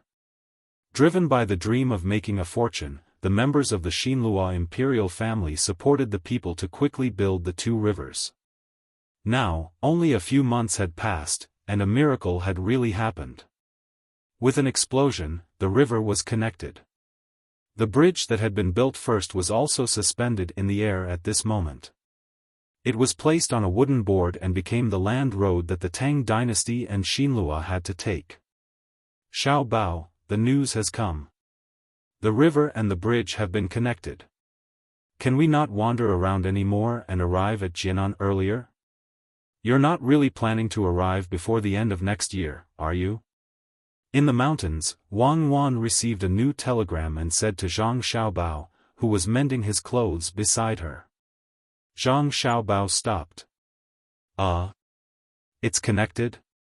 It's good that it's connected. This is not only convenient for transportation. Once the 2 rivers are connected, it will become a natural border in the future. Even if we can't directly annex Xinlua, as long as our descendants aren't so stupid, it's impossible for them to give up that position. It's more stable than the 38th parallel. Then when are we going to Jinan? We've only been going around in circles with you in the mountains. You're not planning to let us wear animal skins to meet Xiaobei and the others, are you? Wang Wan looked at her clothes that were about to tear up and complained. Zhang Xiaobao nodded repeatedly. We're not far from Jinan. We'll definitely arrive in 3 to 5 days. Comrade Wang Wan, I'm not criticizing you. Aren't we doing this to inspect the terrain and grasp all kinds of resources so that we can develop them? Especially medicinal herbs and unique plants in the northeast region. Have you forgotten the spirit of not being afraid of hardship and fatigue? Think about the 25,000 yuan back then. Think about it with your back to the yellow sky and face the earth. Think about it again. Zhang Xiaobao, if you don't know how to talk, then don't talk, okay? What nonsense. If you want to grasp resources, can't you send more people over? How much can we grasp with just the 2 of us wandering around? If we continue to wander around, we'll really lack vitamins. No wonder you brought so many tea leaves. It turns out that you already had a plan. You knew that you would have to eat meat for a long time. 3 days. If we walk for 4 days, I'll definitely sleep separately from you. Wang Wan gritted her teeth to express her dissatisfaction. Isn't it just to let you relive the feeling of training in the past? 3 days it is. Zhang Xiaobao continued to patch the clothes. No need. I've already graduated. If you want to personally recall the time when you were hunted, I can find Zhang Hu and ask him to let the dogs out. What do you want to do? We're in a hurry. Otherwise, it'll be too late. Actually, I just want to take you out on a trip. In this Tang dynasty, I've never felt a sense of belonging. Only when I see you do I feel that it's real. Otherwise, I'll always feel like I'm in a dream. People say that only when you become a real man can you have a sense of responsibility. Let's hurry up and get married. Can't you think of something else? Something else? Are you saying that even if we don't get married, we can still become a man? Xiao Bao, I'll kill you. No, I'll castrate you. Uncle, aunt, grandpa, grandma, brother, sister, we're going to have a meeting now. In the big yard of the Yamen in Jian County, Xiao Bei gathered all the people in the county. There were more than 100 of them, including 2 newborns. They said that they were going to have a meeting. Li Bai sat at the side and took notes of the meeting. Driven by the temptation of being able to enter the imperial court, he became much darker. He mainly worked in the field. Now, he knew how to farm and some breeding techniques. He also wrote a lot of idyllic poems. He had the style of Wang Wei. It was very magical. He was forced to do so. The people soon quieted down. Even the babies stopped crying. They listened to the cute and sensible little girl speak. It's like this. Today, we raised pigs and chickens. We can eat them next year. Did you see the eagle that flew here a few days ago? It's called Shui Yun. It said that my brother and sister are coming. We've also planted the greenhouse. This autumn harvest, we've harvested a lot of food. It's enough for us to eat for 3 years. After all, I'm an official. I was appointed by Uncle Emperor. I want to send some rent this year and pay taxes next year. I want to discuss with everyone. Is it okay? After all, it's the land that you planted. There are also tributes such as bear gall, ginseng, and deer antler. Xiao Bei discussed with everyone. She seemed very embarrassed. If she didn't come, they naturally wouldn't hand over anything. No one would come here to collect it. Hearing Xiao Bei's words, the people in the county fell silent. Xiao Bei felt a lot of pressure. She pursed her lips and her eyes turned red. It seemed that she would cry at any moment. I'll say a few words. Old man sure spoke first. The others looked at him. I'll say that I don't know much. I only know that Xiao Bei and the others came and helped us do a lot of work. They also taught us a lot of methods. I don't know how to raise animals in a greenhouse. I also don't know how to exchange herbs for a lot of money. Xiao Bei said that it's okay not to pay rent. If everyone doesn't want to pay, then don't pay. But I have to pay. I have to pay my share. I don't want to think about how high Xiao Bei's position is. I only think that if Xiao Bei and the others didn't help to shoot the wild beasts, someone would have been injured or killed. I'll just say what I think. Xiao Bei is an official. She was appointed by His Majesty. Therefore, she has to protect the people under her rule. As a citizen, we can't just wait for the imperial court to protect us. Isn't this reasonable? Why should she pay? I'll pay too. Someone also expressed his opinion. When there was one, there was a second. Not long after, the matter of paying rent this year was settled. Xiao Bei also revealed a happy smile.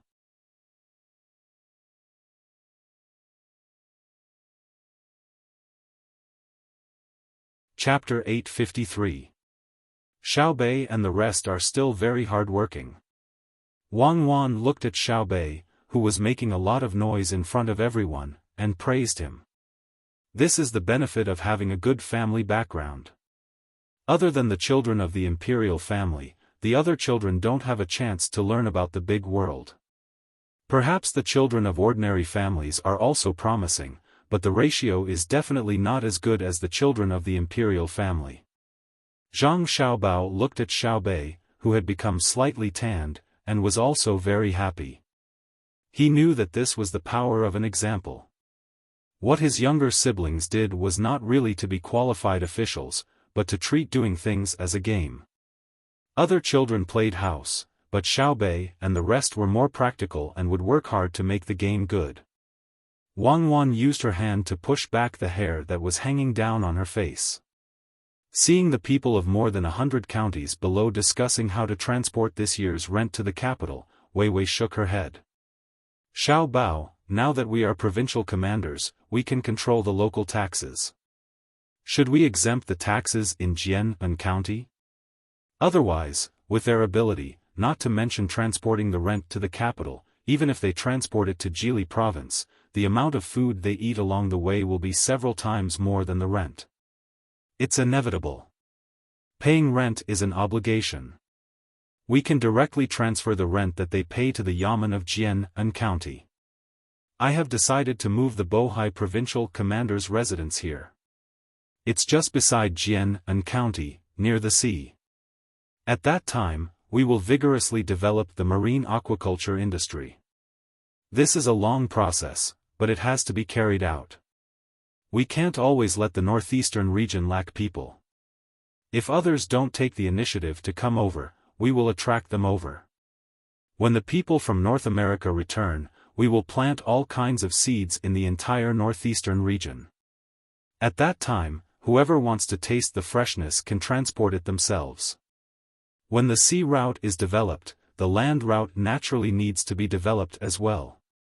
Now that the medical conditions are better, there are also fewer deaths. In another 10 years, there will suddenly be a blowout explosion. As Zhang Xiaobao talked about the rent, he casually talked about the direction of future development.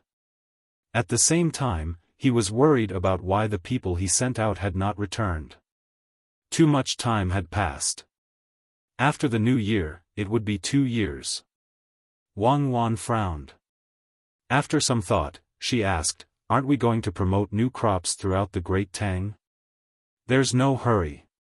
If we promote it directly, others may not be willing to plant it. I'm afraid that if there's a problem, it will affect their original income. We have to set an example for them. I'll send a telegram later and ask Jili province to ship pottery and other daily necessities here." As Zhang Xiaobao spoke, he began to jump again. "Oh, if you send it over, I don't think the commoners can afford it. It's not selling, it's giving. It's their obligation to pay the rent. Let's give them benefits and send a message to the people who ran to the border of Xinlua to make a move." Zhang Xiaobao thought of something else. Just as he finished speaking, the radio on his back started beeping. The sound was not loud, but it was heard by the people in the courtyard. The unique sound made them look around, trying to figure out what it was. "Why, I see, there are 2 savages on the roof." Xiao Bei's eyes were sharp. She looked up and saw Zhang Xiaobao and Wang Wan climbing on the roof. However, the 2 of them looked a little disheveled, so she did not recognize them immediately. The guard who was in charge of protecting her stretched out his hand and pulled out a few pistols. He pointed them at the 2 of them warily. Zhang Xiaobao and Wang Wan shrank their heads at the same time.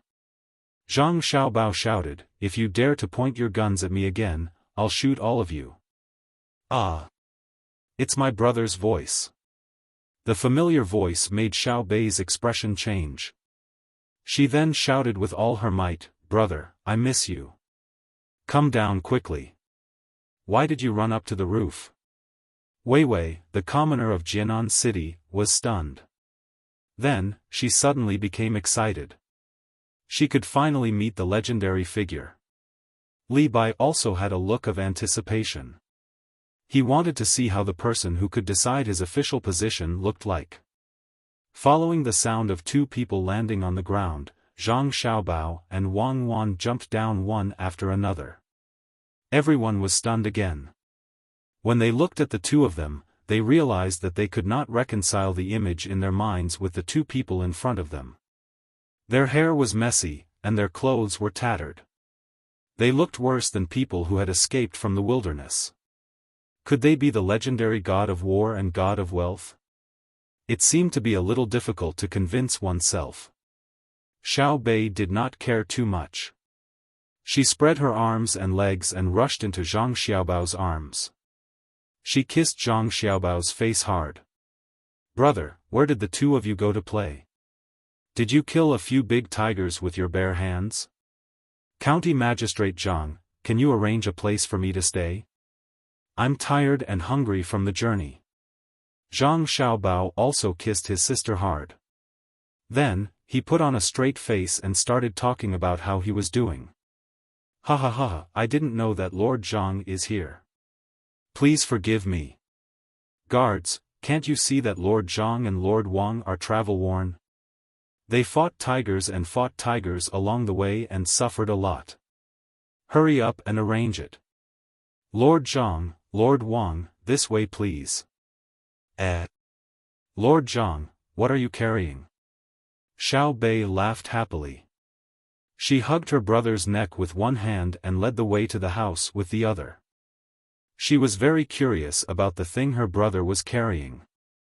As Zhang Xiaobao carried his sister and walked, he said, "This is a treasure. In the future, if you want to communicate with your grandparents and parents in the capital, you can use this thing to send messages quickly." "Let me see. Xiao Bei, why did you become tanned?" "Brother, I helped them make a greenhouse. When are we going back with you? It's not fun at all. We can't hear stories. I don't want to be a county magistrate. I want to go back and be another official. I want to follow my brother and sister." Xiao Bei felt a little regretful and complained to her brother. "Okay, we don't want to be a county magistrate. We want to be an official with a higher position. I'll accompany you. Go and do your work first. I'll tell you stories when we rest." Zhang Xiaobao was indeed tired. He kissed his brothers and sisters one by one and took a hot bath with Wang Wan. After hurriedly eating, he lay on the Kong and fell asleep. Li Bai didn't find a chance to talk to Zhang Xiaobao and Xiao Bei. He had no choice but to go back to his work. He was also thinking about how to arrange a better position for himself when the two woke up. Compared to Zhang Xiaobao and Wang Wan's happiness after a long journey to meet up with their brothers and sisters, Fanyang Jidushi Zhang had a very bad time. The family followed him to a remote place and could no longer see the prosperity of the capital. In the capital, he was busy as the head of the secretariat. Here, he also couldn't relax. There were many trivial matters waiting for him to take care of. The most annoying thing was that the ability of the officials under his rule was far worse than that of the officials in the capital. In the capital, he didn't have to speak too clearly. The officials could understand. Even if there were occasionally people who did something wrong, he could say that the officials didn't understand his intentions. In his current location, if he did not explain things clearly, the officials would be stunned and ask him about the specific situation over and over again. In addition, the roads here were not smooth, and it was far from the sea. Many people had migrated out, which made him very uncomfortable. "Darren, after the autumn harvest, we should plant winter wheat. I heard that the Imperial Court's agriculture temple has made new seeds. I wonder if Darren can have someone buy them from there. After all, Darren used to be familiar with the agriculture temple. So that next year's harvest will be better?" The official in charge of agriculture found Zhang Shua and discussed the seeds with him. It could be said that the people here were all ethnic minorities. When they talked, they didn't beat around the bush. They were straightforward and didn't consider Zhang Shua's disappointment.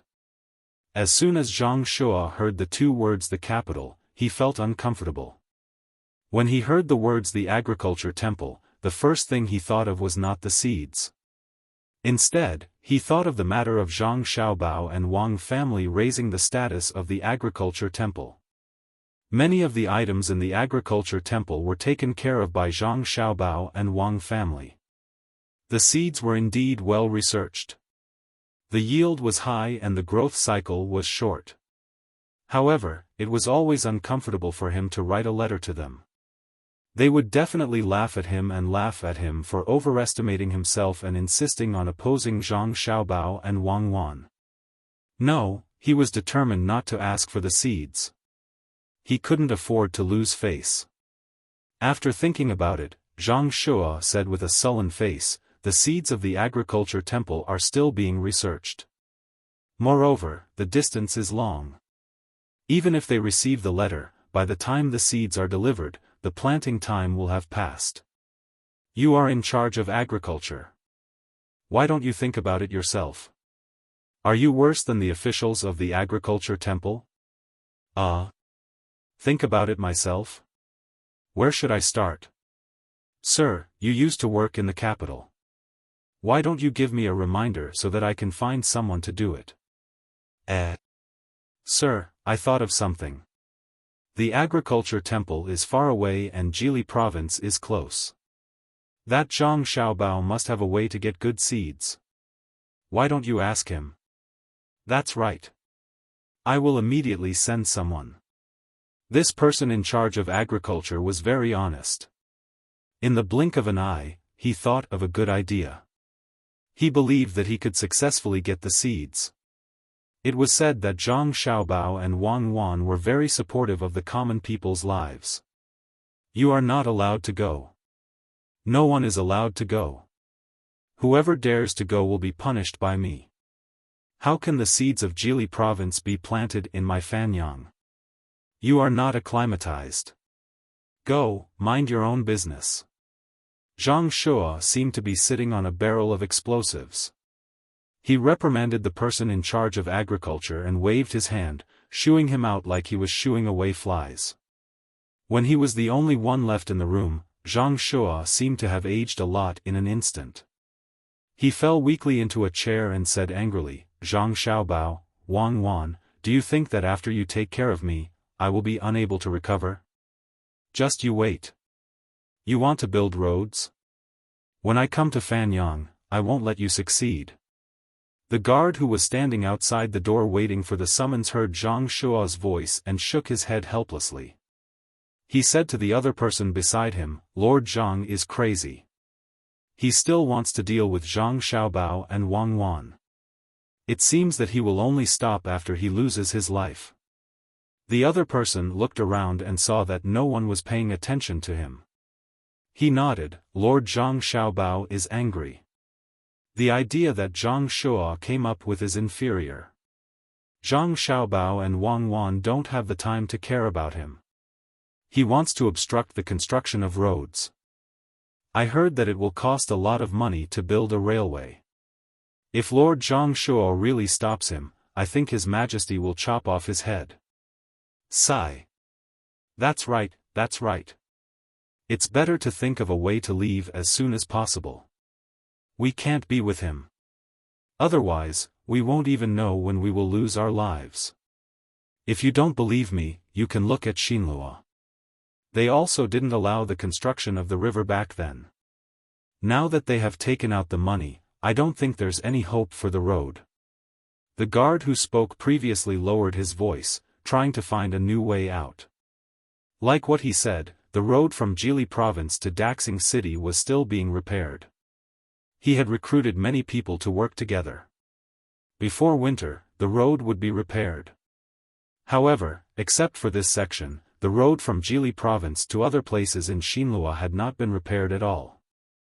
After the river in Xinlua was cleared, the merchants in Xinlua had spent more than 500,000 strings of coins. Although the bridge was only an iron chain, it still cost 200,000 strings of coins. The merchants were waiting for the road to be repaired so that they could conveniently exchange goods with Tang Dynasty and collect some tolls. However, the 1 million strings of coins that they had taken out had only been repaired for a short distance.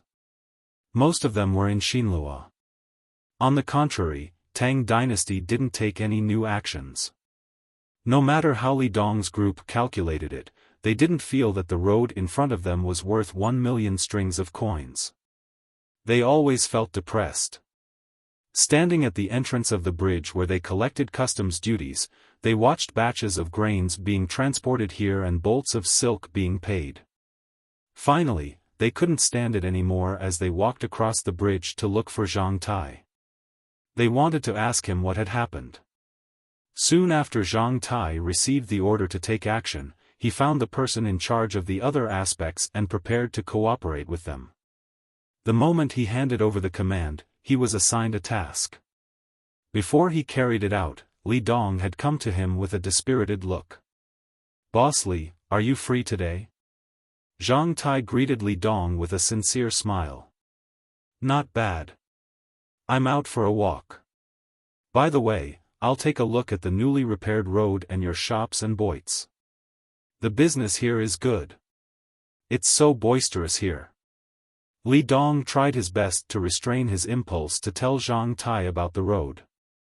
Instead, he talked in circles with Zhang Tai as he glanced over the businesses on this side of the river. At the same time, he felt even worse. They had made it clear that Xinluo would take 80% of the rent and tolls of the road in Xinluo. Xinluo would take 20% of the rent and tolls of the road in Jili province. However, there were no shops on that side of the road. Those shops were on the left side of Daxing City, which was in the sphere of influence of Tang Dynasty. Therefore, Tang Dynasty couldn't collect tolls there. Since the river was connected and the bridge was built, none of the merchants' teams came here from Daxing City. The current situation was that the merchants from other places would directly take the boats from Jili province or Boarding province and pay some tolls to the new wharf at Sashui River. After that, they would unload their goods at the wharf and take another land route to the bridge. They would only pay 20% of the tariff instead of tolls. When they rested, they didn't cross the river. Instead, they rested in the boits and inns of Tang Dynasty. These shops didn't belong to the share of profits as stipulated in the contract. Li Dong then realized that he had spent all the money that he should have spent. He didn't earn any money that he should have earned. The transportation fee was earned by the shipping companies of Zhang family and Wang family while the consumption income was earned by the shops here. Therefore, he had an impulse to swear as he felt that he had been cheated by Zhang Xiaobao. What a liar, what a big liar. He cheated Tufan and Nippon before coming to Xinluo. Li Dong scolded inside. "Ah, someone is thinking about me. I'm afraid that it's Xinluo. They reacted too fast just now." Zhang Xiaobao, who was telling stories on the mountaintop with his younger brother and sister, sneezed as he said. Wang Wan pursed her lips into a smile.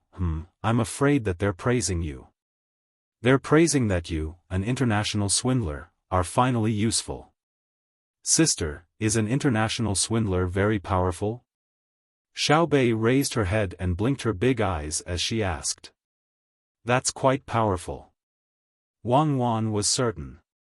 Li Dong didn't know that Zhang Xiaobao was such a professional. If he could cheat, he would cheat. If he couldn't, he would think of ways to cheat. Otherwise, his reputation would be damaged. What he was thinking about now was how to get his money back. He would get as much as he could. He didn't expect the road to continue to be repaired. Therefore, he tried to find a topic to talk about and said, "Steward Zhang, I see that your fleet comes and goes frequently. You even transported a lot of food and cloth. This year's harvest seems to be quite good. Well, it's okay. Speaking of which, I'm not very sure either. I'm only in charge of construction and know nothing about farming. Since Mr. Li is free, why don't you go to Shuiyun room for a drink? You can help me with the reception fee. It's almost winter. If I don't spend this year's money, I won't be able to save it next year." Zhang Tai enthusiastically pulled Li Dong towards the restaurant between the clouds and the water not far away. On the way, he said to Li Dong, "I gave you a lot of vouchers last time. You can't use them after the new year. Use them when you need to." Li Dong thought that it was indeed inappropriate to talk about things outside, so he followed Zhang Tai. After hearing Zhang Tai's words, he looked like he agreed. However, he was cursing in his heart. Zhang family and Wang family were so poor that they wanted to make people spend money. The vouchers couldn't be used as money directly. For every 1,000 yuan used, they had to spend 9,000 yuan. The price of food and drinks here was 5 times that of Changfeng Pavilion. Only idiots would eat at the restaurant between the clouds and the water and blue sea silver sand. After walking for a few steps, the two people soon entered the restaurant between the clouds and the water. The first 3 floors of the restaurant were relatively solid. They chose a room where they could see the river and told the waiter to warm the wine. After that, they casually chose 2 signature dishes.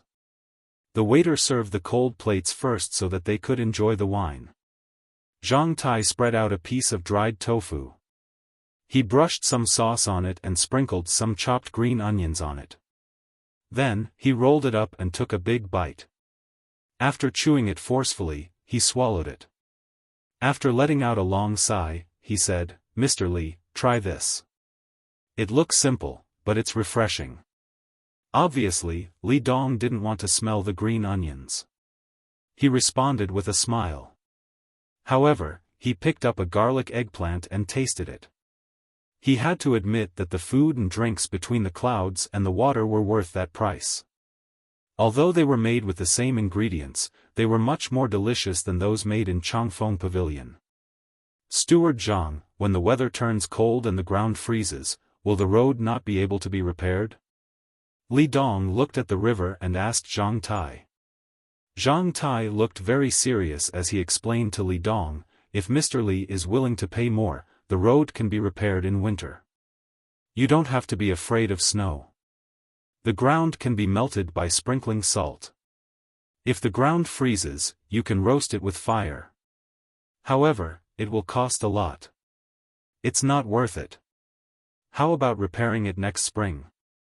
"You're right, Steward Zhang. It's not worth it. Steward Zhang, I've seen fewer businessmen coming here by land these days. Is it because the road is not easy to travel and it's hard to repair it?" Of course, Li Dong didn't want to continue investing money. Against his will, he said that there were fewer businessmen coming here. Actually, there were no businessmen coming here at all. They were all transported by ship. Zhang Tai revealed an embarrassed look. "To tell you the truth, it's not hard to repair the road. The main problem is that there's a small problem with the raw materials. The price of the explosives used to blow up the stones has increased by 3 times. On the other hand, the commoners are living a better life. If we still pay them the same wages as before, no one is willing to do it. If we don't solve these 2 problems, we won't be able to repair the road with 11 million strings of cash.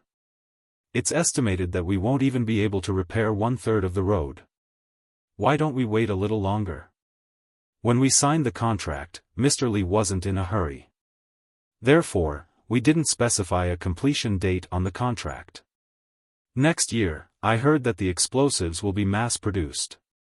By then, all the difficulties will be solved. The road can be repaired. There are difficulties, but I believe that we can overcome them. Seeing Zhang Tai's honest look, Li Dong really wanted to slap all the sauce on his face. He was obviously looking for an excuse, yet he still said it in such a dignified manner. How shameless was he? Li Dong understood that the key point was that he didn't specify the completion date on the contract. It was reasonable for him to say that it would take 8 to 10 years. "Steward Zhang, yesterday, someone else told me that they wanted to repair the road behind our shop. It's just that we've been spending too much recently and can't spare any money. I see that we haven't spent the 1 million strings of cash on the road from Jili province to Xinlua. I wonder if you can take it out for us to use first." "I can't do that. If the money is in my hands, I might lend it to you if you want to borrow it. But I'm only responsible for the construction chores. I'm more in charge of business. I'm not in charge of the specific accounts. Even if I promise you, I can't take out the money. Haven't a lot of materials been transported to your shop recently? You've already collected a lot of customs duties. Why don't you use that money to do it? Zhang Tai revealed a helpless look as he changed the topic to customs duties.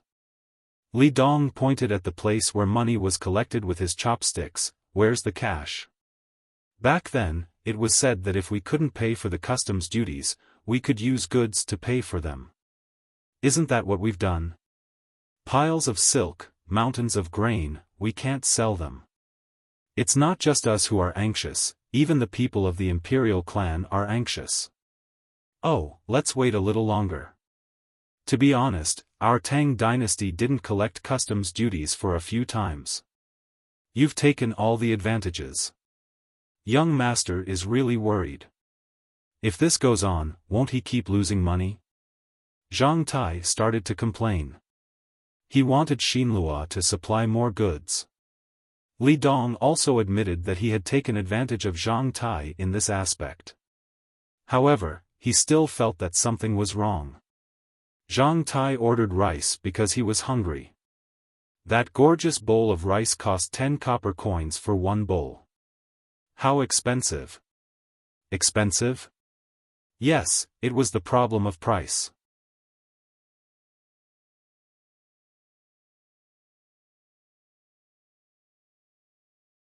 Chapter 854. With the arrival of early winter, the southern region was still warm. Occasionally, it would drizzle, which made people put on extra clothes. In the north, it began to snow lightly. The county magistrate of Jian County, Zhang Xiaobei, had already led the children's regiment to prepare all the tools. They were waiting for the snow that was bigger than goose feathers to build the white Great Wall. There were also snowmen standing guard behind the battlements. The tinkling of bells spread along the Vermilion Bird Avenue. Coupled with the pace of the horses, it was very rhythmic. It didn't stop until it reached the gate of the imperial palace. The soldiers guarding in front of the imperial palace saw the flag raised on the carriage. They hesitated for a moment, but still gritted their teeth and approached to check. The carriage was full of food, which was rented from Jian County. There was also a large box containing local specialties such as ginseng, deer antler, bear gall, and so on. The newly selected guards who had been here for less than a year also approached the carriage. When they saw the nondescript things in the carriage, they obviously didn't look good.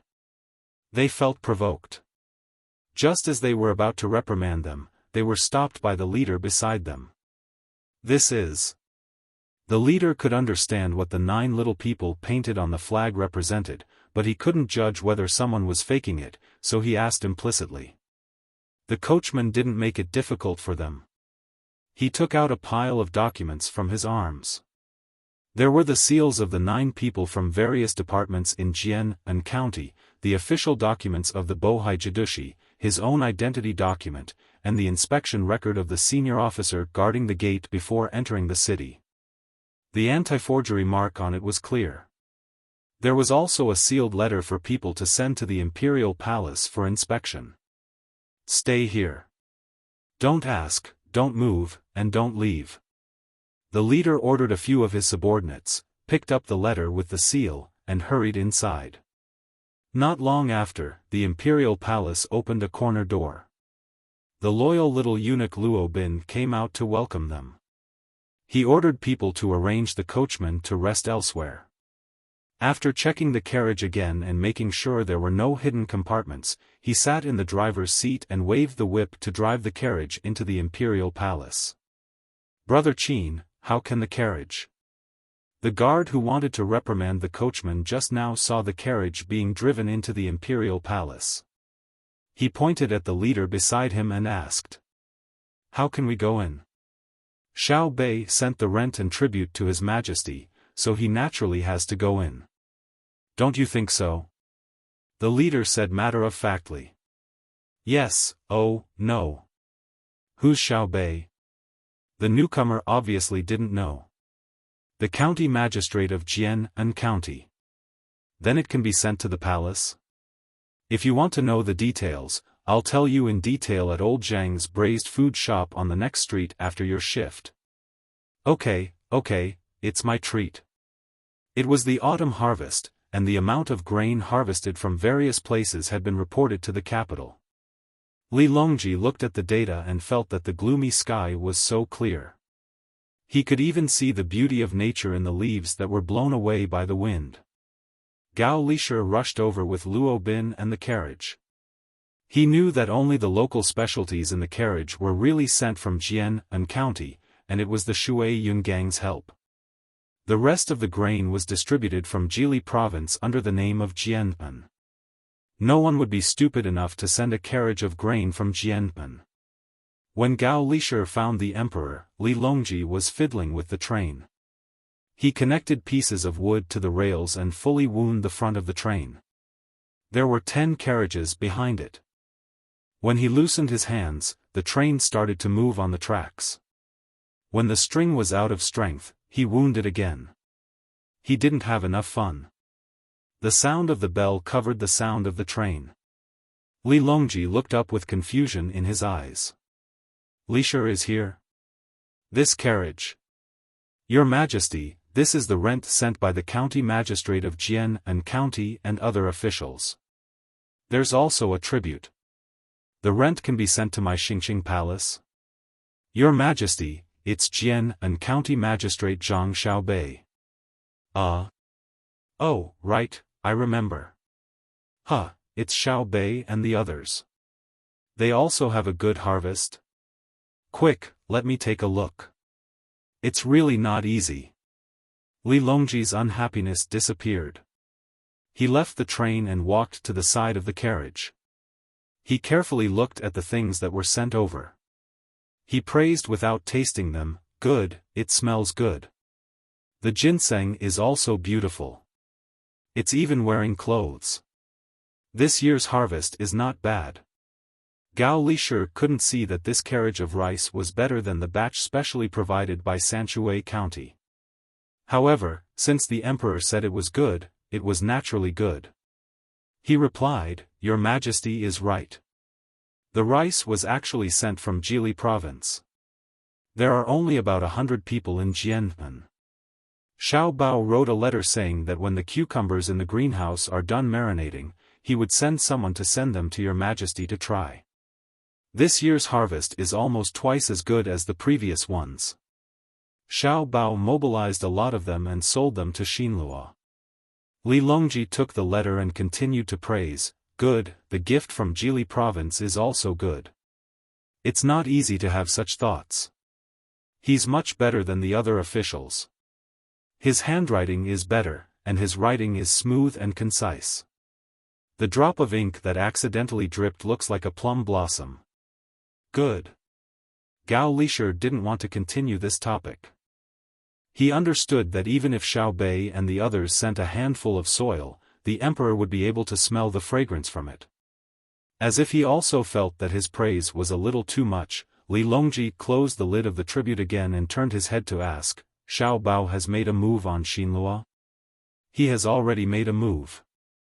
In the future, the heavily polluted industries will be placed in Xinlua. Now, he is suppressing the local agriculture. I reckon that the people of Xinlua won't be able to react in time. Cheap rice hurts the farmers. So what if they react? Once this opening is opened, it won't be easy to block it. The price of rice in the Great Tang can't fall any further. Tomorrow morning, we will discuss with the officials and think of a solution. Li Longji said as he looked to the east, as if he wanted to see Xinlua. The people of Xinlua were indeed as Gao Lisher had said. They were still happily receiving the 20% tariff. Ships of grain were unloaded in Sashui and transported to Xinlua in carts. Bolts of cloth were sent as if they didn't need money. After paying 20% of the tariff, one could buy a bucket of polished rice for only 5 copper coins. The people of Xinlua who didn't work in agriculture all bought it and stored it. Their faces revealed a happy expression as if they were celebrating the new year. While many people were happy, the farmers were dumbfounded. In the past, a bucket of rice cost more than 20 copper coins. After they sold it, their days weren't so good. Now, the rice that was shipped from other places was only sold for 5 copper coins. Looking at the grain that they wanted to sell but were reluctant to sell, worry filled their faces. The weavers were also shocked. They worked hard to weave cloth for a month, wanting to sell it for a good price. However, they found that the fine cloth that was shipped from the Great Tang only cost 80 copper coins. At this price, if they sold it, they wouldn't be able to eat until they vomited blood.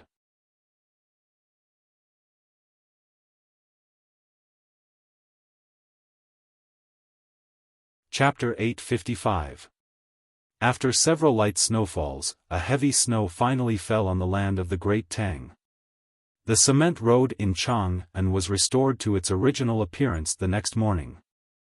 Li Longji didn't have the snow-melting agent, but he had salt. The inferior salt shipped from Jili province was not used for the consumption of the common people. Most of it was sent to the Ministry of Works to be used as industrial raw materials. It was not a problem to use a small portion of it to melt snow. The morning court session was still held in Xingqing Palace. Unlike previous years, when the officials had to prepare their own hand stoves in the cold, Li Longji had the Ministry of Works build a heating system this year. According to the distance between the steps, pipes were made to deliver hot water. An iron box was installed at the position where each official was to stand. When their feet were warm, their bodies would not be too cold. All of the officials knew that the emperor would not be so idle as to casually do such a thing. He definitely had a purpose to achieve. As expected, when the morning court session started and the officials were feeling the warmth of winter, Li Longji opened his mouth. "Do you know what is under your feet?" The officials were stunned. "What is it? Is there a need to ask?" "It's a heating system." Which official didn't have one in their house? The Ministry of Works fixed all of their houses for free. A thing called a boiler was installed in every house. Those who were not used to sleeping on Kong could still sleep on their beds. Although they thought so, the officials knew that the emperor must have something to say about the heating system. They tacitly looked at the emperor and waited for him to explain. Li Longji didn't wait for others to ask and said directly, "This thing is a heating system. Everyone has one in their house. You don't lack it, right?" Some nodded and some shook their heads. Nodding meant that they had one in their house. Shaking meant that they did not lack it. Li Longji didn't care about the different body language of the officials and continued, "Of course, you have one in your house, but the common people don't. I can't be comforted. I can't sleep at night. How will the common people survive in winter?" The officials didn't believe the emperor. If they died without a heating system, how did the people in the past survive? They were all wondering what the emperor was trying to achieve and continued to remain silent. "I heard that there is a thing that can generate electricity, make lights, and produce heat. It's killing 2 birds with 1 stone. I'll let the Minister of Works, Zhang Zhong, be in charge of it. What do you think?" Li Longji followed his words and said Zhang Zhong's name. The officials immediately understood. It seemed that the thing that needed to be repaired would cost a lot of money, and they were afraid that they would object to Zhang Zhong being in charge of it, so they took a big detour. "Your Majesty, I have a question. How much does that thing cost?" Zhang Jiuling stood up and asked. "This. It's not a lot of money. I estimate that it's around 10 million or so. However, heating is relatively easy, but generating electricity is difficult. It needs to be tested first, and it might not be possible within a few years." Li Longji's words clearly lacked confidence. When the ministers heard this, they were secretly surprised. 10 million, that was definitely not money, but strings of string. If they took out that much money, they might not succeed. In the process, it was very likely that Zhang Zhong would have too much power.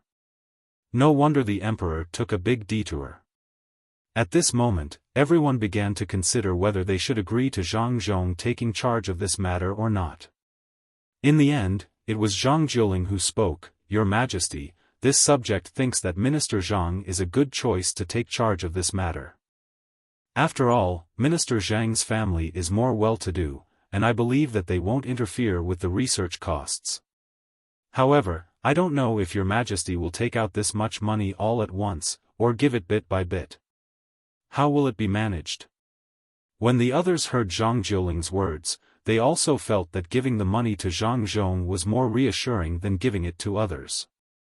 The so-called well-to-do could be considered as having wealth that could rival an entire country, and they wouldn't be greedy for money. Perhaps this was one of the benefits of having a rich family. Li Longji glanced at Zhang Zhong, who was standing beside him, and continued, I plan to turn on the heating first. The Ministry of Works has already made a lot of pipes, and the power generation will take some time. Naturally, the money will be given to the Ministry of Works bit by bit. As for the location, I plan to mark out a piece of land in the capital, and I won't allow any unrelated personnel to get close to it. Perhaps, I will use some of the people's houses. Understood. This time, the officials completely understood. The most important thing was not the money, but the location. Perhaps the location would be related to some official's family, and when the time came, they would have to give it up. The emperor was worried that if Zhang Zhong chose a good location and the people there did not want to move, they would look for a court official with connections, or spend money to send gifts, and obstruct Zhang Zhong in every possible way. This would make things difficult for Zhang Zhong. Your Majesty, this subject agrees. At this time, Wei Shu also stood up to express his support. Recently, he wanted to write a book on the development of science and technology, so he often went to the Ministry of Works. He knew that even if the Ministry of Works had a lot of unfinished research, he would be able to get more advanced technology by interacting more with Zhang Zhong. Therefore, he had a good relationship with Zhang Zhong. After the emperor, he was the second person to know that the radio had already appeared. He wanted to see how the power plant generated electricity and how useful it was. After one person stood up to support, several other people also stood up to support. Some of them did not have any other property in the capital, and some of them did not have a high official position and did not have much real power. It was good to have a good relationship with Zhang Zhong. The main reason was that his son had a lot of power. Although he was an official, he was in charge of a large area of land. Except for these few people, the others did not make a sound. They wanted to wait for others to express their views. There were very few people who responded to the request for land. At this time, Zhang Zhong had to stand up and announce, those who are occupied can send people to manage the Bohai provincial governor's area or 100 times the size of the land. They will definitely have a harvest. They can also directly get money to buy 10 times the size of the land. This subject agrees. Yuan Rong jumped out. It was good that it was not for free. With money, they could buy a bigger piece of land in other places, or go to the northern part of Hebei province and ask for 100 times the size of the land. It was not bad, especially the northern part of Hebei province.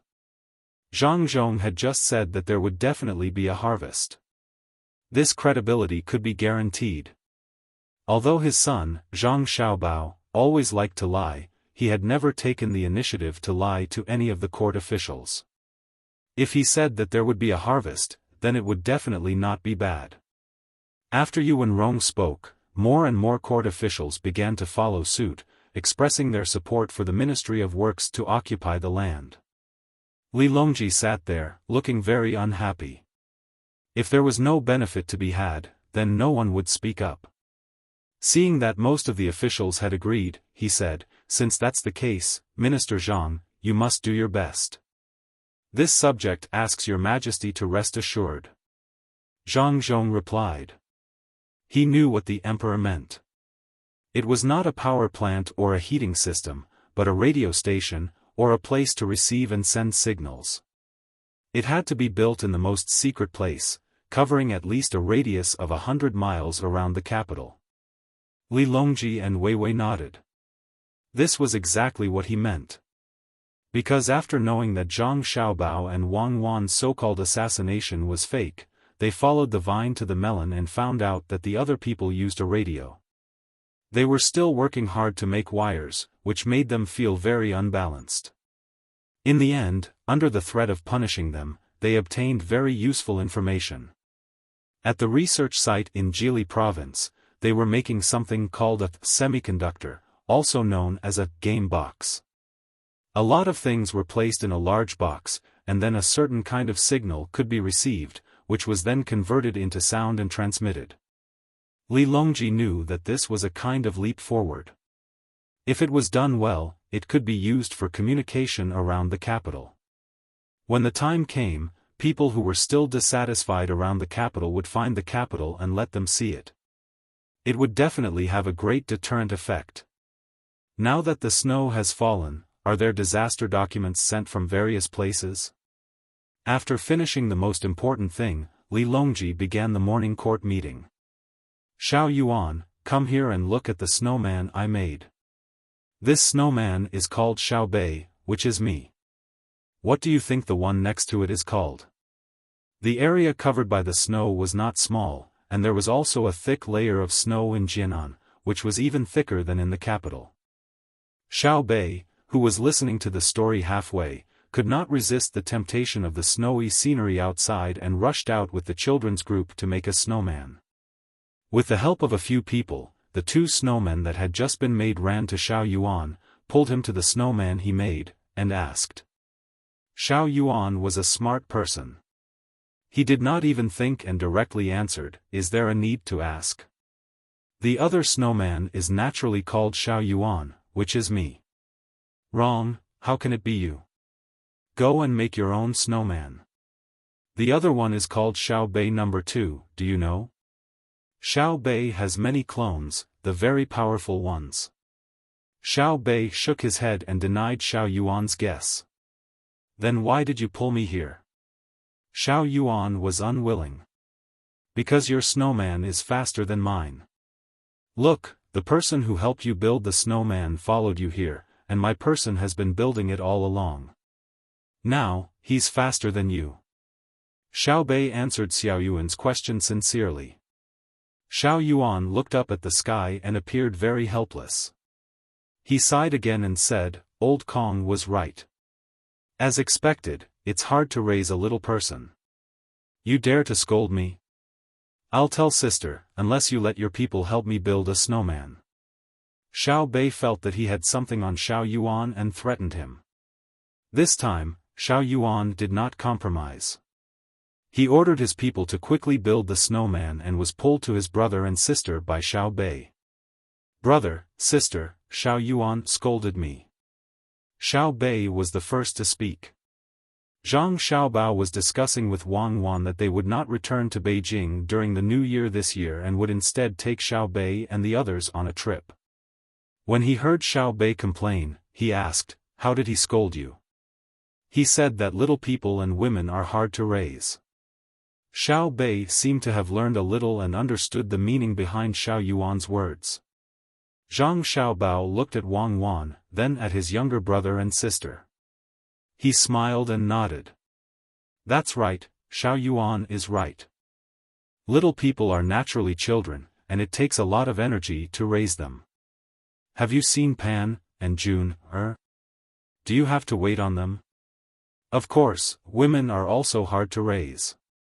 Marrying a wife, eating a wife, dressing a wife, and eating a meal. With our family's business, are clothes and accessories mostly for men or women? You can explain it like that? Xiao Bei was stunned. He looked at his brother with eyes full of worship. His brother was indeed talented. He nodded and said, Yes, I know. Women have a lot, and men need to buy all kinds of things for women. Xiao Yuan, did you hear that? Help me build a snowman later. Why should I? It was Xiao Yuan's first time hearing such an explanation. He was thinking about it when he heard Xiao Bei's request and asked in dissatisfaction. Because of what you just said. Humph, if you don't help me, I won't be your wife when we play house in the future. I won't let you marry me when we grow up. I don't care for it. Trip rope. Don't scare me. I'll do it. I'll go out and get someone to help you build a snowman. This is called a gentleman does not stand on a collapsing wall. A wise man submits to circumstances. Xiao Yuan had a look of awe-inspiring righteousness. Zhang Xiaobao and Wang Wan looked at each other and smiled. He said to Xiao Bei and Xiao Bei, have fun today. Sleep early tonight. I'll take you out to play tomorrow. Where are we going? When Xiao Bei heard that they could go out to play, he immediately forgot about the snowman. Ulaanbaatar. Oh, it's called Yan Rant's Commander-in-Chief Manor. We're going to see the grassland scenery. Zhang Xiaobao pointed to the northwest. Then can we still build a snowman? Xiao Bei thought of the snowman again. Yes, the snow on the grassland is more convenient to build a snowman. Go and play. Zhang Xiaobao rubbed his sister's head. After Xiao Bei left happily, Wang Wan looked at the map carefully. There's a lot of resistance if we fly there. The cold current of Siberia is blowing in this direction. It's too cold to fly. What's there to be afraid of if it's cold? Prepare more warm supplies. There are many mines there and large grasslands. I plan to raise tens of millions of cows and sheep there, the kind that doesn't need artificial chemical feed.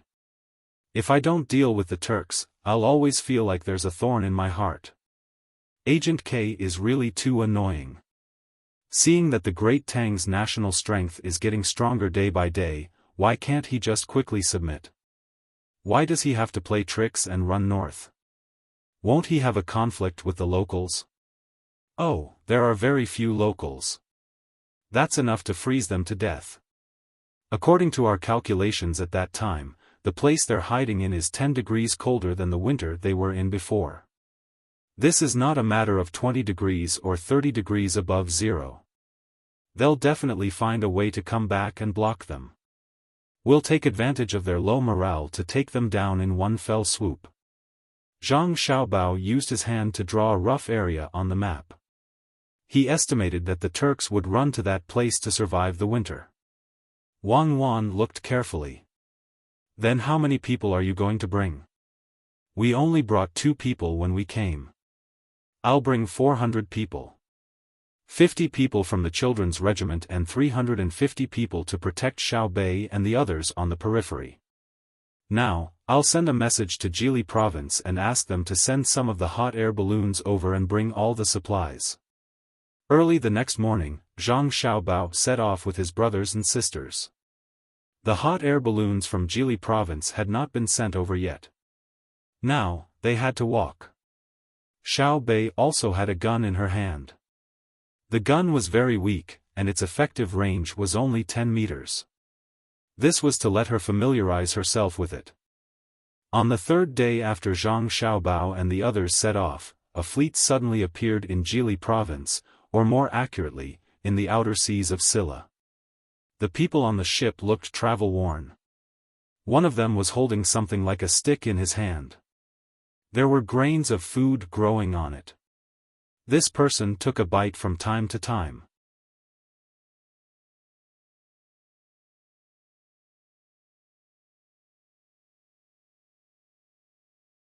Chapter 856. When the hot air balloon of the tour group was ready to take off, the radio station on Zhang Xiaobao's back started beeping. Wang Wan translated the content as fast as she could and looked at Zhang Xiaobao with surprise in her eyes. They're back. The people who went to North America are finally back. We can eat proper Sichuan-style hot pot in the future. We can also make scrambled eggs with tomatoes for Xiao Bei and the others. And my cigarettes, roasted sweet potatoes, and the first thing that came to Zhang Xiaobao's mind was to eat. Wang Wan nodded vigorously.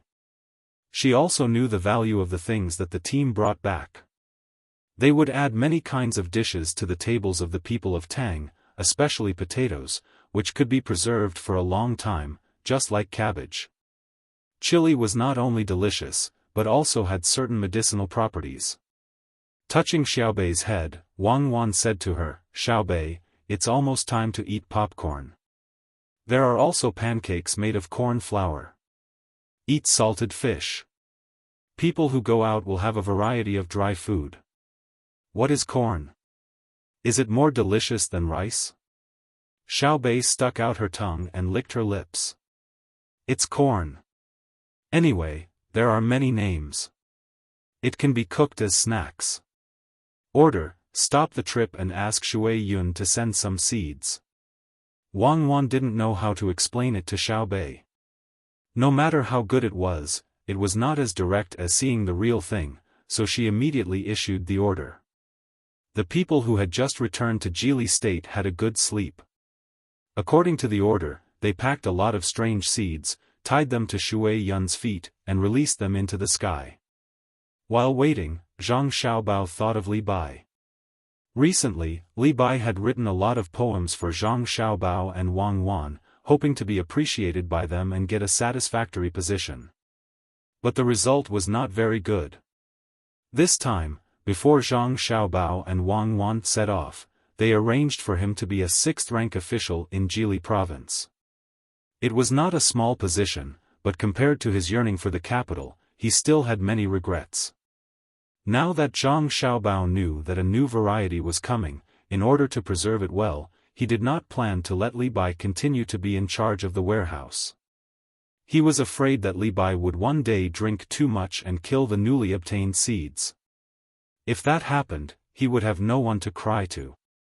When he found Li Bai, who was also packing his luggage, Zhang Xiaobao said to him directly, "Young Master Li, there are 2 official positions for you to choose from. One is to be the county magistrate in Jian'an. I'll give you a mission. You are to lead the people of Jian and to plant a new kind of thing in the greenhouse. This greenhouse is a glass greenhouse. It's no longer simple."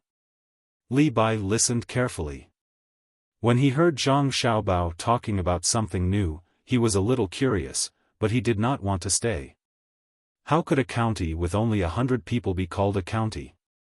Even if they grew smallpox, it would be useless. Then he asked, "What about the second one?" "The second one is to enter the capital and become an official. You first go to Jili province and get some seeds there. When you return to the capital, you take them directly to the Sinong temple and let people plant them. Your official position is also in the Sinong temple. Well, you can be a garden supervisor. What should we call it?" "Oh, let's call it Shirlai Garden. What do you think?" Zhang Xiaobao suddenly thought of a new name and a new department, so he asked Li Bai. Li Bai did a little calculation and knew that the new official position was a 6th-rank official with some real power. He was also an official in the capital. He had not considered whether this official position was what he wanted, but he had a new understanding of Zhang Xiaobao and Wang Wan's abilities. From Zhang Xiaobao's words, he knew that the Sinong temple did not have a Shirlai garden yet. Zhang Xiaobao was going to make one. He looked so confident as if the Sinong temple would do whatever he said. He could give him a 6th-rank official as he said so. Feeling Zhang Xiaobao's power, Li Bai temporarily believed that Zhang Xiaobao could successfully give him a garden in the Sinong temple. But after thinking about it, he found that no matter what kind of garden it was, his official position was a little small and he still had to farm. He could not help but show an expression of embarrassment. Zhang Xiaobao knew what Li Bai was thinking when he saw his expression. He felt very uncomfortable in his heart. He gave him a 6th-rank official and he was not satisfied. He gave him this because of his reputation as an immortal poet. Which one do you think is more suitable, Child Li? Zhang Xiaobao asked patiently. Can I change to another place? Li Bai was not willing to study farming in his heart. Then you can go to the Ministry of Rights and be a secretary. That's also a 6th-rank official. Zhang Xiaobao thought about it and gave him another official position. Li Bai lowered his head and thought for a while. The expression on his face was still the same as before. It seemed that the Ministry of Rights was not very good either. If the Ministry of Rights is not good enough, you can go to the Ministry of Revenue and be a manager. That's a 7th-rank official. Zhang Xiaobao was thinking of new things now. He wanted to get rid of Li Bai as soon as possible. The Ministry of Revenue was in charge of money. It was a very important department. The manager could see the minister and it was convenient to contact him. It was a good place. But the rank was not good. Li Bai gritted his teeth and asked, "Can I be a doctor?" "What do you think?" Zhang Xiaobao asked rhetorically. He knew that Li Bai wanted to be the physician of the left and right departments of the ministries, a 5th-level official who could attend the morning court. This was purely a joke. It was not that it could not be arranged, but how could Li Bai want to jump directly to an important 5th-level official position? Li Bai also felt that his request was too much, but he was full of expectations. After thinking about it, he said, "Then I'd better be a governor." This time, Li Bai was thinking about how to enter the capital and find a way to meet the officials in the capital. After getting familiar with them, he would ask them to recommend him. If they did not agree, he would use Zhang Xiaobao's suggestion and slowly look for an opportunity. Zhang Xiaobao specialized in studying people's psychology. How could he not know what Li Bai was thinking? Li Bai's eyes moved. Zhang Xiaobao knew what he was thinking, but he did not expose him. He would let him try and see who would dare to interfere with the position he arranged. Not to mention the officials of each department, even if the position was a little bigger, it would not work. Zhang Xiaobao even got the position of the head of the secretariat. Thinking of this, Zhang Xiaobao laughed in his heart. He took Li Bai into the room, spread out the paper, ground the ink, and wrote on it, "Recommend Li Bai Li Tai Bai to be the Minister of Revenue. He will try for a year and wait for the examination next year." Zhang Xiaobao. A few simple words confirmed Li Bai's position.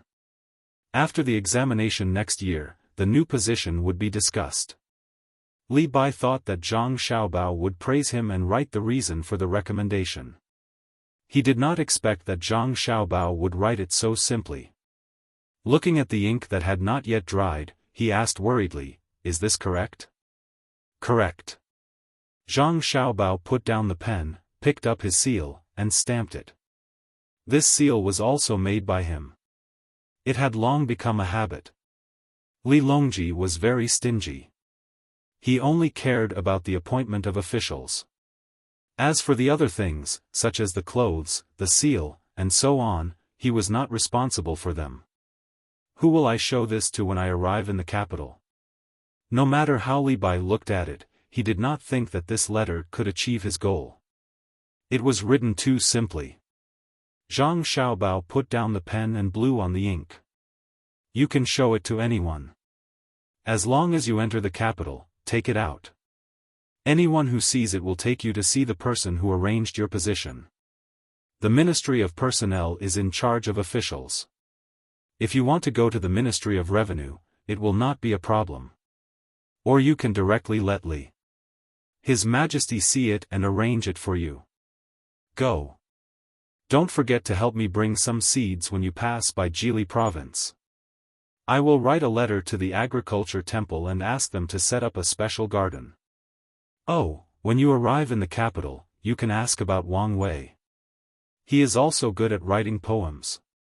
After saying that, Zhang Xiaobao casually folded the new letter and stuffed it into Li Bai's hand. That was it. Li Bai held the letter in his hand and watched Zhang Xiaobao go out. His face was blank. He always felt that Zhang Xiaobao had agreed too easily. He said that he would be an official in the capital, and he came too quickly. Logically speaking, if he wanted to be an official in the capital, he should not be like this. He looked at the letter in his hand again. He took a deep breath and slowly exhaled. He had to treat a dead horse as a live one. Whether it worked or not, he would give it a try after he arrived in the capital. He lowered his head and walked out with infinite sadness. When he looked up, he happened to see Zhang Xiaohai squatting there and writing on the snow. Li Bai found that Xiaohai was silent for a long time in the days they spent together. Compared to his sister Xiaobei, Xiaohai was much more silent. Li Bai curiously went over to see what Xiaohai was writing. When he saw what Xiaohai was writing, Li Bai was confused again. He could not understand at all because Xiaohai wrote, "Let the side length be x, the area be y, 2y equals z, what nonsense is this?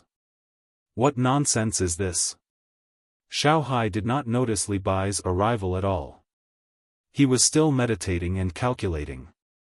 If it were Zhang Xiaobao and Wang Wan, they would definitely shout that Li Bai was a genius. Unfortunately, Li Bai was not. "Ah. I have to ask my sister how to eliminate yuan." Xiaohai calculated for a while and found that he could not calculate. He frowned and muttered. "What are you writing?" Li Bai asked puzzledly. "You won't understand even if I tell you. Did my brother arrange an official position for you?" Xiaohai was very surprised and said a few more words. Li Bai nodded. "Then do a good job. Don't think that the position is small. I heard from my brother and sister that my father studied hard for more than 10 years and was the top scorer in the exam. In the end, he was just a small 7th grade official. If you dare to smear my brother's name, I will ask my sister to impeach you." Today, Little Hai spoke a lot, especially to outsiders. Li Bai was obviously in a bad mood. He was threatened by a child. What did he mean? Did he look down on him? Li Bai did not answer and turned to leave. He was really afraid that the 9 children would jointly impeach him. It was not a joke. There had been a precedent, so it was very accurate. Li Bai left with expectation in his heart. Under the protection of the 4 people, he went to the seaside to take a boat. When the time came, he would transfer to Jili province and take the seeds to the capital. Shui Yun also came, but she did not come alone. She also brought a companion, a big red eagle. One white and one red, flying in the sky was very conspicuous. It was named Hong Luan. It was considered a fairy bird. In Zhang Ying's eyes, only a fairy bird was worthy of Shui Yun. The 2 eagles brought a package of things. Judging from the marks, they should have stopped to rest on the way. There was snow and ice at the bottom of the package, and there was also some soil and some blood stains of some animal left behind when the 2 eagles ate. Zhang Xiaobao only looked at the package and didn't rush to open it. Instead, he touched Shui Yun's head and said, "Congratulations, you found a good one. I haven't seen a red eagle before. When you have children, you have to give them a heads up so they don't fall to their deaths." Shui Yun seemed to understand Zhang Xiaobao's words. She rubbed her head against Zhang Xiaobao's face. Her sharp mouth was frightening. Xiao Bei asked someone to kill a deer and send it to Shui Yun. She also said, "When you have babies, our children's group will catch insects for you. It's best to catch more than 100 of them. You have to work hard." After Shui Yun took Hong Luan to eat, Zhang Xiaobao opened the package. There were sweet potatoes and potatoes that had sprouted.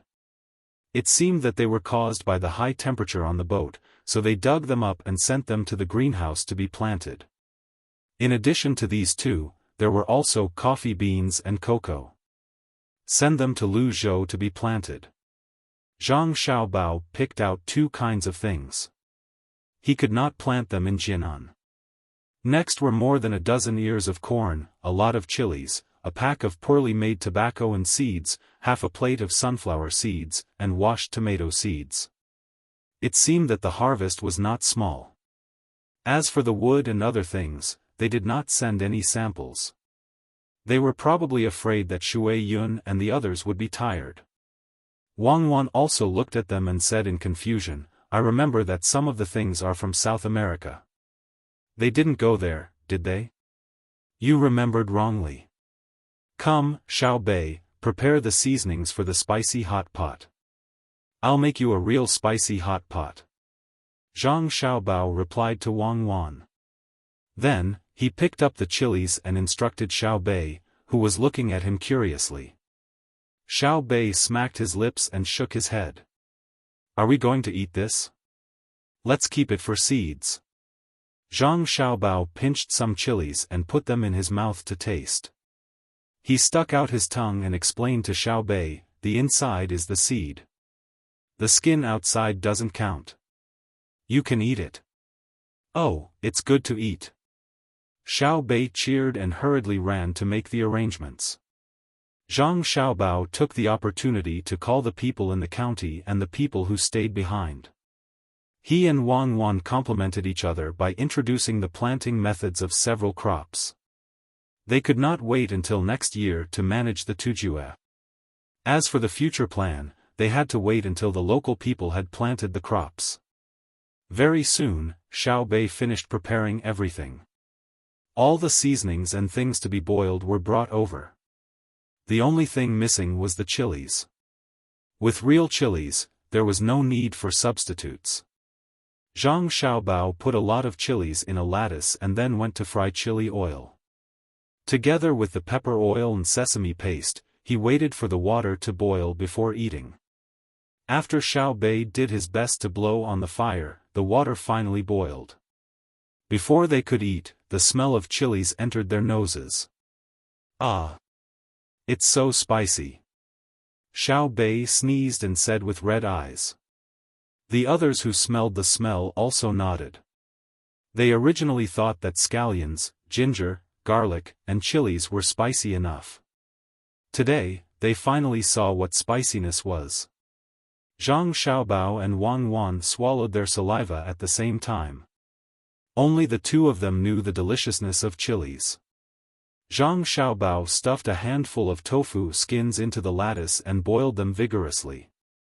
When the tofu skins were soft, he took them out and distributed them to his 9 younger siblings. Then, he poured some chili oil and pepper oil on top. Eat. I'll make boiled meat slices and boiled fish for all of you in the future. Xiao Bei nodded his head vigorously twice and moved his nose closer to smell. The smell of chili oil and sesame oil mixed together. Before eating, he already felt that it was fragrant. He took a deep breath and prepared himself for the spiciness. Then, he carefully picked up a stick of tofu skins and put it into his mouth. In less than 2 seconds, Xiao Bei's eyes suddenly widened and his hands stopped moving. After another 2 seconds, Xiao Bei took off the stick and chewed it vigorously. There was obvious sweat on his forehead. Even so, his mouth did not stop moving. When he swallowed the stick, he opened his mouth and exhaled. He said in a muffled voice, "It's so spicy. I want that soup. Give me some of the soup. It's so comfortable. It's so warm. You still want to drink soup when it's spicy?" Xiao Yuan had not eaten all this time. He was obviously frightened by Xiao Bei's reaction.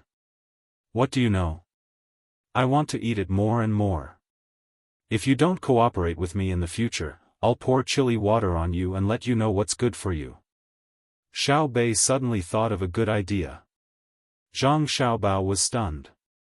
He looked at Wang Wan and said, "It seems that our Xiao Bei is really talented. He knows how to pour chili water. I haven't tried pouring this thing into my nose to see what it feels like." "It can treat colds," Wang Wan said. Xiao Yuan watched Xiao Bei slurp and eat at the same time. He finally could not help but try it. In the end, he became like Xiao Bei. The more spicy it was, the more he wanted to eat it. The others also came to taste it, including the people in the county. All of them felt that this thing was magical. Seeing that they were almost done eating, Zhang Xiaobao stopped his brother and sister and gave each of them a big bowl of mungbean porridge. He was afraid that the spiciness would affect their digestive systems. "It's a pity that we don't have green pepper seeds," Zhang Xiaobao said regretfully. "That was cultivated later.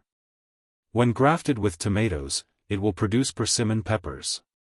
When more tomatoes grow, they can be made into ketchup. There will be one more fish in tomato sauce in the can. Pack up and prepare to set off."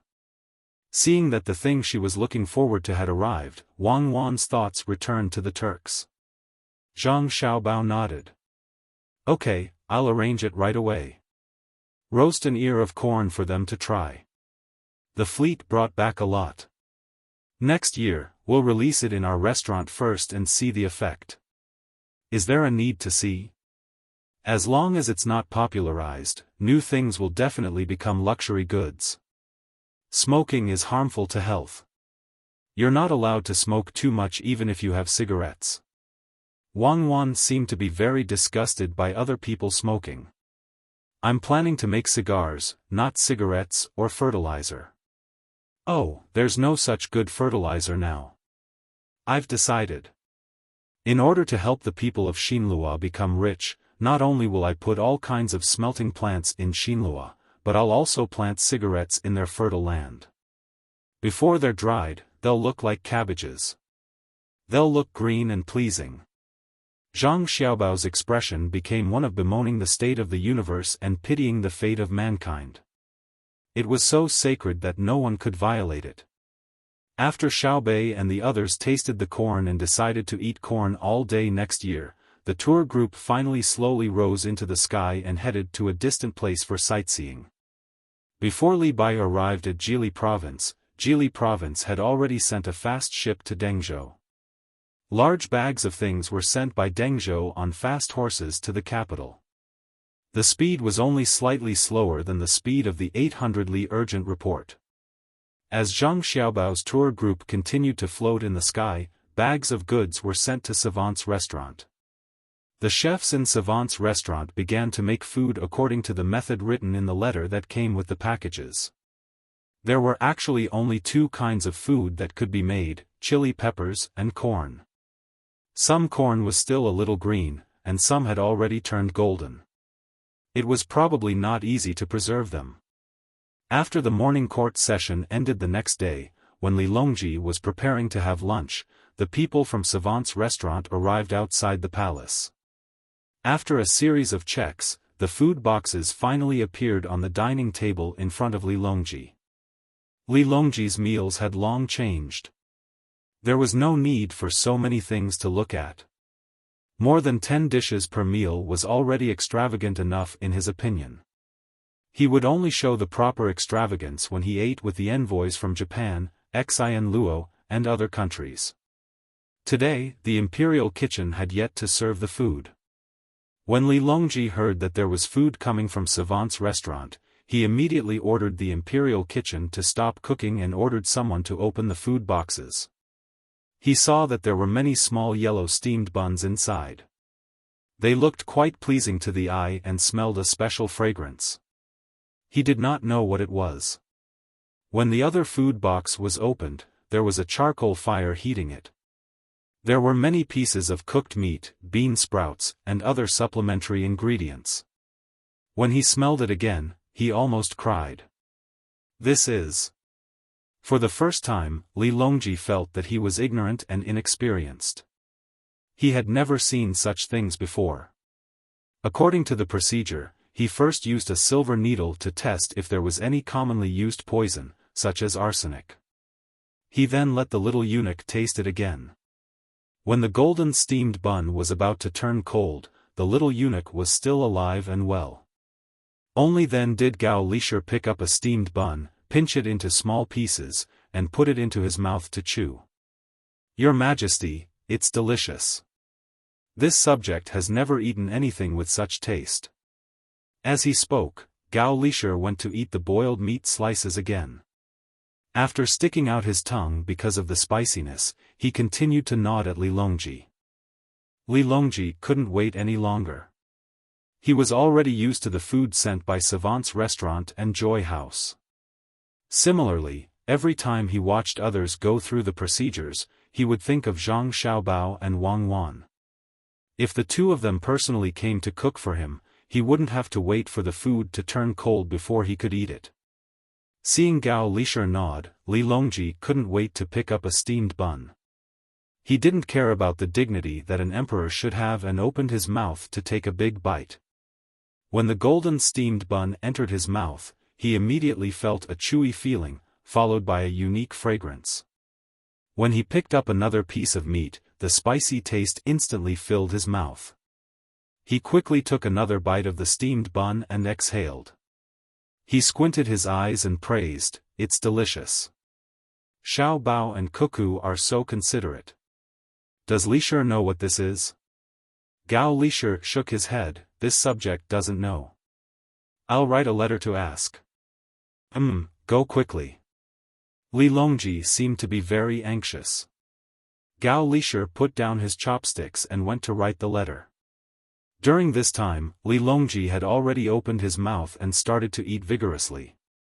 When Gao Lisher finished writing the letter and sent it back to Jili province with a pigeon, he saw that there were only a few bean sprouts and vegetable leaves left in the big bowl with the boiled meat slices.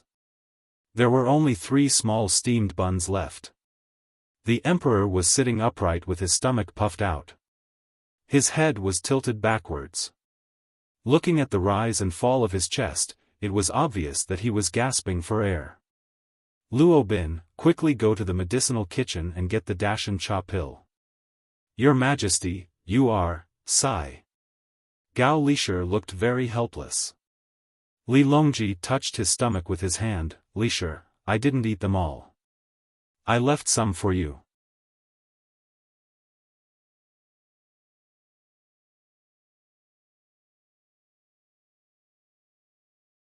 Chapter 857. As a rare grain, Li Longji was only lucky enough to taste one meal before he sent someone to the savant's restaurant to ask about it. He was told that he could only eat one meal every 3 days, and this was because of his special status. Li Longji could only put the matter of the cornbread aside for the time being and look forward to the arrival of every 3 days. He once again devoted his energy to various aspects of Great Tang. According to Wang Wan, the current Li Longji should be in a situation where he rejoiced in grandiose achievements. A bucket of millet only cost a few copper coins, and under the fawning of many officials, Great Tang was flourishing. But now, Li Longji had no intention of relaxing.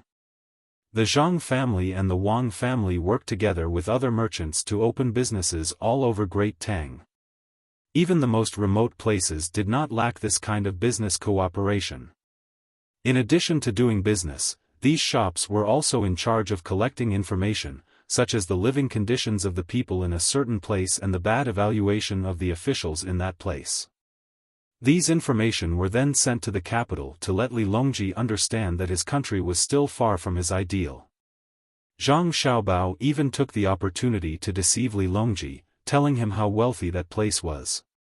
In the winter, every family had fruits, and all they wanted to eat was vegetables. They were already sick of meat. Every family had a type of carriage that was dozens or even hundreds of times faster than a carriage. It only took 2 days to travel from the capital to Luzhou. Moreover, everyone had a very small radio that they could carry in their pocket at any time. They could take it out at any time to greet their family in Tubo at the Blackwater Commander-in-Chief's manor. In terms of medical treatment, the Virtuous Academy could not compare. When hunting in the mountains, one's ears would not be eaten by wolves. It was fine. As long as one hid and did not let the wolves bite off one's head, one could use the small radio to inform a specialized department. There would be something that was hundreds of times faster than gliders flying over to save the person. Then, just like farming, one could grow another ear and install it. If there were no telegrams and steam engines, Li Longji would definitely not believe it. But now, he had no choice but to believe it. Hence, after making a comparison, Li Longji felt that the people of Great Tang did not have a good life. At the very least, he did not have a good life. He could not compare to the ordinary people of that place. Even if he lost an ear, he could not grow another one. This was the difference. Looking at the intelligence reports on the various regions of the Great Tang, he found that there were many places where the people could not eat white flour and rice, and could only eat millet, let alone meat and eggs. Even in winter, one could not expect to see fresh cucumbers. We still have to work hard. Li Longji closed the document about Hedong Dao, picked up a small metal box on the desk, and dripped 2 drops of eye drops mixed with ice shards into it, and said to himself. Gao Lisher, who was not far away, made a gesture to the young eunuch. After a while, the young eunuch came back with a tray. On the tray was a bowl with something inside. Your Majesty, it's getting late. Drink some beef radish soup and rest early, Gao Lisher said as he placed the bowl in front of Li Longji. Li Longji raised his head and squinted his eyes to look at the light above his head. He then glanced at the clock on the wall. The hands were pointing to 11 o'clock. He nodded. It's already midnight? Time really flies. Never mind, help me take a look at this small matter. I think it's better to find 2 more reliable people. Picking up the radish from the bowl, Li Longji stared at it.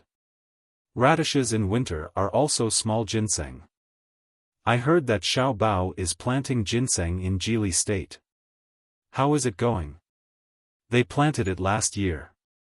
They said that they will plant it for 5 years. By then, there will be more ginseng in the hospital. They also planted a lot of other herbs. Your Majesty, don't worry. They even planted pearls, not to mention ginseng. Oh, Xiao Bao sent a letter saying that Your Majesty had cornbread yesterday. While Gao Lisher was speaking, he took out a small toy from his sleeve. It was a funnel. He also took out some leaves that came with the cornbread and stuffed them into the funnel. He lit a match and took 2 deep breaths. He seemed to be much more spirited. Li Longji chewed the beef tendon that was deliberately put into the bowl and asked in a muffled voice, "What's the matter with the cornbread?" They said that in a few years' time, they can use corn to feed livestock, especially cows. They want me to help choose a cow with more meat to be specially raised for meat in the future and save on other grains. It's also good for cows. Before the corn matures, they can chop the corn cob and the stalk together. I'm wondering if there should be a special area in every prefecture in Tang to be used to raise cows.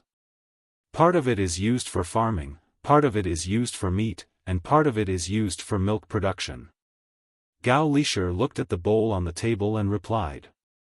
Li Longji suddenly understood. Oh. I understand now. I thought that corn was really precious. I didn't expect that Xiao Bao and Cuckoo had people bring it back from elsewhere to be used as fodder. I heard from Xiao Bao that the people in that place, regardless of whether they are adults or children, can drink fresh milk every day. Many children in Tang can only drink soy milk. I don't believe that if others can do it, so can I. Gao Lisher nodded vigorously, expressing his support and trust. Xiao Bao sent a letter saying that he was going on a trip. He even left in a hot air balloon. Are there any changes in Xinluo?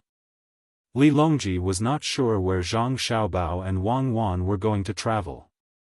He was afraid that it would delay the deployment of Xinluo. I've heard the news. Xiaobao ordered his family's business to transport all kinds of good goods to the border between Xinluo and Tang Dynasty, such as the clock hanging on the wall, pearl jewelry, cosmetics, beautiful clothes, and complete sets of glass products. He wants to do a big deal with Xinluo. What kind of deal? In exchange for charcoal, the price is very high. The price of charcoal of the same quality is 1.5 times that of Tang Dynasty. There is also the matter of opening a smelting plant in Xinluo. As Gao Lisher spoke, he wanted to point at the charcoal brazier to signal the emperor, but he suddenly stopped. There was no charcoal brazier here. They used heating, the kind that coiled around the ground. Li Longji also knew what Gao Lisher was thinking just now. He smiled in satisfaction. Technology must be developed. Otherwise, I would still be using candles to roast charcoal. It seems that Xiao Bao has gone to cheat people again. Take some time to ask if there are any new weapons in the weapons research department. Let me be happy, even if it's in the experimental stage. Yes, I'll contact him later. I thought of another thing that might make your majesty happy. Cuckoo said in a letter to her family that this year, Xiao Bao spent a lot of money to build a place to cultivate kunbu in Jili province. Xiao Bao called it kelp, which means that if nothing goes wrong this year, there will be a lot of kelp production. When the time comes, I'll let the people in Dengzhou learn to cultivate it. After the kelp is dried, it will be sent to all parts of Tang Dynasty and sold to the people at a low price. It can prevent the big neck disease. The two of them originally planned to extract something from the kunbu and put it in salt so that the people can eat salt. However, due to the lack of technology, they can only postpone it indefinitely. Gao Lisher did not know the extent of the weapons research, so he thought of something else to tell the emperor to make him happy. However, Li Longji did not look happy at all. That's right, we can't keep up with the technology. For Xiao Bao and Huan Huan to be able to think of this, it's probably because their master told them. That means that the technology of the other side has already reached that level. We're still far from it, we have to catch up. At the very least, we have to wait for the other side to have the strength to defend against them in case they attack. Li Longji clenched his fists and ate the food in the bowl as fast as he could. He followed Gao Lisher's instructions to wash up and get ready to sleep. Lu Zhou, in the forest northwest of the matchwood factory, a group of people was busy. Some were in charge of recording, and some were operating. When everything was ready, a loud noise rang out. The people involved in the experiment smiled. It's done. Send the report to the young master and young miss. The picric acid is successfully developed. The trinitrotoluene is in the process of development. The new cannon is tested. The maximum range is 6 kilometers. The extraction of gasoline and diesel failed. We're working on a new method. The person who spoke was the craftsman who won the first place in the competition in the capital, Zhang Tianyu. After he was selected, he studied with Zhang Xiaobao and Wang Wan for a while. He was the first to read Wang Wan's books. After that, he was sent to Lu Zhou to be in charge of the scientific and technological research. When the people in charge of the research of the new gunpowder heard his words, they subconsciously puffed out their chests. Although they had lost their freedom from the moment they joined the research team, their family's standard of living was not comparable to ordinary people. If it were not for Jia Ru's research team, they might still be ordinary craftsmen who spent the rest of their lives in some county. Now, they could at least wander around Lu Zhou, and they were escorted by many people. The ticking sound of telegrams rang out, all the way to Jili province.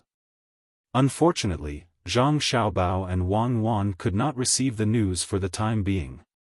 At this time, Lu Zhou did not stop working at the sea with the arrival of winter. The number of ships coming in and out every day was still the same. Before Xinyuan Island was fully occupied and explored, the profit-seeking merchants began to move further away. For example, there was a group of small islands beside Xinyuan Island, as well as an island that was not smaller than Xinyuan Island that was connected to Xinyuan Island on the other side. Ordinary merchants would go there to scout for resources and find a way to get them on board. Then, they would bring them back to Lu Zhou, pay a part of the taxes, and wait to make a fortune.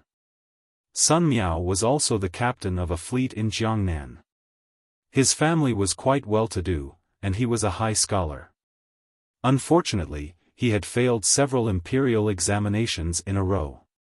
After the new year, he gave up on the idea of continuing to work in the capital and was ready to find another way to develop. When he was on Newgate Island, he participated in the first advance party formed by merchants and made a lot of money. He also met the owner of another merchant and was attracted to the owner's daughter. After a few contacts, they gradually became close. In the end, he secretly married her and made her his co-wife.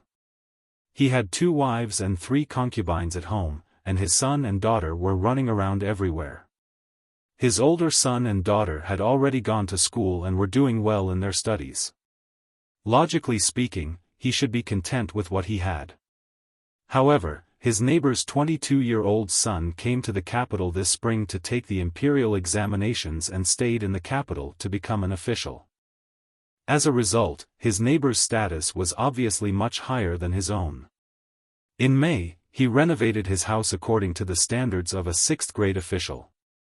His father complained more than once in his letter that they were inferior to each other. Sun Miao also felt sullen. When he was a high scholar, his status was higher than his neighbor's. Now that he had no chance, he could only pin his hopes on his son. However, his son was too young. How could he take the imperial examinations at the age of 12? He didn't even have the status of a high scholar. Unless his son suddenly became Zhang Xiaobao and his daughter became Wang Wan, even if everything went well, he would have to wait for 10 years. He couldn't let his neighbor suppress him for 10 years. Who knew if his son would become a 3rd-grade official after 10 years? Sun Miao was very worried about this. Just as he was looking for an opportunity, it suddenly appeared in front of him.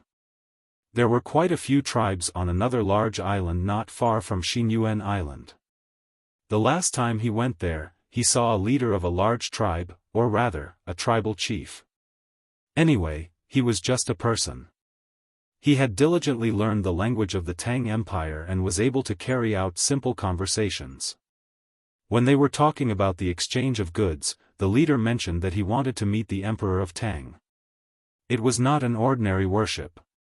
Perhaps, the leader could not imagine how majestic the Emperor of Tang was. The speaker had a heart, and the listener had a heart. Sun Miao's heart came to him. Since he could not pass the imperial examinations, he could become an official through other means. No one in his family could be an official, so why couldn't he make a great contribution? With this idea in mind, Sun Miao, who came back, began to contact people. He did not foolishly go to Lu Zhou's provincial governor, nor did he write a letter to the capital. Although he was qualified to send a letter to the capital as a high scholar, he knew it was useless. The emperor could not see it at all. After thinking for 2 days, he found Lu Zhou's trade alliance. First, the alliance was controlled by the Zhang family and the Wang family. If he wanted to let the emperor know, the emperor would definitely know. Second, the Zhang family and the Wang family would not steal his credit. The 2 families were so famous that they did not care about the merit of a tribe leader on an island. Most importantly, the Zhang family and the Wang family were very amiable. Sun Miao's contact was successful. The person in charge of Lu Zhou's affairs agreed immediately. As long as Sun Miao was confident that he could get the leader of the tribe to the capital and bring a lot of local specialties as tribute, Lu Zhou's people would be responsible for the protection work along the way and contact matters after the arrival. Before winter came, Sun Miao brought the people arranged by Lu Zhou to the island and found the leader of the tribe, Shan Tusher. This name was given by the leader himself. At first, he said that he wanted to follow the emperor's surname, Li. Later, he was dissuaded. If the surname was not passed down by the ancestors, it could not be taken casually. It had to be given by the emperor, especially by people who did not belong to Tang. When Shan Tusher learned that he could meet the emperor of Tang, he was very excited. He asked people to prepare many things that he thought were good and wanted to go with Sun Miao.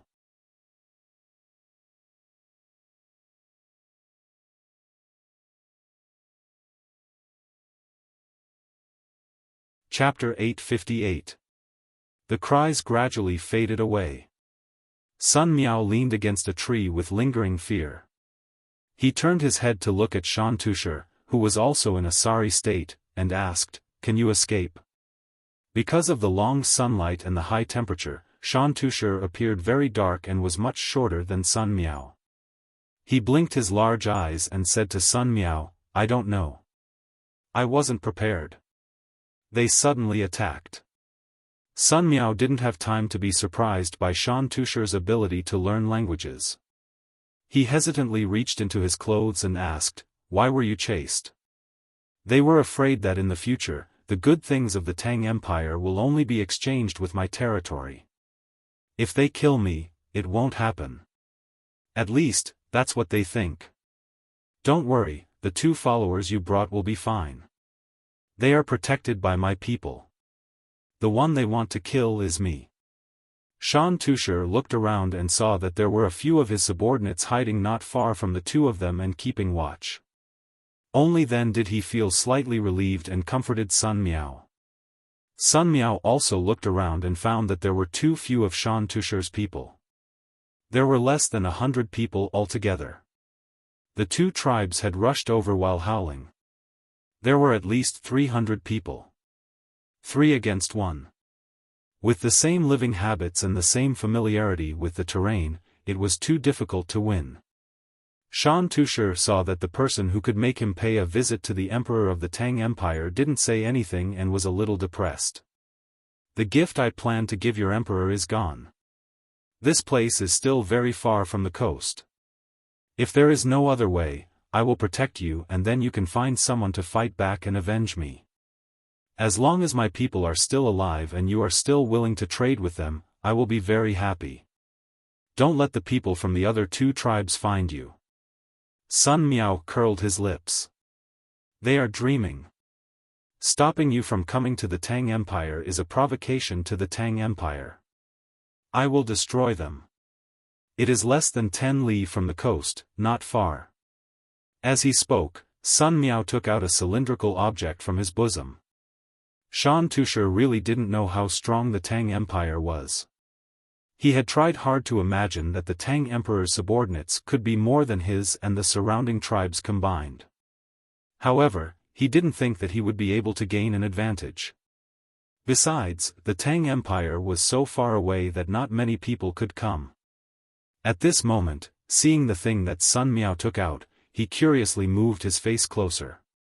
"This thing can kill people? This thing can find people." Sun Miao took out another box of matches and looked up at the sky, searching for a place where the leaves were sparse. "Who are you?" "Naturally, it's to protect the lives of the great Tang's merchants. Didn't I pay such a high tax precisely for this day?" Just as he finished speaking, Sun Miao struck the match in his hand and dug the bottom of the cylindrical object into the ground. He carefully ignited the twists on the top and pulled up the rocks to hide behind him. His heart was beating like a drum. Although the Lu Zhou's Chamber of Commerce had indicated on the map that there were rescuers on the new island, they did not provide the exact number of rescuers, nor did they mention the equipment of these rescuers. If the signal was sent out and the rescuers were still foolishly armed with ordinary knives and arrows, not only would they not be able to escape, but they would also bring harm to Lu Zhou's elite Hurricane Battalion. "I hope they are armed with pistols." While Sun Miao was lost in his thoughts, the signal fireworks exploded in the sky with a loud bang. The loud noise startled Shan Tushar and his men. They lay on the ground and did not dare to move. After a while, Shan Tushar raised his head and asked in surprise, "Are there any more powerful weapons? I'm sure they won't be weak." Sun Miao shook his head and stood up, looking around vigilantly. The noise just now was not small, and the fireworks were high enough. He was afraid that the people from the 2 tribes would discover their location and rush over. "Yeah, I don't think so. Things that can make such a loud noise are very rare." Shan Tushar helped Sun Miao to figure out the problem. After a few breaths of regret, he also remembered what Sun Miao was worried about just now. He shouted a few words to his men that Sun Miao did not understand. The surrounding people who were protecting them gathered around and bent their backs, ready to fight at any time. Sure enough, it did not take long before the people from the 2 tribes who were lured away by Sun Miao and his men arrived. After a few of them were shot by Shan Tusher's men with simple bows and arrows, they cried out in pain. "Let's go, they are coming." Shan Tusher grabbed Sun Miao's arm and ran in another direction. Sun Miao looked hesitant. He wanted to run, but he was worried that the people from the hurricane camp would not be able to find him. If he did not run, he was afraid that they would find his corpse. Being pulled by Shan Tusher, the team moved towards the seaside. Gradually, more and more howling sounds came from the surroundings. It seemed that the people from the two tribes were gathering and surrounding this place. Seeing this situation, Shan Tusher said to Sun Miao in a very loyal manner, "You run, I will take people to stop them. Remember to take revenge for me." "Oh no, how come there is another group of people from the Hulu tribe? They have allied with another tribe." As soon as Shan Tusher finished speaking, Sun Miao saw that the people chasing after him were more energetic than the ones before. Perhaps it was because they were more energetic. The people who were in charge of stopping the people behind him screamed from time to time. Sun Miao saw with his own eyes that a person who was less than 5 feet away from him was shot in the neck by a wooden arrow. The person who did not die immediately covered the place where he was shot with both hands and made a sound in his throat. With a swoosh, an arrow flew past Sun Miao's face. He could feel the wind as the arrow flew past him and pierced into Shan Tusher's thigh. "Run! Take revenge for me." The injured Shan Tusher seemed to know that he was going to die, so he could not keep running. He stared at Sun Miao and shouted. The screams of countless people were still echoing in Sun Miao's ears. Sun Miao trembled from head to toe. He did not know whether it was because of fear or excitement. He looked around blankly. Suddenly, he realized that everything around him had slowed down. He did not know where he got the strength, but he lowered his body, picked up Shan Tusher, and started running. As he ran, he cut his calf on the stubble of a plant. A cut immediately appeared on his skin, but he did not feel any pain. He only felt a chill and an itch there. The people in charge of protecting him finally made contact with the enemies. All kinds of shouts entered Sun Miao's ears. He had no time to distinguish which side was making the shouts. Shan Tusher, who was being carried by Sun Miao, saw the people of the Hulu tribe gradually approaching from behind. A look of despair appeared on his face. The person closest to him was less than 5 steps away. He had already raised the big stick in his hand and was about to smash Sun Miao in the next moment. Thud! A sound suddenly rang out from nowhere. Shan Tusher could only watch as a hole suddenly appeared in the head of the person chasing after him. His head was tilted back, but his body was still moving forward. With a thump, he landed right in front of Shan Tusher.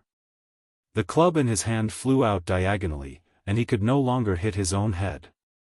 Shan Tusher had no idea what was going on. While he was still in a daze, he found himself being thrown to the ground by Aeon.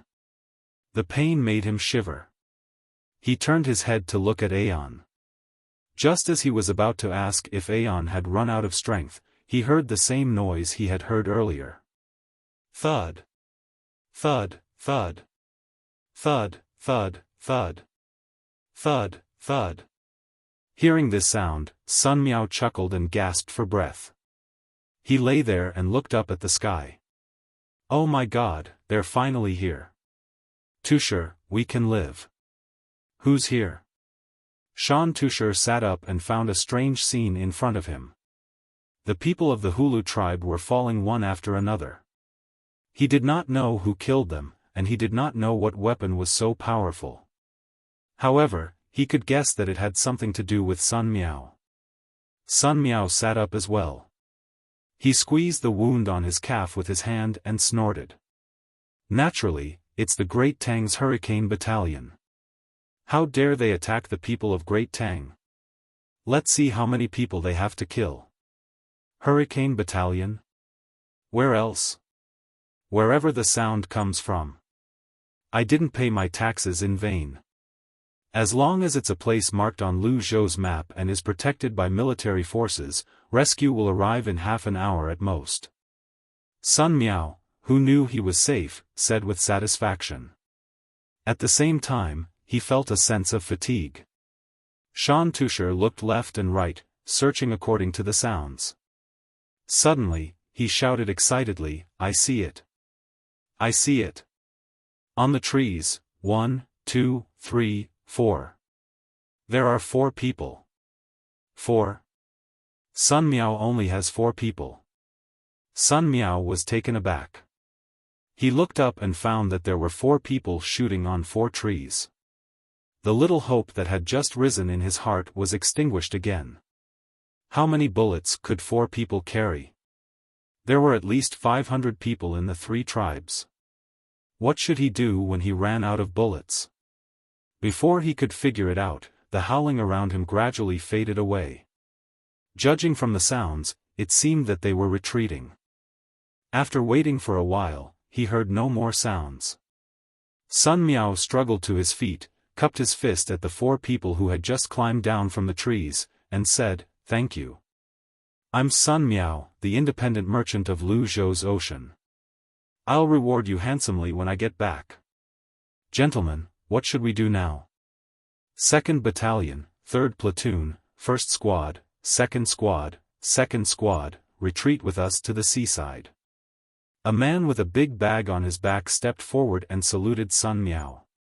His voice was short and strong, giving people a sense of security. All right, sorry to trouble you. Tusher, can you still walk? Hurry up, don't be surrounded again. Otherwise, we'll be finished." Sun Miao didn't have much time to exchange pleasantries. He pulled Shan Tusher, and under the protection of 4 people, they tried their best to evacuate towards the seaside. Shan Tusher called out to his frightened subordinates. Those who could still move carried the wounded and followed along. Among the 4 people of the Hurricane Battalion, one was leading the way quickly, while the other was guarding the enemies on both sides. Gunshots kept ringing out. Shan Tusher's eyes were fixed on the man beside him, who should be the leader of the 4 people. To be exact, his eyes were fixed on that pipe. Although he didn't know what that pipe was called, he knew that it was a very powerful weapon. He was very envious. If each person in his tribe had one, then it seemed that the Emperor of Tang was indeed awe-inspiring. As the enemies in front and on both sides died one after another, the people of the 3 tribes began to give up on the 3 sides and gathered behind Sun Miao, trying to find a suitable opportunity to kill these people. When they passed by a small hill, the leader of the Hurricane Battalion took down the bag on his back, put it on the ground, and began to move it, making beep beep beep sounds. Shan Tusher was anxious and confused. He didn't understand why they didn't leave at the crucial moment. It was also the first time Sun Miao saw this strange thing. After the beep sound stopped, he asked, "A new weapon?" "No, I'm calling for artillery support." The leader carried the thing again and began to move forward. At this time, on the sea 1 kilometer away from the newly discovered island, 4 ships floating there received the signal at the same time. "Command, everyone get ready. Attack the area between the east and the south of the 434 high ground on the 2nd island." After receiving the signal, the captain of the flagship issued the attack order. The 4 ships immediately adjusted their position. The moment the position was confirmed, along with the command to fire, the rumbling sound also followed. In the team that was still moving in the forest, Shan Tusher and the others didn't understand what was called for artillery support, but Sun Miao understood. His eyes widened as he nervously asked, "Artillery support? Artillery ship? Won't it hit us? If you aim accurately, you won't be able to hit us. Hurry up." The leader of the Hurricane Battalion answered straightforwardly. "Tusher, hurry up and run. Tell your people to follow. That thing doesn't have eyes." Sun Miao didn't have the mood to complain about why they needed to fire artillery. He urged Shan Tusher and walked faster while holding one of his arms. Shan Tusher, who still didn't know what was going on, could only mechanically follow Sun Miao's words. The less than 20 people under him gritted their teeth and rushed forward. Before Shan Tushi could ponder for a long time, a whooshing sound came from the sky. Before he could raise his head to look, he heard a rumbling sound coming from behind him. He turned around and saw that there were clouds of smoke and flames about 400 steps behind him. The trees flew into the sky, and the soil also danced in the sky. There was also something that looked like a human body flying up. "What is this?" Shan Tusher asked Sun Miao. Sun Miao couldn't hear what he was shouting at, but he guessed from the shape of Shan Tusher's mouth. He put his mouth close to Shan Tusher's ear and shouted, "This is artillery support. If it falls on us, we will all die." "Ah! Where did it hit? I didn't see it." Shan Tusher also shouted. "On the sea. Hurry up and don't stop. You can't know where it will land." Sun Miao shouted at the top of his voice and then stopped talking. He started to jog with Shan Tusher. Shan Tusher's ears were buzzing, but he also stopped talking. He limped along with Sun Miao. His face was pale, and the shock in his heart had reached an extreme level. Now he had a new understanding of the Tang Empire. He didn't know what artillery support was, but he knew that it could hit here from very far away. And it was so powerful that even the trees were blown into the sky. He really had to see the Emperor of the Tang Empire. He was too powerful. How could he have such a weapon? If each of his tribesmen had one, Sun Miao did not know how childish Shan Tusher's thoughts were. At this moment, his heart was filled with pride. This was his Tang Empire, and they were providing artillery support for a merchant like him. Based on the noise and the flying dust, he could guess that this must be the attack method of Lu Zhou's artillery battalion called saturation attack. The money spent on this artillery attack was probably equivalent to half of his family's wealth. The tax he paid was really insignificant. It was just like the promise Lu Zhou had written in the Chamber of Commerce: "For the safety of the Tang Empire, we will do our best." After about 100 breaths of time, the sound that had been incessant just now suddenly stopped. Shan Tusher was finally released from some kind of pressure. Gasping for breath, he looked back and could no longer see the figure that had been tailing him. After advancing for about 2 miles, they were closer to the seaside. Then, everyone's ears gradually recovered. Shan Tusher looked at Sun Miao respectfully. He shouted, "Sun Miao, are you very noble in the Tang Empire? You are only slightly inferior to the Emperor of the Tang Empire?" Sun Miao was first startled by Shan Tusher's habitual shout, then he was frightened by the words that came out of Shan Tusher's mouth. He looked nervously at the 4 people of the Hurricane Battalion. When he saw no reaction from them, he shook his head vigorously. "I'm nothing in the Tang Empire. I dare not be compared with His Majesty." Then, without waiting for Shan Tusher to ask any more questions, he added, "That bombardment just now could have bought several hundred of the goods I brought over. They saved me only because I'm a Tang citizen." Shan Tusher clearly couldn't understand why the great Tang would spend so much money on a single person. He was well aware that the goods Sun Miao had brought over would require his tribe to work for several years to get their hands on them. How much money would several hundred of them cost? "Sun Miao, is it because there are not many people in the Tang Empire?" This was the only reason Shan Tusher could think of. "More than all the trees around your tribe put together," Sun Miao shouted.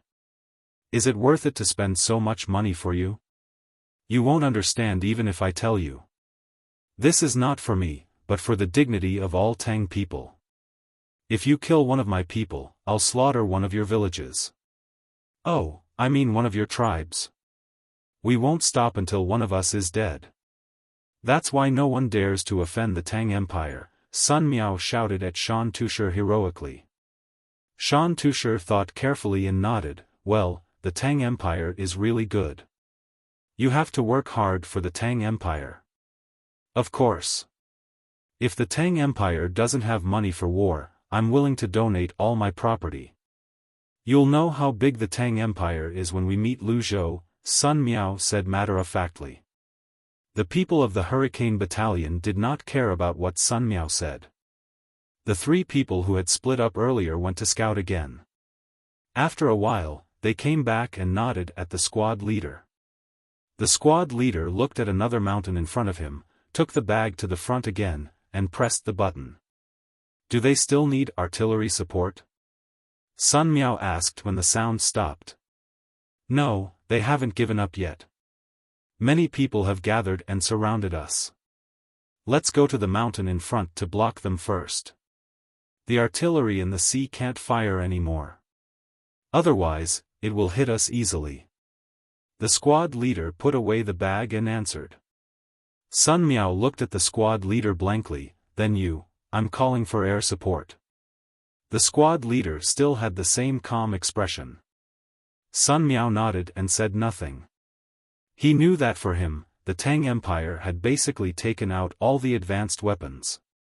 Shan Tushar had no time to wonder why the beeping sound could mobilize the weapons from so far away. He turned his head and asked Sun Miao, what kind of support is air support? It's people flying over from the sky. You'll know when the time comes. Hurry, go to the mountain and hold on until they arrive. Sun Miao looked around vigilantly but did not see anyone. However, he believed that the people of the Hurricane Battalion would not lie to him. They ran to the small mountain. The four people of the Hurricane Battalion were looking back and forth with binoculars. When they saw Sun Miao's blank look, they handed the binoculars to him. Here, take a look. Don't break it. I know. Oh, they're really surrounding us. How did they find us? Sun Miao took the binoculars and saw many people at the foot of the mountain. Let me see. Shan Tushar grabbed the binoculars and imitated Sun Miao's look. When he saw it, he was surprised again. This thing was very magical. It could actually make the distant scenery closer. At the same time, he also saw people from other tribes who were not willing to give up. Seeing those people gradually approaching, when the four people of the Hurricane Battalion aimed at them and were ready to shoot at a certain distance, those people suddenly stopped. They seemed to be afraid, but also seemed to be waiting. If they did not come, the people of the Hurricane Battalion would not easily waste their bullets. The two sides confronted each other at the top and the foot of the mountain. Squad leader, are they waiting for their people to come up from other places and then rush in? Sun Miao thought of a possibility. The people in front were responsible for attracting the attention while the people in other places were responsible for sneak attacks. The squad leader answered, almost, but they still have to wait. Time passed slowly while waiting. When Shan Tushar and the others felt more and more pressure, one of his men pointed to the sky and shouted before the enemy could see the sneak attack. Shan Tushar followed his subordinate's gaze and saw a flock of large birds in the sky. When he got closer, he saw that they weren't large birds. Instead, there were two people with a large pair of wings flying in the sky.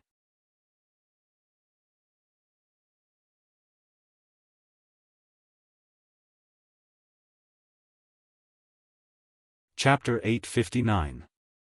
If it wasn't for the pain in his leg, Shan Tushar would have thought that he was dreaming.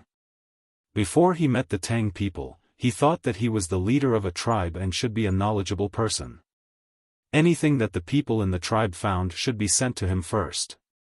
But after he met Sun Miao, he realized that he was the toad in the well that Sun Miao was talking about. He was very pitiful. If it wasn't for the danger today, he believed that Sun Miao would never light up that life-saving thing. He also wouldn't know that there were many things that he had never heard of before. Sun Miao, how do you fly up? Shan Tushar touched Sun Miao and asked in a low voice. Jump down from the mast or the lookout tower. Two people use gliders. One person is in charge of adjusting the direction while the other is in charge of attacking. You need to have have experience. Sun Miao explained. He was about to say that it required wind, but he was afraid that he would reveal the secret, so he quickly changed his words. He knew that gliders were very important on the sea. The wind was strong on the sea. When attacking in the air, the enemy's ships were like decorations. Not to mention the ability to fight back, they couldn't even find the ability to defend. Shan Tushar didn't understand, so he just listened to Sun Miao. He had seen mast and lookout towers before. They were the places where the sails of ships were raised and the place where one could observe from a high place. He looked at the trees on the mountain and asked with longing, "Can I learn?" "I don't care. I'm only in charge of doing business. I don't dare to interfere in fighting." Sun Miao knew that Shan Tushar thought too highly of him. In fact, his status was very low. He was only a Juren. At this time, the reinforcements from the air had already begun to hover in the sky with their gliders. There were not many of them. A total of 80 gliders were sent out from the 4 ships that were docked at sea. The person in charge of attacking was equipped with a rifle that could fire continuously and a few grenades. After circling in the sky twice to determine which side needed protection and which side needed to be attacked, they immediately launched the attack. 20 gliders landed and cooperated with the 4 people from the Hurricane Battalion to snipe on the ground. The rest of the gliders looked for their own targets. The sounds of gunshots rang out in the forest. The people from the 3 tribes were unwilling to give up. They no longer planned to continue hunting Shan Tushar and the others. Looking at the people flying in the sky, some threw away their weapons and knelt on the ground, while others ran away. The battle started quickly and ended quickly as well. The aerial troops were not in the mood to chase after the escapees. Firstly, they were not agile in changing directions, and secondly, they were blocked by trees, making it difficult to aim. They had to control the angle of the wind. If they flew too slowly, they would fall easily, but if they flew too quickly, they would not be able to find their target. Under the fear of the gods, the people who surrendered were quickly gathered and guarded. Sun Miao tried his best to suppress the urge to kill them personally. He said to Shan Tushar, "Tushar, should we kill them or not?" "No, leave it to me. Many of my subordinates have died, and I was worried that no one would work for me." Shan Tushar's eyes lit up. He estimated that there were more than 200 people who had surrendered. They could do all the dirty work for him. Sun Miao also planned to do the same. He asked the question for the Hurricane camp, lest they would waste bullets and Shan Tushar's force would not be able to grow. The people of the Hurricane camp were indeed waiting for Sun Miao's response. They had a rule that when the merchants contacted the locals overseas, they were only responsible for providing military support and not making decisions. They had to listen to the merchants, protect the merchants, and help the merchants achieve their goals. This was because merchants were more treacherous, and they could gain the most benefits with the support of military force. The squad leader nodded and said, "Sun Dongjia, we'll do as you say. Should we continue to attack?" "Attack! Attack! Attack with all your might.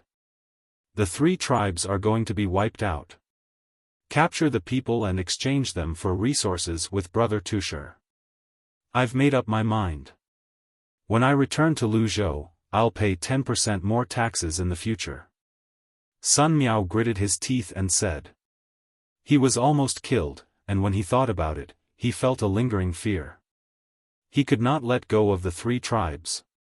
Otherwise, more tribes would come to provoke them in the future. The squad leader did not comment. He did not care about the taxes.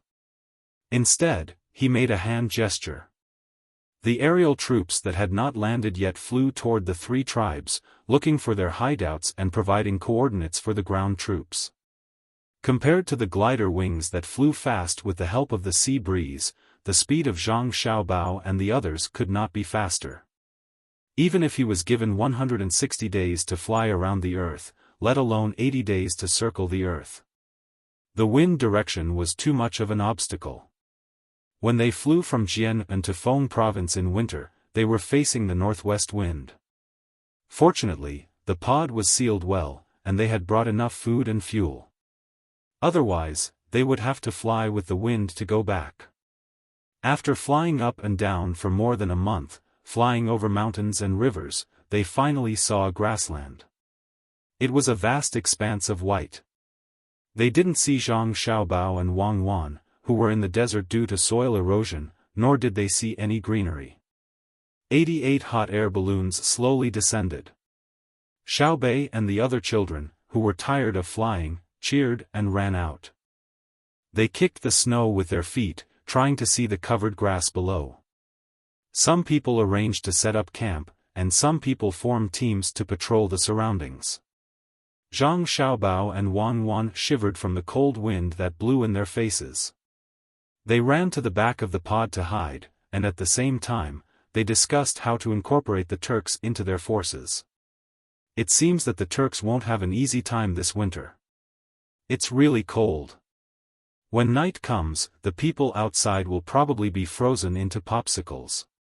Zhang Xiaobao sighed into his hands, looked up at the gloomy sky, and said, "You don't need to say that. They insist on running north. This year, it might not be -40 degrees, maybe even 50 degrees. I want to know where they are now. When the time comes, I want to control their leader, tell them how good the great Tang is, and bring them back to live a happy life." Wang Wan had already thought of a way to deal with this. She couldn't rely on the addition of 50 children to form an army of 400 people to directly defeat hundreds of thousands of Turks. Zhang Xiaobao took out a small wine flask, took a sip, and handed it to Wang Wan. As he walked away, he said, "Let's go and look around. Let's see if we can find some frozen snakes to cook porridge. Don't they say that there are many wolves on the steppe? If we can find a group, we can even eat some fresh meat." Wang Wan also drank a mouthful of wine, and her stomach felt better. She asked Zhang Xiaobao, "When the wolves see so many of us, they've already run away in fear. Why would they wait for you to eat? Tell me, if you were the leader of the Turks, what would you do?" "Me?" Zhang Xiaobao pointed at his nose and said, "If it were me, I would lead the Turks to the west. I wouldn't run north. That would be fatal. With so many people under my command, I can probably fight all the way to the Mediterranean. I would make weapons along the way. I'm not asking you that. I'm asking you where you've run to now that you've already gone north. You can't always stay in a place where people freeze to death, right?" "Oh, you're talking about now? I don't want to be the leader of the Turks right now. I just want to know where we are. Where do you think we are? Have we reached Hohhot? How do we find the vast desert? I'm a bit regretful.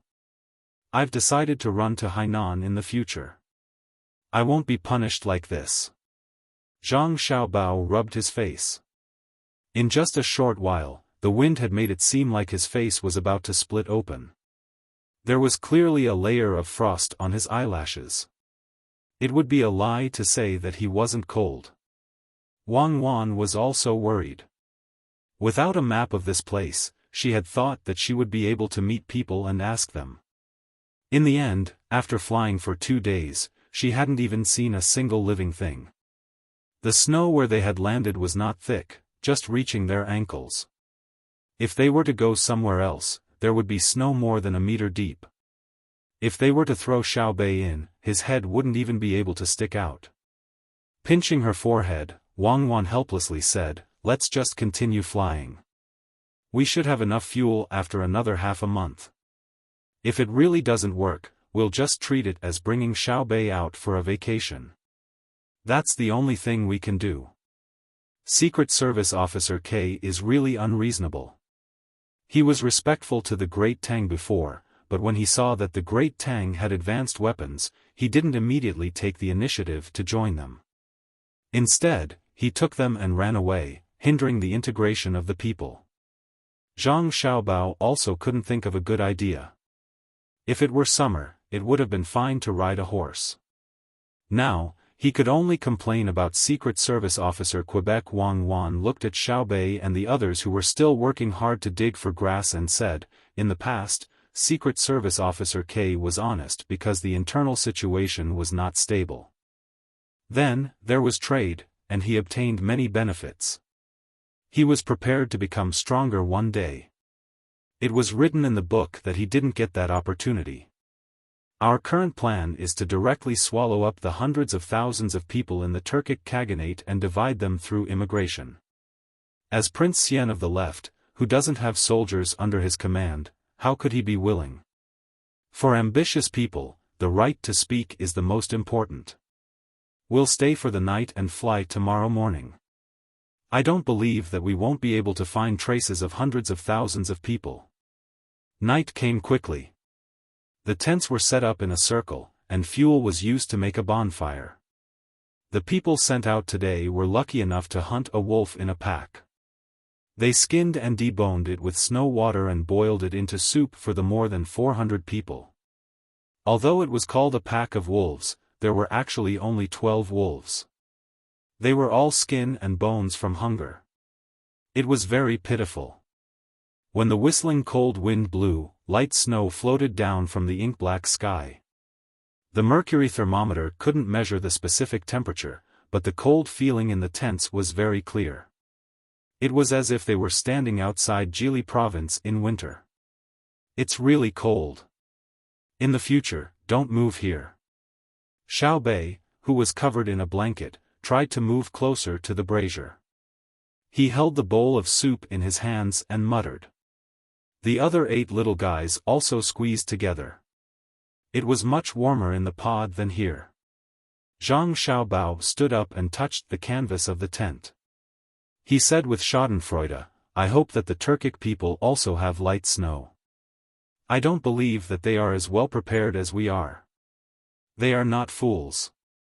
The felt made of fur can withstand the wind better than our tent. Okay, hurry up and drink the soup. It's time to tell the story.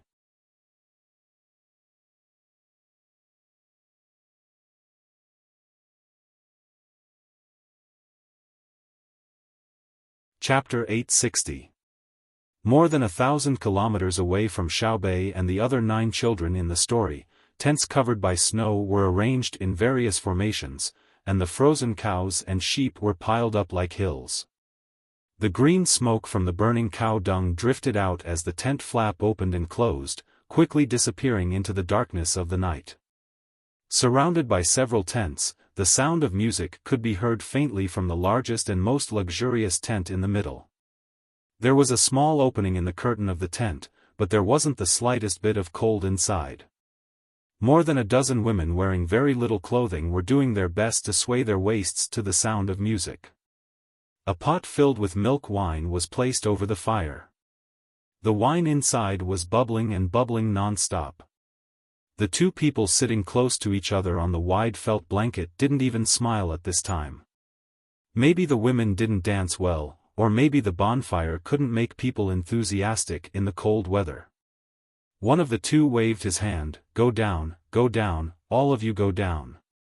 The women who were still dancing suddenly stopped and saluted almost at the same time.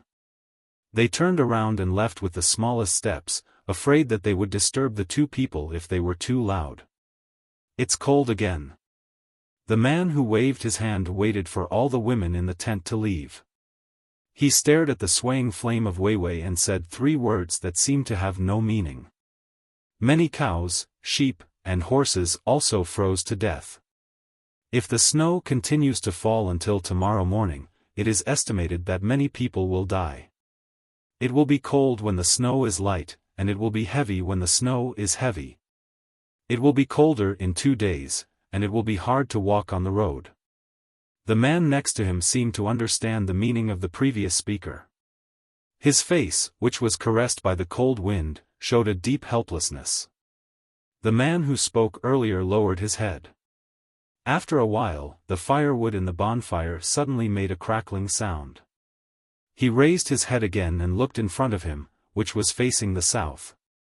He said, the north of the Tang Dynasty must have a lot of snow, and the north of Hebei Province and Jili Province may be covered in thick ice. So what? The closest place to us was Feng Province. If it had been more than 10 years ago, perhaps a snowfall could have killed many people and livestock, and cut off the connection with the outside world. But now, we didn't expect too much trouble to happen to them. Disaster relief in the Tang Empire had always been carried out by the army first. The army in Feng Province was nominally under the control of the local government, but in reality, it was clear who had the final say. The ability of the Zhang family and the Wang family to provide goods, they called it logistics, did not need to be tested. The year before last, I remember that there was also a heavy snowfall. Almost all of it fell on Fengzhou. What was the result? After half a month, the supermarkets in Fengzhou city not only had enough food, but also fresh cucumbers and watermelons. This is a provocation to longevity heaven. Normally, when the road is clear, it would take at least a month for supplies to be delivered, but now that the road is sealed off by snow, it takes at least half a month for the goods to be delivered. In truth, I understand.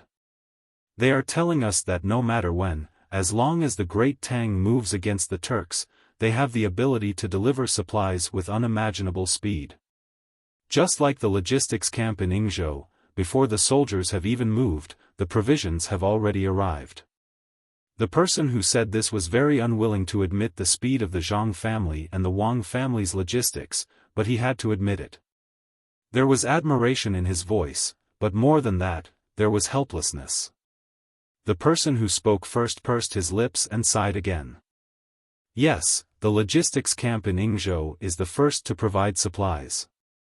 As long as they are still there, no one dares to take advantage of them and deliver supplies in half a month. Damn it, who would have thought that they used dogs? If dogs can carry goods, they can also carry people. If they find our location now and transport 10,000 soldiers here, with the speed of dogs on the snow, we can't run away even if we want to, and the cavalry can't even lift their hooves. Since you know, there is no need to expect any losses in Jili Province. The Zhang family and the Wang family have long been used to facing all kinds of difficulties. According to the saying passed down, they are kites that fly in adversity and become stronger when they meet strong opponents. Secret Service K, if there is no other way, let's go back and apologize. Li Longji won't kill people. The person called Secret Service K couldn't help but tremble. He closed his eyes and sighed again. Ah. Mo Shilian, are you afraid? Go back? Will there be any Turkic people if we go back? It's not like you don't know what that damn child Zhang Xiaobao is planning to do. He'll have Li Longji separate us Turks and place us in the various provinces of the Great Tang. Tubo is already doing that. Moji did not answer immediately. He scooped a bowl of wine from the pot, smelled the familiar smell, raised his head and drank it all. He burped and cut a piece of slightly burnt mutton from the rack of another bonfire with a knife. He put it in his mouth and smacked it twice, feeling that it did not taste good. He then said, "You're right. I'm afraid that Zhang Xiaobao and Wang Wan will be free in the north of Hebei province and run here with their soldiers. At that time, it won't be a question of whether we go back or not, but how many lives we have to pay to go back. I don't think they will be afraid of seeing blood when they kill people, so they won't do it. There's no salt in the meat, and we're also out of tea. In a few more days, we'll probably run out of wine and things to burn the fire. Do you dare to plunder like before? They're probably waiting for us. You haven't seen the power of the cannons, but I saw it with my own eyes." After the thunderous boom, the ground was littered with broken limbs. The people flying in the sky casually threw a torch at the provisions. Should we save them or not? Our generals can't run all over the place and continue to give orders while avoiding aerial attacks, right? Mo Shilian had just finished speaking when footsteps came from outside the tent, followed by a report. Reporting, in the various circles of the headquarters, another 623 sheep have been frozen to death. I know, Mo Shilian replied and then turned to Secret Service Quebec. Secret Service K aged a lot in an instant, and turbid tears flowed from the corners of his eyes. He pursed his lips for a while and let out a sobbing sound. He nodded twice and said, "When dawn comes, summon the leaders of the various tribes to discuss the matter of returning. At that time, I'll stay and live in the world of longevity and die in the world of longevity." "No, if you stay, Li Longji will definitely be angry and think that you're competing with him. At that time, he'll kill the Turks," he hurriedly persuaded. He didn't want to see Secret Service K die like this. "Then I'll live a few more days and go see Li Longji and the capital of the Tang Empire. Maybe I'll have a chance to see Zhang Xiaobao and Wang Wan." Secret Service K followed Mo Shilian's words and said, "The heavy snow in winter wasn't specially for the Turks and the Tang Empire. Even Xinlua and Neon felt the cold." Li Longji didn't know how Neon lived, but he knew a little about Xinlua. While soaking in the hot spring and experiencing this comfort, there was no trace of happiness on his face. The letter in his hand was wet, but he still read it over and over again. Then, he said angrily to Gao Lisher, who had just finished lighting the incense, "How did you teach your son? We prepared a pool for them and wanted them to come and soak in it. But they didn't stay in Jilin province in the middle of winter and insisted on going to find the Turks. The journey is long and dangerous. If something happens, we will only ask you." Yes, this subject knows his mistake. Your Majesty is right. This subject didn't teach them well. This subject will send people to look for them." Gao Lisher nodded repeatedly. "Send people to look for them? What a joke! It would be strange if we could find them. When they come back, we won't let them off easily. At that time, it'll be useless no matter who comes to plead. We will punish them by not allowing them to leave the capital for a month and have to cook for us every day. Yes, for a month, we will see if they dare to soak in the hot spring every day." Li Longji said angrily. Gao Lisher continued to nod. Yes, we have to punish them. They won't dare. This subject reckons that they won't dare, especially soaking in the hot spring. It's good that they won't dare. We heard that the people of Xinlua are doing well this year. Is there any new news? Tell us. Li Longji's face was back and he no longer bothered with this question. He believed that the two of them would be able to return safely, so he asked about Xinlua again. Yes, this subject will tell your Majesty that the people of Xinlua are doing well. The price of grain has dropped again and again. Now, 1 bushel of rice only costs 4 copper coins, and cloth is less than 1 copper coin. In addition, the snow is heavy in winter, so the people there use good charcoal for their homes. It's almost free. It's even better than our great Tang. Gao Lisher explained the situation to the emperor with a smile. A smile also appeared on Li Longji's face. He knew that the reason the grain was cheap was not because the Great Tang had lowered the price. The rice in the Great Tang was still 5 copper coins per bushel. It was because the local farmers couldn't sell the grain and had no choice but to lower the price. Otherwise, they wouldn't have the money to buy other necessities. As for the charcoal, it was naturally burned by the trees of Xinlua. The people in charge of this matter used a large number of luxury goods to bribe the local officials of Xinlua, allowing them to cut down trees with all their might. At the same time, they recruited local laborers.